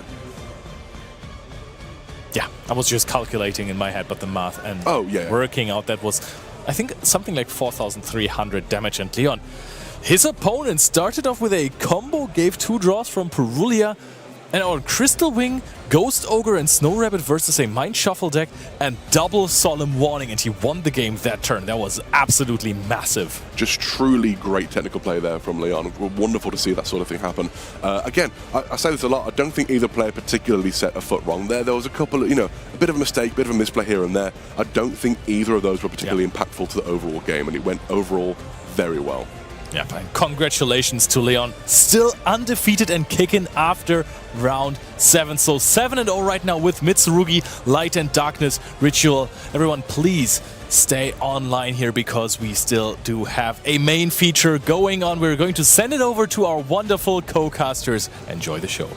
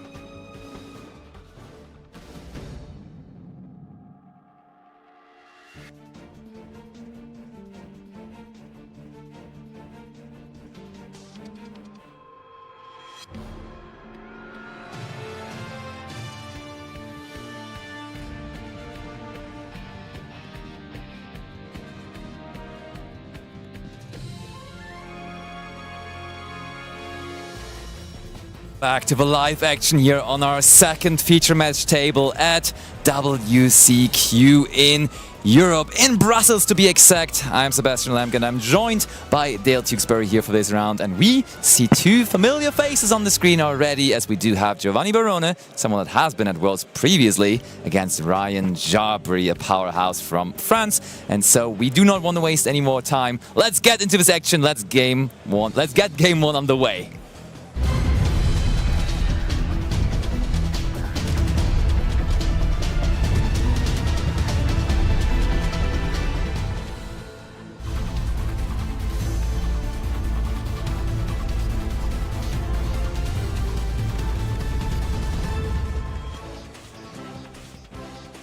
That's right, the penultimate round of Swiss for day number 1. And the dice roll has already been rolled. We're going to see which of our duelists is going to be going first. It looks like it's going to be Giovanni opening up with that synchro overtake. Now, are we going to be revealing an RS or a remix in order to get access to our engine? Looks like a remix to me. Oh yeah, that's the best reveal I've seen all weekend, making it very clear not only to the opponent but also to us as the viewers. Appreciate that, Giovanni. And we are going to get that mix onto the field there. And Rian, I saw him playing out on the field, already played a Q2 mirror in the last round, and he will have to play another one here this round as well. And the opponent could barely be any stronger, as Giovanni, of course, has made his way through the main event of a European Championship before to go to the World Championship when he came top 4 2 years ago with his Jubel Fiendsmith deck. Yeah, so to get to that crown in place, you need to be the best of the best, and that's exactly what we are looking for. So it looks like Giovanni is going to be able to access, usually with your mix you want to get a route to Q if you already have rotary, or sometimes rotary if you already have Q, and maintaining your normal summon with cool tunes, even though you technically can end up with 3 normal summons, is very important. And we're going to see cool tune Q enter the field of play and be met with a Ghost Ogre. That is, I want to say, unconventional to be using that on the Q, but that does eliminate, of course, at least for the very moment, the level 3 in play. And there is the infinite impermanence. Okay. But Fallen and the Virtuous from Giovanni, that card is so flexible. That card basically is in every deck around. And while our monster would get destroyed by the Ghost Ogre and Snow Rabbit anyways, we may as well make sure that the Q effect is resolving. So we are getting it off the field before the infinite impermanence could even negate it. Yeah, very, very important there to get access to your Rico, and that basically swaps your level 3 Q for the level 3 Rico, and that's where we're going to be seeing the rotary, because what you want to try and do is synchro summon into that all-important track maker, and now we're also going to get the information of the cards that Riyad has left. Yeah, I think that was quite smart by Rian. Oh, Rian is immediately saying, I cannot win this game. He does not want to reveal information. So we know already that he's on Q-Tune. But of course, that doesn't mean that Giovanni knows already. We have such a huge tournament here in Brussels, meaning certainly the information what deck players are playing isn't out of there. If you're playing a 50-player tournament, of course, at some point you are going to sit next to each other. But those guys, they could have been sitting far apart from each other so far in that tournament. So definitely no certainty that Giovanni knows that Rian is on Q-Tune. So the only reasonable thing to do is to scoop it up there from Rian before revealing that information. Yeah, so it's going to be quite interesting to see, because there's a similarity between both players' side decks right now as well. Couple of cards we saw in the previous main feature match consistent of cards like Evenly Matched. I can't imagine Rian is going to be putting those in. They're definitely going to want to be going first, but you can see Giovanni eyeing up a couple of cards as well. And Giovanni is playing those Evenly Matched as well. And he is the one possibly bringing that in. I think this is the matchup, though, where it's really not as good. Like, Evenly Matched has made a comeback. Like, this format is a lot more to be seen in the player's side decks compared to previous formats. But the one deck that you don't want to bring it in against is Q-Tune, so I think we're going to leave that where they are even when we are going second. Yeah, completely agree. And then the other cards you might want to consider putting in if you are definitely going second is going to be looking at the Maul Charmies. And something, again, very, very interesting is that neither of the duelists were maining any of the Maul Charmy monsters themselves, and you have a good couple of options to pick from, with Perulia being very effective with the additional normal summons, but also Fualos being effective with the synchro monsters. And we're about to see exactly which one of these made their way into our duelists' decks. So starting us off, probably going to be Riyad on this one as well, and Giovanni drawing those 5 cards. Yeah, Rian is going to be going first, and you said that very right. The Maul Charmies being in none of those main decks here is so interesting to me. Both players siding 6 copies in total. 3 Perulia, 3 Fuvalos, but none of them in the main deck, which is such a big difference to many of the other lists in the tournament. JJQ-Tune time.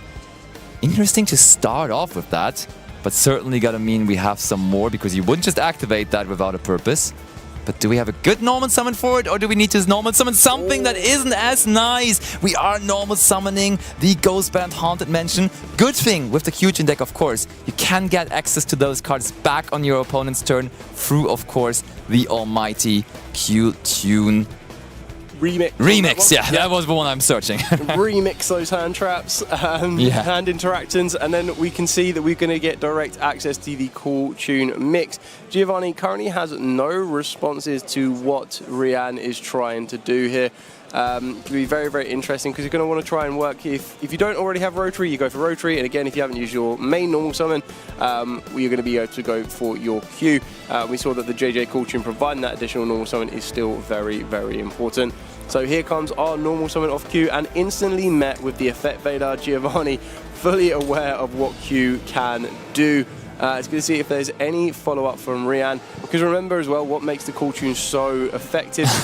And that's the Virtuous. Flashback, same thing on the opposing side. We have done that in Giovanni's hands in game 1. And we're dodging an effect Veiler here. In this case, with the Fallen and the Virtuous. And there comes Varico.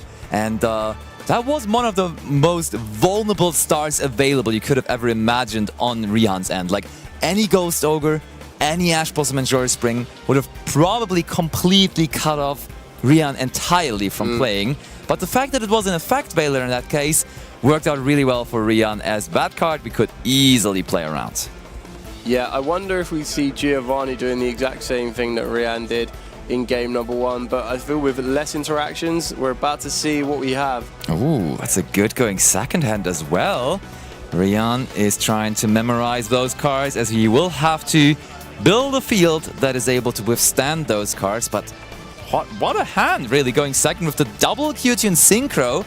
That's promising. And I think here in this game too, Giovanni way less inclined to admit defeat before his hand is revealed, as the cat already is out of the bag. Everybody knows he's on Q-Tune. Rihan saw that in game 1, so nothing to hide there anymore. And Rihan now with that additional information, and I think having a glimpse at his hand there, with Vanadium reframing in his opening hand already, with definitely some decent hopes here in this game. Yeah, trying to tick off, as you already said, trying to pick apart a Fallen and the Virtuous.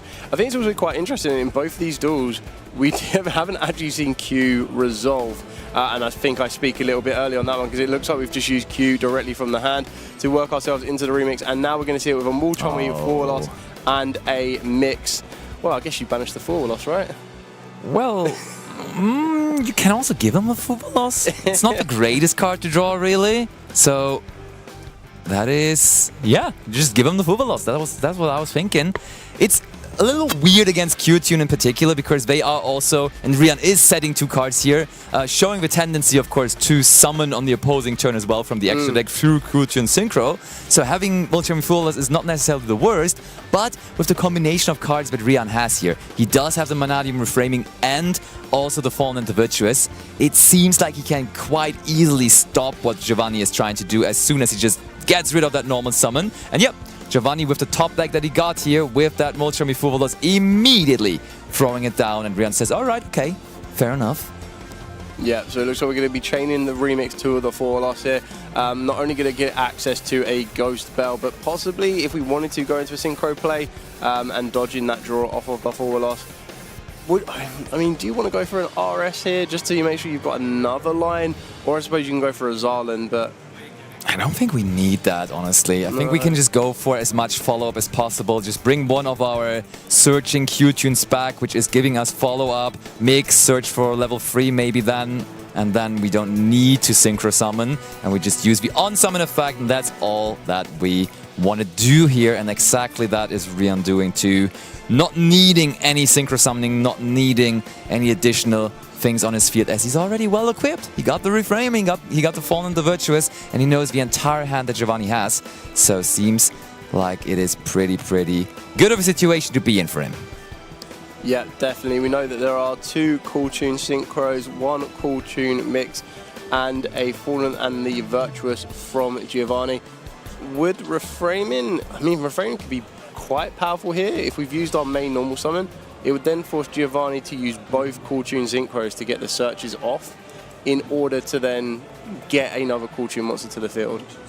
Yeah, that is the regular normal summon, and there is Ghost Bell and Haunted Mansion, and then now maybe just the Fallen and the Virtuous to get rid of the one monster on the field. I can see that. Oh, Giovanni almost activated the Fallen and the Virtuous there, but he meant to, of course, take the other quick spell card in his hand, which is Q-Tune Synchro.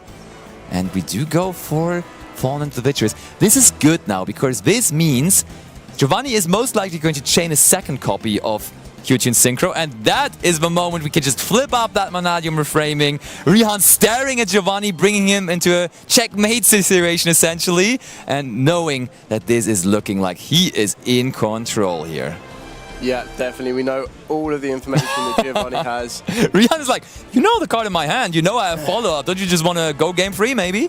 But all right, Giovanni wants to play it out. I mean, that first game was so quick. Also, this second game so far has been no long, but we are still picking up our cards. 1-1 the score. Rihan, yeah, carefully play that out. No complaints. Leveling the match there on that one. Played very, very well. That Manadium reframing, putting in a lot of work and not even needed to search it is quite a benefit on that one as well. But also seeing, like you said, the go second hand was quite effective, but Rihan did have the answers to it 1-for-1. It was pretty decent, and that's the main advantage of Kyutian, right? When you know how to use your interruptions because you know their hand, even not the greatest setup of them all is just going to guarantee the win when you just use those answers efficiently, and that is where Kyutian just shines. Just that information advantage over your opponent. Basically, you're outsmarting them, but you're kind of doing that with having like. You're basically bringing information into the test. That's like in some universities where you would be thrown out, but here in the European Championship of Yu-Gi-Oh! You get rewarded for doing that by using the Kyutian strategy. Yeah, plenty of time left on the clock as well, so there's no need for either of our duelists to rush. Obviously, play at a very reasonable speed on this one, but it kind of takes a bit of pressure off when the clock isn't ticking down behind you as you're trying to make your plays. And we saw both duelists can kind of move a little bit fast with their combos as well. And I suppose on the flip side of this one, we saw Giovanni with the World Championship Qualifier being added into the deck. I can imagine that's going to be going out, but and then on the other side, Rihan might choose to add either that one, Perulia, or maybe both. Just bring them all in, I think. In that matchup, I think the Perulia is better actually against Kyutian, but both of them definitely have their values. So I think we're just going to throw them all in and pray that they're good enough. And then on the other hand, those punctual hand interactions like Effect Veiler and Infinite Impermanence, as we now saw, they're not as great because they can be dodged so easily. Yeah, do you take the risk of taking out some of your targeted effects to open up a bit more space for the Perulias and the forward losses in that kind of scenario? You could, but there is a Perulia. I don't know what we took out, but definitely we took in the Perulia and we took two of them in and we're resolving them both. Giovanni may not even had a play, so that maybe was the dream scenario for Giovanni as he bricked anyhow, but he just carefully sets two cards and passes it over to Rihan. Is there any response from Rihan here? Do we have that starter? We traded off two cards for pretty much next to nothing at that moment in time, so we're going to be working with 4 cards. And Rotary Ghost Bell is an interesting reveal here, and we are going to be... Ooh, normal summon in the Ghost Bell. Normal summon Ghost Bell. Rihan lost that. He did that in game 2 already, and they had won him the game. This is a whole different situation, though. It still kind of forces Giovanni to maybe use the Fallen Individuals on this, as he knows that there is the Rotary waiting in hand, ready to Synchro Summon. So are we just going to see that next, is the question. Yeah, I feel that it's definitely kind of a... It's given a please interact with me moment on this one. Maybe it needs to be the other way around, though.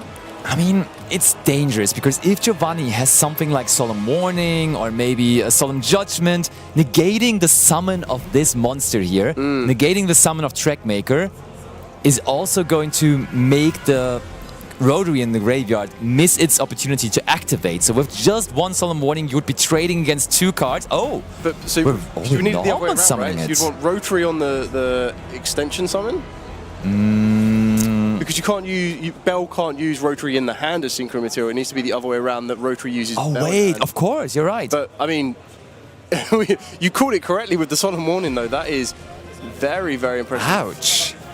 Fallen the Virtues and a Solemn Warning. Oh, and the pass, Giovanni gets playback, and there is at the end of main phase the clip, and yes, Giovanni would have been able to play, but decided not to, as his opponent gave him the double Perulia. Yeah, so they were going to be using the clip plus the mix, going directly into Trackmaker, and now we're going to get the advantage that Rihan was trying to amass during his turn on that one. But it's definitely in the ascendancy for Giovanni now to get as much resource as possible, getting access to Q, and then we've already seen how powerful Q is as well. This was interesting though, right? But because as you say, if we would have just normal summoned out the Rotary, and then immediately went into Trackmaker, that would have definitely forced out the Solemn Warning. Then we still would have had the JJQ tune, And then we would have needed another tuner in hand, but Rian just immediately admits defeat here. A quick match that we see here in round 8. That cool tune mirror match being decided with Giovanni coming out on top and dominating continuously here in the European tournament scene, possibly making his way to another World Championship. Yeah, very, very well piloted by both duelists there on that one. Giovanni playing very, very conservatively with the Perulias, felt that the solemn warning in the form of Virtuous was enough, which evidently it did prove out to be.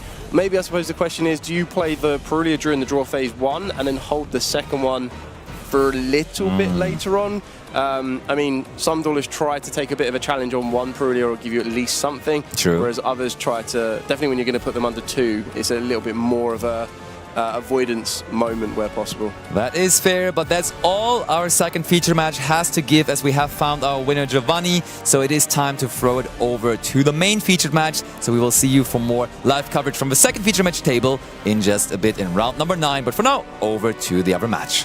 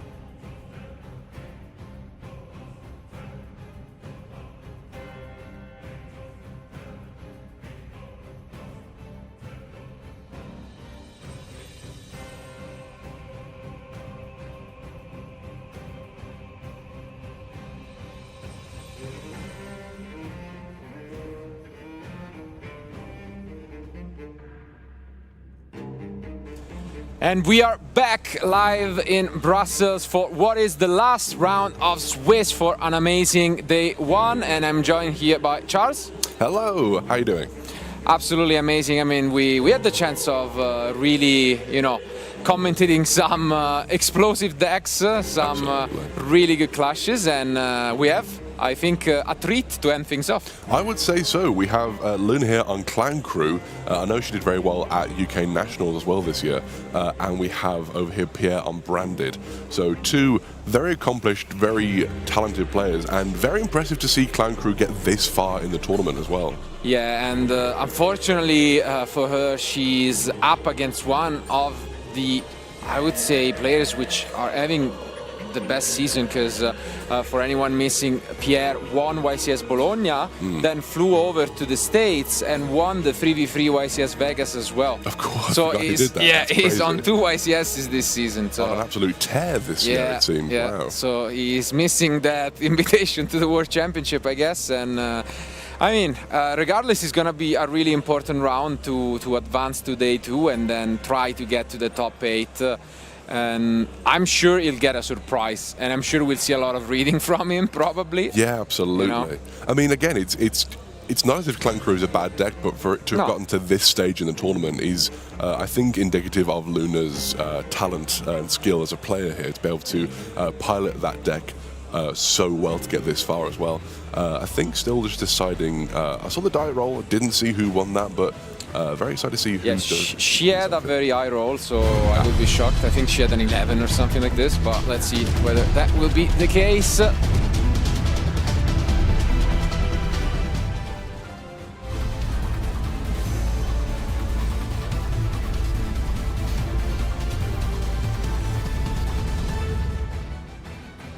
Here we go into game 1 here. Let's see who is going to be kicking this off. And I think you might be right by the way they're looking at their cards. I think it might be Luna coming out first. Yeah, I do see an Ash, I think. Oh, we do see this Clown Crew rehearsals here, I believe it's called. This is going to be able to add both the Bianca Viso and a Clown Crew spell or trap from deck to hand as well. Adding the Malborism as well as the Bianca Viso to hand here. This is kind of all you need in this deck. That is like a starter that gets you into your combos. We have the Malborism there summoning 2 from the Esh deck, just sort of summoning them out without having to have their requirements met. Also the preparation of rights here as well. Adding the Clown Crew Flare from deck to hand. Only just now playing into, oh no, I'll tell a lie, played the Droll already, but clearly not one to be seen from Pierre's hand here. Yeah, right now, for anyone too unfamiliar, as you can see, we access different variety of extra deck monsters, and the good news is when you're up against Branded, you're not really expecting Entrops, so we can probably get to see her comboing off here. Absolutely. So we see the summon of the Bianca Viso here, tributing the Clown Crew Xyz and Fusion. One of them sets a Clown Crew spell, one sets a trap from deck, and the Bianca Viso will let you draw 2 cards for tributing 2 monsters here as well.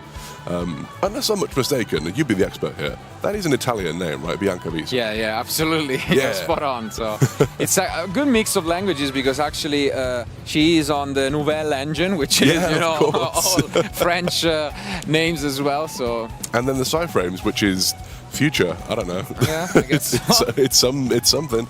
We see the activation here of the. I believe this one is Matinee. I could be wrong on that. I need to remind myself the names of these cards.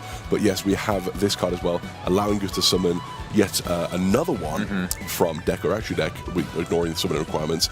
But mainly what this does, and the most powerful thing that it can do, is that during your end phase, you can draw for as many different types of monster you've tributed, as in Fusion, Synchro, Ritual, Xyz, so on and so forth, during this turn. So usually it's a draw 4 in your end phase, and then you can set a spell trap from your hand as well. Which is brutal, and it really shows why she can then also draw into the non-engine. And now that you have mentioned it, actually, the Psyframes they have Greek names. So for Mike, Delta Gamma. Of course, so they do. It's the deck of language, multi-language deck. I wasn't even thinking about that. I was thinking the first bit, not the wow. But actually, it's crazy. Wow, what a great deck. Yeah. How multicultural. Exactly. Wonderful. I think we see the other effect of the rehearsals here, being able to basically act as a ritual spell to summon the flare from hand here as well. Yeah, there are very few decks in Yu-Gi-Oh! That are able to access any type of monster really that exists.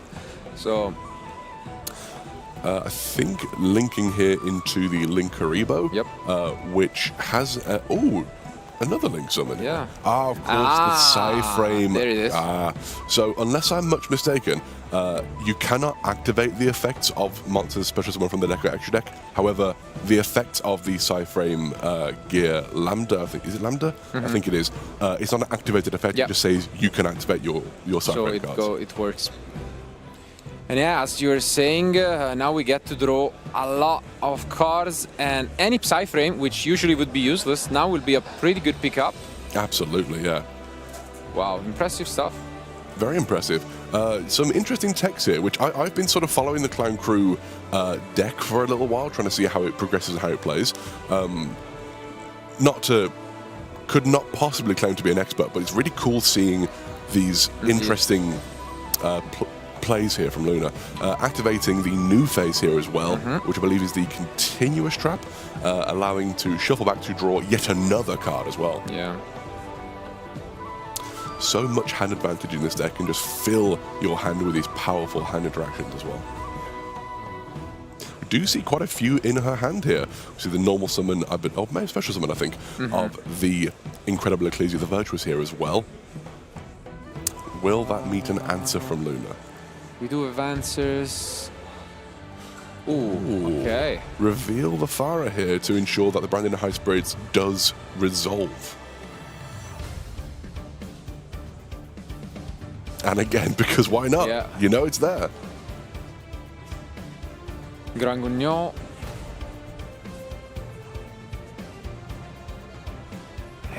It's gotta feel strange if you're Pierre, you know, you have probably grinded through what you think and what most players think it's the portion of the tournament in which you can play against these, let's say, roguish decks. And then on the last round, the one that matters the most, you know, before going to sleep, you're up against going second as well. Losing the roll is big, you know. Very much so. Very, very much so. Yeah, you're absolutely right. You expect this sort of thing earlier in the rounds, especially if you are... well, it just happens, doesn't it? Yeah. But later you get in the rounds, the more wins you accrue, you expect to see this less because all these decks seem to be filtered out. But as you say, with Pierre here coming against this Clown Crew deck, it must have thrown for a loop as well. And we do see the attempted, at least, summon of the Fall of the White Dragon here as well. Sending... What are we sending here for the summon? The Dragon that drives the dogma. Interesting. Yeah. The relevant part is also that now Luna is gonna, you know, have to be careful about some of these interruptions. I'm trying to look if there is the Psy-Frame, because I see at least a couple of Ash, no? Well, the Lambda was taken control of by the Farah, so I don't think it's going to be able to be used. That does also, unfortunately, turn off the potential for a... but it's only monsters, no? Not cards. Oh, no, you're right. Sorry. Yeah, you're absolutely right. So technically it does work still. You're completely right. I apologize. Fascinating. Okay. So we do see the, I think it's called espionage. Probably. Is it sabotage? No. The trap. It's the other trap. Yeah. That allows you to basically do the quick effect to more or less what the Malborism did, is summon without ignoring conditions, and then from the graveyard allows you to tribute summon a monster from your hand. So here we will see that most likely, I think it just have to be with that card, Bianca Viso summoned here as well.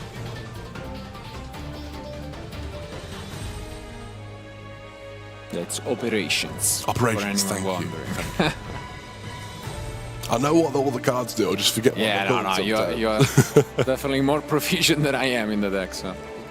Okay, so we do see, as mentioned, Bianca Viso once more sending more cards.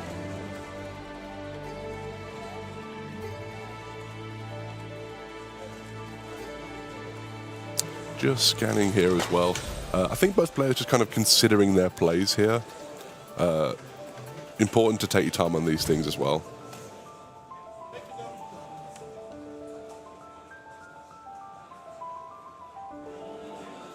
Yeah, full field from Pierre, who needs to navigate a deck that might have not even played against once in his life before. Yeah, there is a lot going on here, though. Yeah. I think considering, as you say, well, the Bianca was summoned, and I don't believe, I could be wrong, but I don't think I saw Luna draw any cards off of that.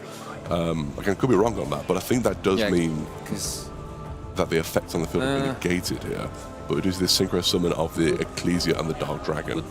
But I think I see 8 cards in the end from Luna at this point. You are right. So you're absolutely right. That's quite a bit. So let's hope some of those are some of those powerful hand interactions as well. I mean, it would be one of those scenarios where, you know, you build your deck that way. Ooh. Ooh, called by the grave on the incredible Ecclesia the Virtuous, and then the chain of the Ecclesia Dark Dragon met with the Ghost Ogre and Snow Rabbit. Just an answer for everything here that Pierre has tried to do in this small, quick interaction. That's going to be very impactful going forward here in this turn. Let's see if Pierre can follow up on this one. I think just considering his plays here, but it seems that these may just have to resolve. We do have the Cartesia. Okay. There we go. Chaining it. So the Ecclesia still won't resolve, but at the very least the monster on the field is not sort of wasted, as it were. Yeah. And there is the Grand Guignol as well. Another, I believe, French name card. Yeah, indeed. And we see the Ash Blossom stopping the Grand Guignol as well. Goodness me. Yeah, definitely not a common choice against Branded, but... No, but I think at this point, because I think you would obviously want to save it for the Branded Fusion, but a Synchro Summon has occurred. You'd want to maybe save it for the Fall of the White Dragon or the Ecclesia. Those are both dealt with. I think this might just be, you might as well at this point.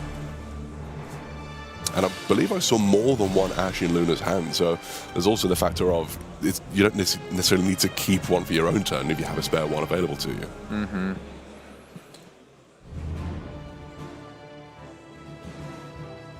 Both players considering their options here as well, it seems, which again, very reasonable to be able to do so. I think it has passed back to Luna. No, maybe not. Oh no, sorry, that's Malwarism set as well. Yeah, so we're getting another load of summons here from both the deck and the X deck here, both of which have very powerful effects.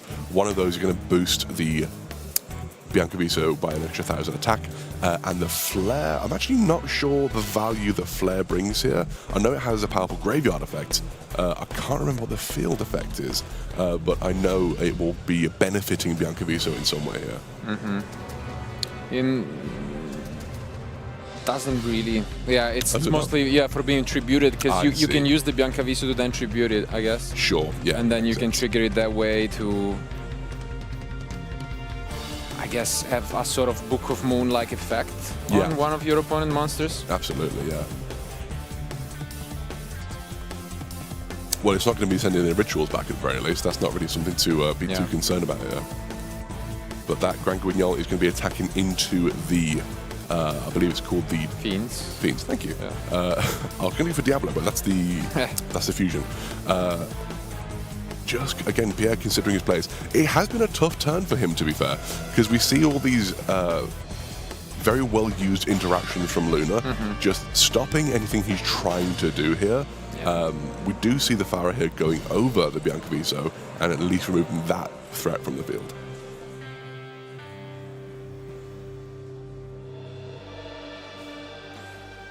Yeah, good sequence from Pierre. I think many could have fallen maybe for the 1000 attack boost. You know, those are those kind of things that when you are playing against an unknown deck on your perspective, but good sequence by attacking first the Fiends, which was boosting the Tribute Summon monster. Yeah, and absolutely. now it seems like we are all done, and yeah, we can see Luna shuffling. And the good news is she's gonna start things off with so many cards. This is the thing, yeah. I think Pierre has done a good job to remain in the game on this turn, but now we, like you say, we're just getting all these cards in hand here as well, yeah. Wow, I think crazy. We are close to 10, it's unbelievable. And getting another one here from the shuffle pack, that's insane. Yeah. Yeah, on a way, it kind of reminds of Runic, you know, just the way he plays, that he keeps on drawing during the end phase, then, you know, in a lot of different ways, and then using end traps, drawing again. So one of the popular builds was a Runic variant of the deck, so yeah, you're absolutely bang on there. Because even if nothing else, it does give you that Fusion Monster to tribute. Yeah. So it does do a lot for the strategy as well. Well, if she cannot make something happen out... Oh, and I think the last card was a super polymerization. Is, oh my goodness me. That could be very impactful at the moment in this matchup as well. I don't know if she can afford the discard cost though, eh? I don't know, let's see. I was a split second I thought you were serious there. I said, wait a minute, Marcello, what do you mean? Okay. I have seen the Flare tributed here, unless I'm much mistaken. Again, just considering their plays, we are only in game one. I believe we have to shuffle. Oh yeah, that was the Flare effect too, when it tributed shuffle back rituals. So Flare's back in the deck, and then we activate a preparation to add a Flare back to hand. It is this wonderful resource loop that the deck can do. It's despite the fact that it draws so many cards, it's a surprisingly grindy deck. So many resources. And we see the Malborism come down as well. Fun fact as well, the Clown Crew Fusion Monster, do you know what the materials are? It's the same as Mud Dragon. So it's a super poly target. Really? Yeah. Wow. Okay. It in and of itself is a super polymerization target, which is really interesting because it's kind of just telling you to play that in the deck. Wow. Yeah. And That's pretty cool. The tributes from here for Biancaviso as well. The draw too, because we needed that. Yeah, absolutely. We needed to find something. Okay. And the effects of the Diablo and the Meteor as well. I mean, look at this. What? Lesson, honestly. I mean, we are having a masterclass on Clown Crew. It is fantastic to watch, I have to say. It's very impressive. Yeah. You mentioned it at the start. We were both surprised to find Clown Crew at the top tables. Maybe after witnessing this, not so much. Like, absolutely. I would be scared if I was, you know, an opponent looking at this and being like, oh, I can play against this tomorrow. Yeah, very much so. It is a very, like, it's a good deck. It's a very competent deck. There's nothing wrong with it. Get it done. Yeah. Just picks up these cards. He's like, okay, no, I'm not winning this. You have 12 cards in your hand. And wow, Luna takes it. And now is only one game away from advancing to day 2 with an impressive score. I mean, Pierre now needs to prepare for a deck. We can take a look at this side deck. And yeah, I've just spotted a very interesting card in Luna's side deck here as well. Okay. Just spotted an enemy controller, which would allow you to tribute the opponent's monster. Yeah. And then you get the plus, and the opponent's monster's gone. So that's wow. I can see the reasoning. It makes a lot of sense. That mistaken arrest here is going to be very good against Luna. Yeah, mistaken arrest is premium. I think Diablo Z, the original, is also really, really strong. Fascinating choice. Yeah, could really come in handy here. Yeah. Definitely. Maybe even the DD Crow. I can see that having some usages here as well. Yeah, I guess so. I don't think I want it going first, if I'm being honest. We have to keep in mind that, you know, Pierre was going second. If you go first, you do have the means to slow Luna down, and obviously branded is premium up there. Yeah, let me see. I'll bring up her side deck as well. So just considering their plays. Yeah, she also gets a lot of style points because I can tell you she's the only one with Luna in the entire event. Oh, fantastic. So it's easy to find her when we type it in. Oh, wow. Okay, that's a side deck. That is a side deck and a half here. We see the enemy controller, we see the Gameciel. Yeah. It is very well geared for going second here as well. It does fantastic job going first and second here, it seems. Yeah, I mean, impressive. I'm mostly scared looking at the first row of cards whether she will win, you know, lose this one out and then go first. But for now, let's stay in the present, I guess. They are presenting the decks.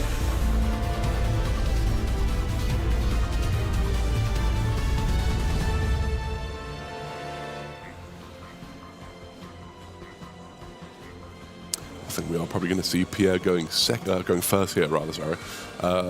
I think I spotted a Branded High Spirits in hand, but maybe not. We do see the Fall of the White Dragon attempting to summon here, which don't see why it wouldn't be able to. Sending the Dragon that devours the Dogma to the graveyard to summon itself, and able to activate its effect as well here to summon the Incredible Ecclesia from the deck. I think I do spot an Ash Blossom in Luna's hand here, which is interesting. Seems like it. The rest seems like a lot of spells and maybe a trap. Ooh, and we go for it immediately. Bold. That is a good place to do it, to be fair. There's nothing wrong with doing it there at all. Yeah. Makes a lot of sense. That does put Pierre in a bit of a strange situation here. This is the thing I found with Branded, is that Ash Blossom is its eternal enemy in one way or another. Yeah, that's fair. But it does seem to be able to continue playing here by those things. Oh, there we see the Branded Fusion. Of course. Yeah. Oh my goodness me. Striking the field and causing a deep concern, I'd imagine, here in Luna. Yeah, I mean, I do see a trap, but I don't think Impulse is in the deck. So I see Preparation. I think that's a handful of Engine and maybe a Brick. And as expected, here comes the side deck. Interesting. I don't know what that's doing here. I need to read that card. It's basically an anti-spell fragrance sort of effects on legs. So that's why it's really, really strong. Like it can really, basically just says that they need to set spell and traps before activating them.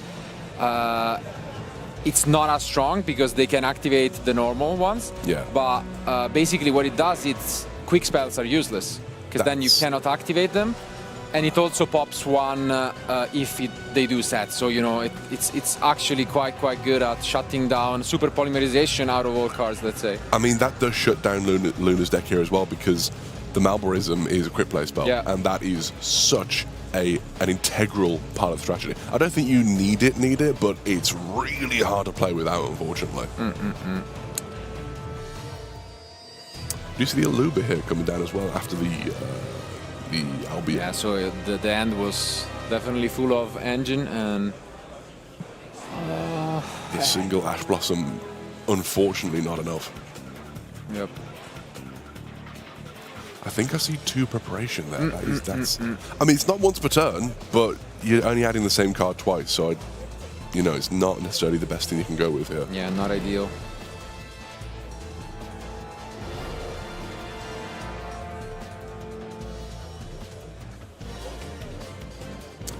Yeah, checking his graveyard, considering his moves here again. Again, we're still quite early in the round here. There's still there's enough time to consider your plays. We're not in any rush yet. It's only game 2. But we are going to be searching for a Fallen the Virtuous here. Incredibly powerful card in... I think we are... Okay, no, we are popping, okay. No, he's thinking, yeah. Yeah, there we go. Yep. Makes sense. Yeah, get that in the graveyard. Absolutely. But we'll also be doing some reviving soon enough, and I believe we have just moved to the end phase now. So yeah, summoning the Guiding Quem from the deck here as well. So many of the branded cards, I find the designs on them are so iconic. You look at that, even from the distance we see it, you know what that is immediately. They're very iconic cards. The artwork on Yu-Gi-Oh cards never fails to disappoint me personally, and just seeing the branded cards even more so fantastic. And branded has quite the lore behind them as well. Yeah. So it's quite fascinating, a rabbit hole you can dig yourself in. I had someone explaining it to me at Nationals, and I was fascinated by it. I was like, tell me more, keep talking, this is amazing. We see the set 2 here as well. Yeah, set Retribution and Fallen. Yeah. And adding the Ecclesia back to hand. Now, this might not look like a huge field, but as we all know, Branded doesn't need to make a huge field to have a lot of interactions here as well. We do see the Preparation coming down here to add the Flare to hand. Flare is like the main sort of starter for the deck. It's all in service of getting to the Rehearsal. So, like, you use these things which get you to Flare gets you to Rehearsal gets you to your combo. And it's all like, it is quite linear, but this is also why Droll is such an issue for the deck, and why things like Droll and Mistaken Arrest are so powerful. And we see the Rehearsal being added to hand here as well, and then the discard off of that effect.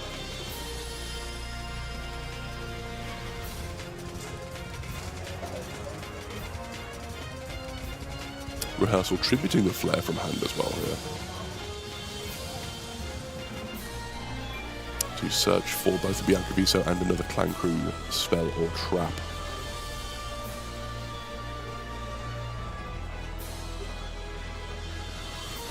Just considering what the spell trap could be, checking the opponent's graveyard, want to make sure that maybe the Dear Bells is not going to cause any issues here as well. I mean, she knows what she's up against because everything was searched. So she knows it's Retribution and the Fallen. Yeah, absolutely. And I think we've just gotten the Malabarism. Yeah. Yeah. Which I think that Retribution might be pretty darn good here. That's pretty good to put the Quem face down as well, preventing the summon.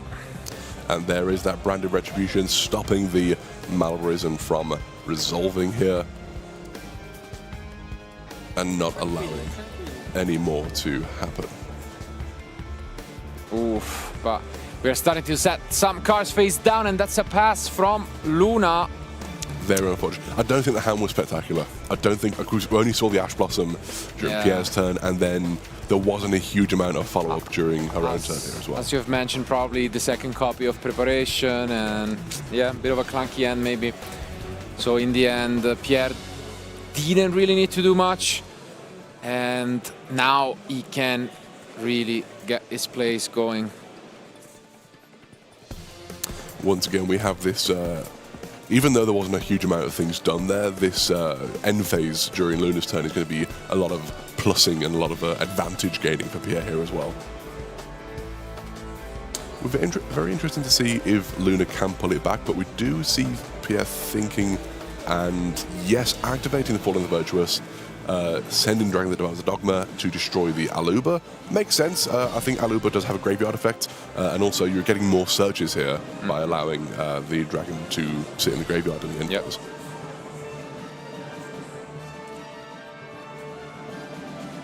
We're doing a lot, and next turn is going to be the attempt at having the final blow and bringing us to game 3. So yeah, this is going to be a tricky way to play for Luna. Again, it's not impossible, as things rarely are in this game, but it's going to be very difficult. This level of play, 7-on-1, both these players, this is going to be so hard for Luna to play this out. Both players doing spectacularly well, both very talented, very skilled people, as is evident, but this is difficult. there it is. Pierre draws for turn. Start things off expectedly by flipping this Quem. And the, I assume, attempted special summon here of the Blazing Cartesia as well, as we do have the Fallen of Albaz on the field or in the graveyard.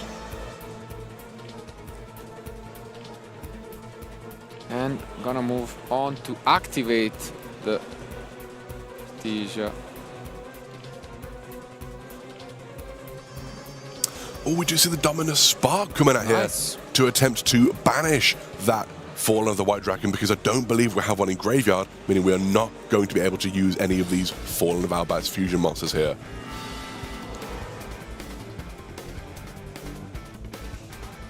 One mini graveyard wouldn't help either way. I don't know why I said that. But we do see this. I think this can only resolve. There's no way of negating that, to my understanding. Yep. There we go. And there you can see. You can impulse that, because it does let the opponent summon. So you actually, technically, you can Dominus Impulse or Dominus Spark. Now, Pierre's not playing that, but I think that's fun. And he's not able to resolve the Cartesia, it seems. Possibly, or no, he is. No, he just summoned the Ecclesia, and I think now he's gonna resolve it. Oh, Yeah, he I summoned see. from Spark. Wow, Oh. and he's using the Gogre, yeah. Ooh! Ooh, the Mixuzia the Confounder here. So this is a powerful new TCG exclusive that we got in Chaos Origins. It's essentially a super polymerization target. Yeah. All it does is, well, tell you all it does a lot. It's a spellcaster and a non-spellcaster as material. It is level 8, so you can summon it off of Cartesia, and the effect is that during the opponent's turn, you can, during their main phase, fusion summon using both itself and cards from your graveyard and material by banishing them. So it does a lot. It's the fact that it's just a common card. Oh, we do see the Psy-Frame gear here as well, stopping the Branded in high spirits. Delta is used, but I'm afraid it won't be enough. So the rest of the end was revealed in this Call by the Grave, Spark, and Delta. Absolutely. I mean, the Call by the Grave is pretty nice here as well, truthfully. And there's the Branded Fusion yet again. The second game, second turn in a row, rather, where Pierre has just waited, just held off on that. No need to rush down, and then it's boom onto the field without any easy way to answer it.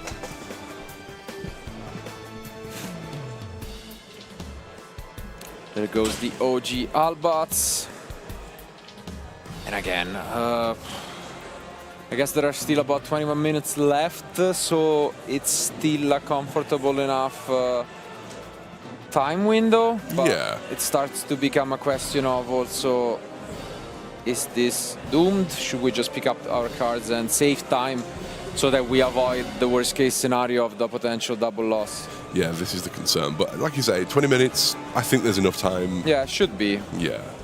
My only concern is that Branded is always unique deck in that regard, because you don't really expect end chop, so you can expect to have your turn last a bit, and then they are gonna have a full turn where they just play through engine.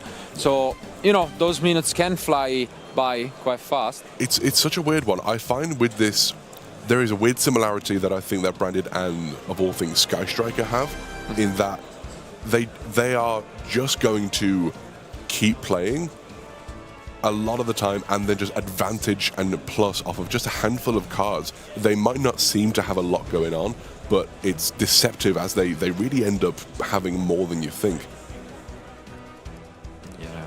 And then we have the Mirror Jade as well. I think that's enough. And this is definitely enough damage. Nice fist pump. And as we hoped, we are gonna get the most Yu-Gi-Oh out of this match. We are getting 3 full games. But now things will look quite different, because Luna is gonna go first yet again, as she did in game 1. And, unless we maybe see a draw or something along those lines, I think she's going to draw a lot of cards. Absolutely. I mean, we do also see some powerful options here for going first. But even in the main deck, something we haven't seen yet, because it's not likely you do, Dimension Shifter, which is very powerful into Branded. Shifter is always there. I have heard, even today, a lot of stories of how some very accomplished players lost out to the card, so it's always a threat. It's out there, and very hard to prepare for, though, unfortunately. Yeah, it's just something you need to accept. Of course, the Call by the Grave is there, so you opt to draw that as the out, but outside of that, there is not much you can do. And especially if they are the ones going first, then that doesn't even work against it. Absolutely. So, on the other hand, I mean, the strategy was pretty clear.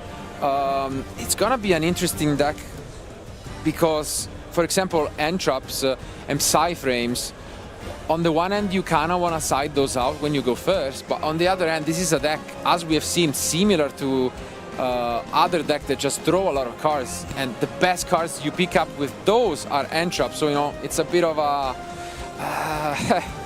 tough decision there on how to side.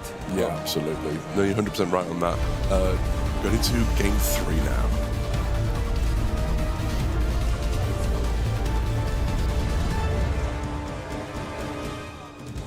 And welcome to game 3, all of our new viewers from the mainstream, as we move on to the final game on this backup feature match. We have Luna here on Clown Crew and Pierre on Branded. Both have put up an incredible performance here so far, and it's very exciting to see how this will play out.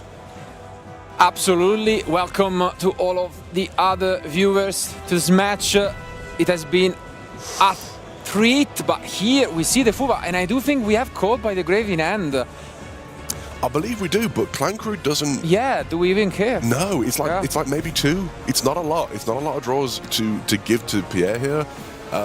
Maybe not a huge issue. Maybe not a huge problem here. Yeah, I suggest, regardless of how the outcome of this game ends up being, to all of you watching, to go back to the secondary stream and just watch at least game one, you know, of this amazing match, because Luna ended up having something close to 10 to 12 cars in her hand, and that was a spectacle. Let's see if she can do a repeat for us. Absolutely. Truly a very impressive player of this deck as well. We see only the one summon from the matinee performance here, as we do not have access to the Malborism just yet, but we do have the single draw and the set of the trap. Maybe indicating that Luna maybe hasn't drawn a spectacular hand here, which would be unfortunate. Just reading the card. Again, we were discussing this earlier. It's you don't often expect to see this kind of deck this late in the tournament, and I think it's maybe thrown. Oh, we do see, and there's the cross-out designator. And a second draw to Lockbird. Oh what my! What is going on? Oh my giddy aunt! What a day for Luna and for Pierre here. I'm glad all of you get to see this match, and I do think we have the call by. But we are just thinking, is this worth it? Do we want to use it? This is tough. And we do! Wow! I mean, Pierre is just smiling. I mean, we said that maybe wasn't a great hand. Actually, pretty good hand. Yeah, I mean, turns out, throwing both out to the double drawn and locked bird. That is solid. It's a crazy outcome, yeah. This does put Pierre on a rather small hand here as well. Preparation to right, searching the Clown Crew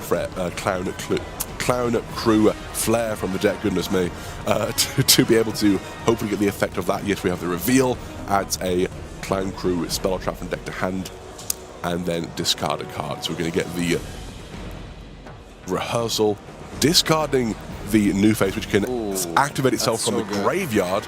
Very powerful interaction there. And then here we get the tribute of the flare, activating the rehearsal to search for a Bianca Viso and a spell trap. Yeah, I mean, again, incredible stuff. You could see there Luna really debating about the call by, because at the same time the draw was shutting down the Fuvalos. Yeah. And as we can see here, we didn't really want to go for a lot. This definitely looks quite different from what we have seen in game one. But, I mean, you take it. Yeah, it really does. It's not like if this is a bad field, and again, I personally at this point, I trust Luna's ability to play here. That was an extra set card from the end phase effect of the matinee performance, and then Pierre draws for turn. We do have new face here as well. She's not breaking the rules. Exactly this deck can't set during the end phase from end any spell and trap. And now we're gonna get another draw, hoping to find an end trap to just slow things down from Pierre, who is, I think, on 4 cards only. 4 cards. So again, it's I think you're right. It's a difficult situation to have to use so many of your powerful interactions to stop the draw on Lockbirds there. Having said that, it does put Pierre on just quite a small opening hand for his first turn of this match, this game rather. Let's see, about 40 minutes remain, and we start with the Ice Spirit. Is that going to resolve?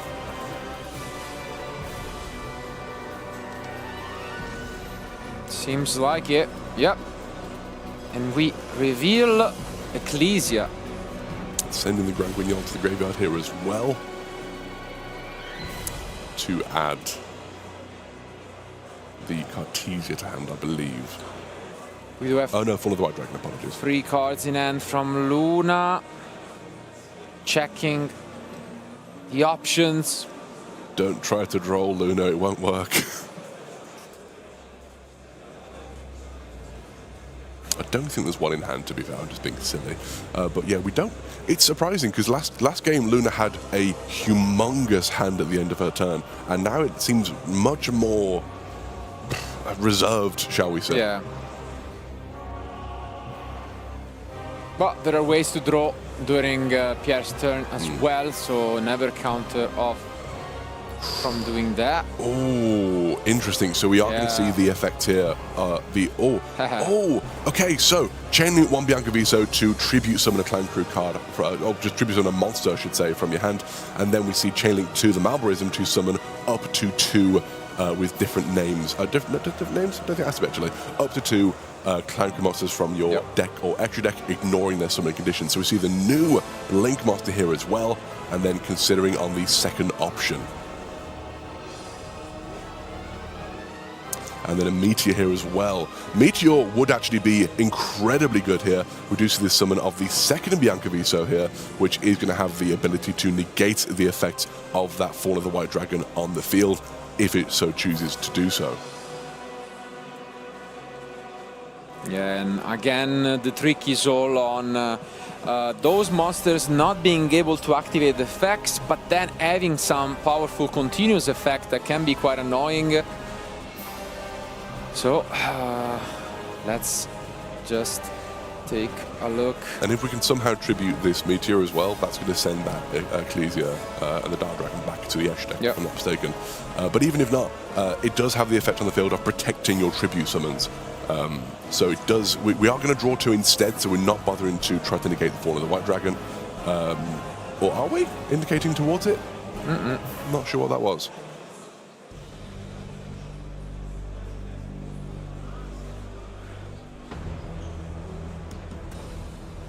Taking our time considering our plays here. I think we are going to see the attempted at least activation. Oh no, we see the Cartesia. Yep. Looked like he wanted to activate the effect in the graveyard, but then changes trajectory and goes for Cartesia. And I think we're seeing the effect here as well. Yeah. Let's see how Luna tries to play this out. Because again... And we see the operations here able to summon, basically the same as Malborism, to summon from your deck or extra deck, ignoring summoning conditions, a Clown Crew monster. We did see some very spicy options in Luna's side deck as well, which I don't think we've really seen any of here. Whether or not they were considered to be worth anything in this matchup is another up to debate, but we see the third Biancaviso coming onto the field. This potentially could cause some issues, but we see the effects of the Meteor activating here. I think that was targeting the other Biancaviso though, not sending the Ecclesia back. That's interesting. Oh, putting that back in hand. Because we can use the operations to use and get another tribute summon here of a Clown Crew monster. Yeah, but first of all, we'll get the 2 draws going up to 5. And what draws were those? I think Ash and Ogre. I think they were. Wow. Very impactful potentially here.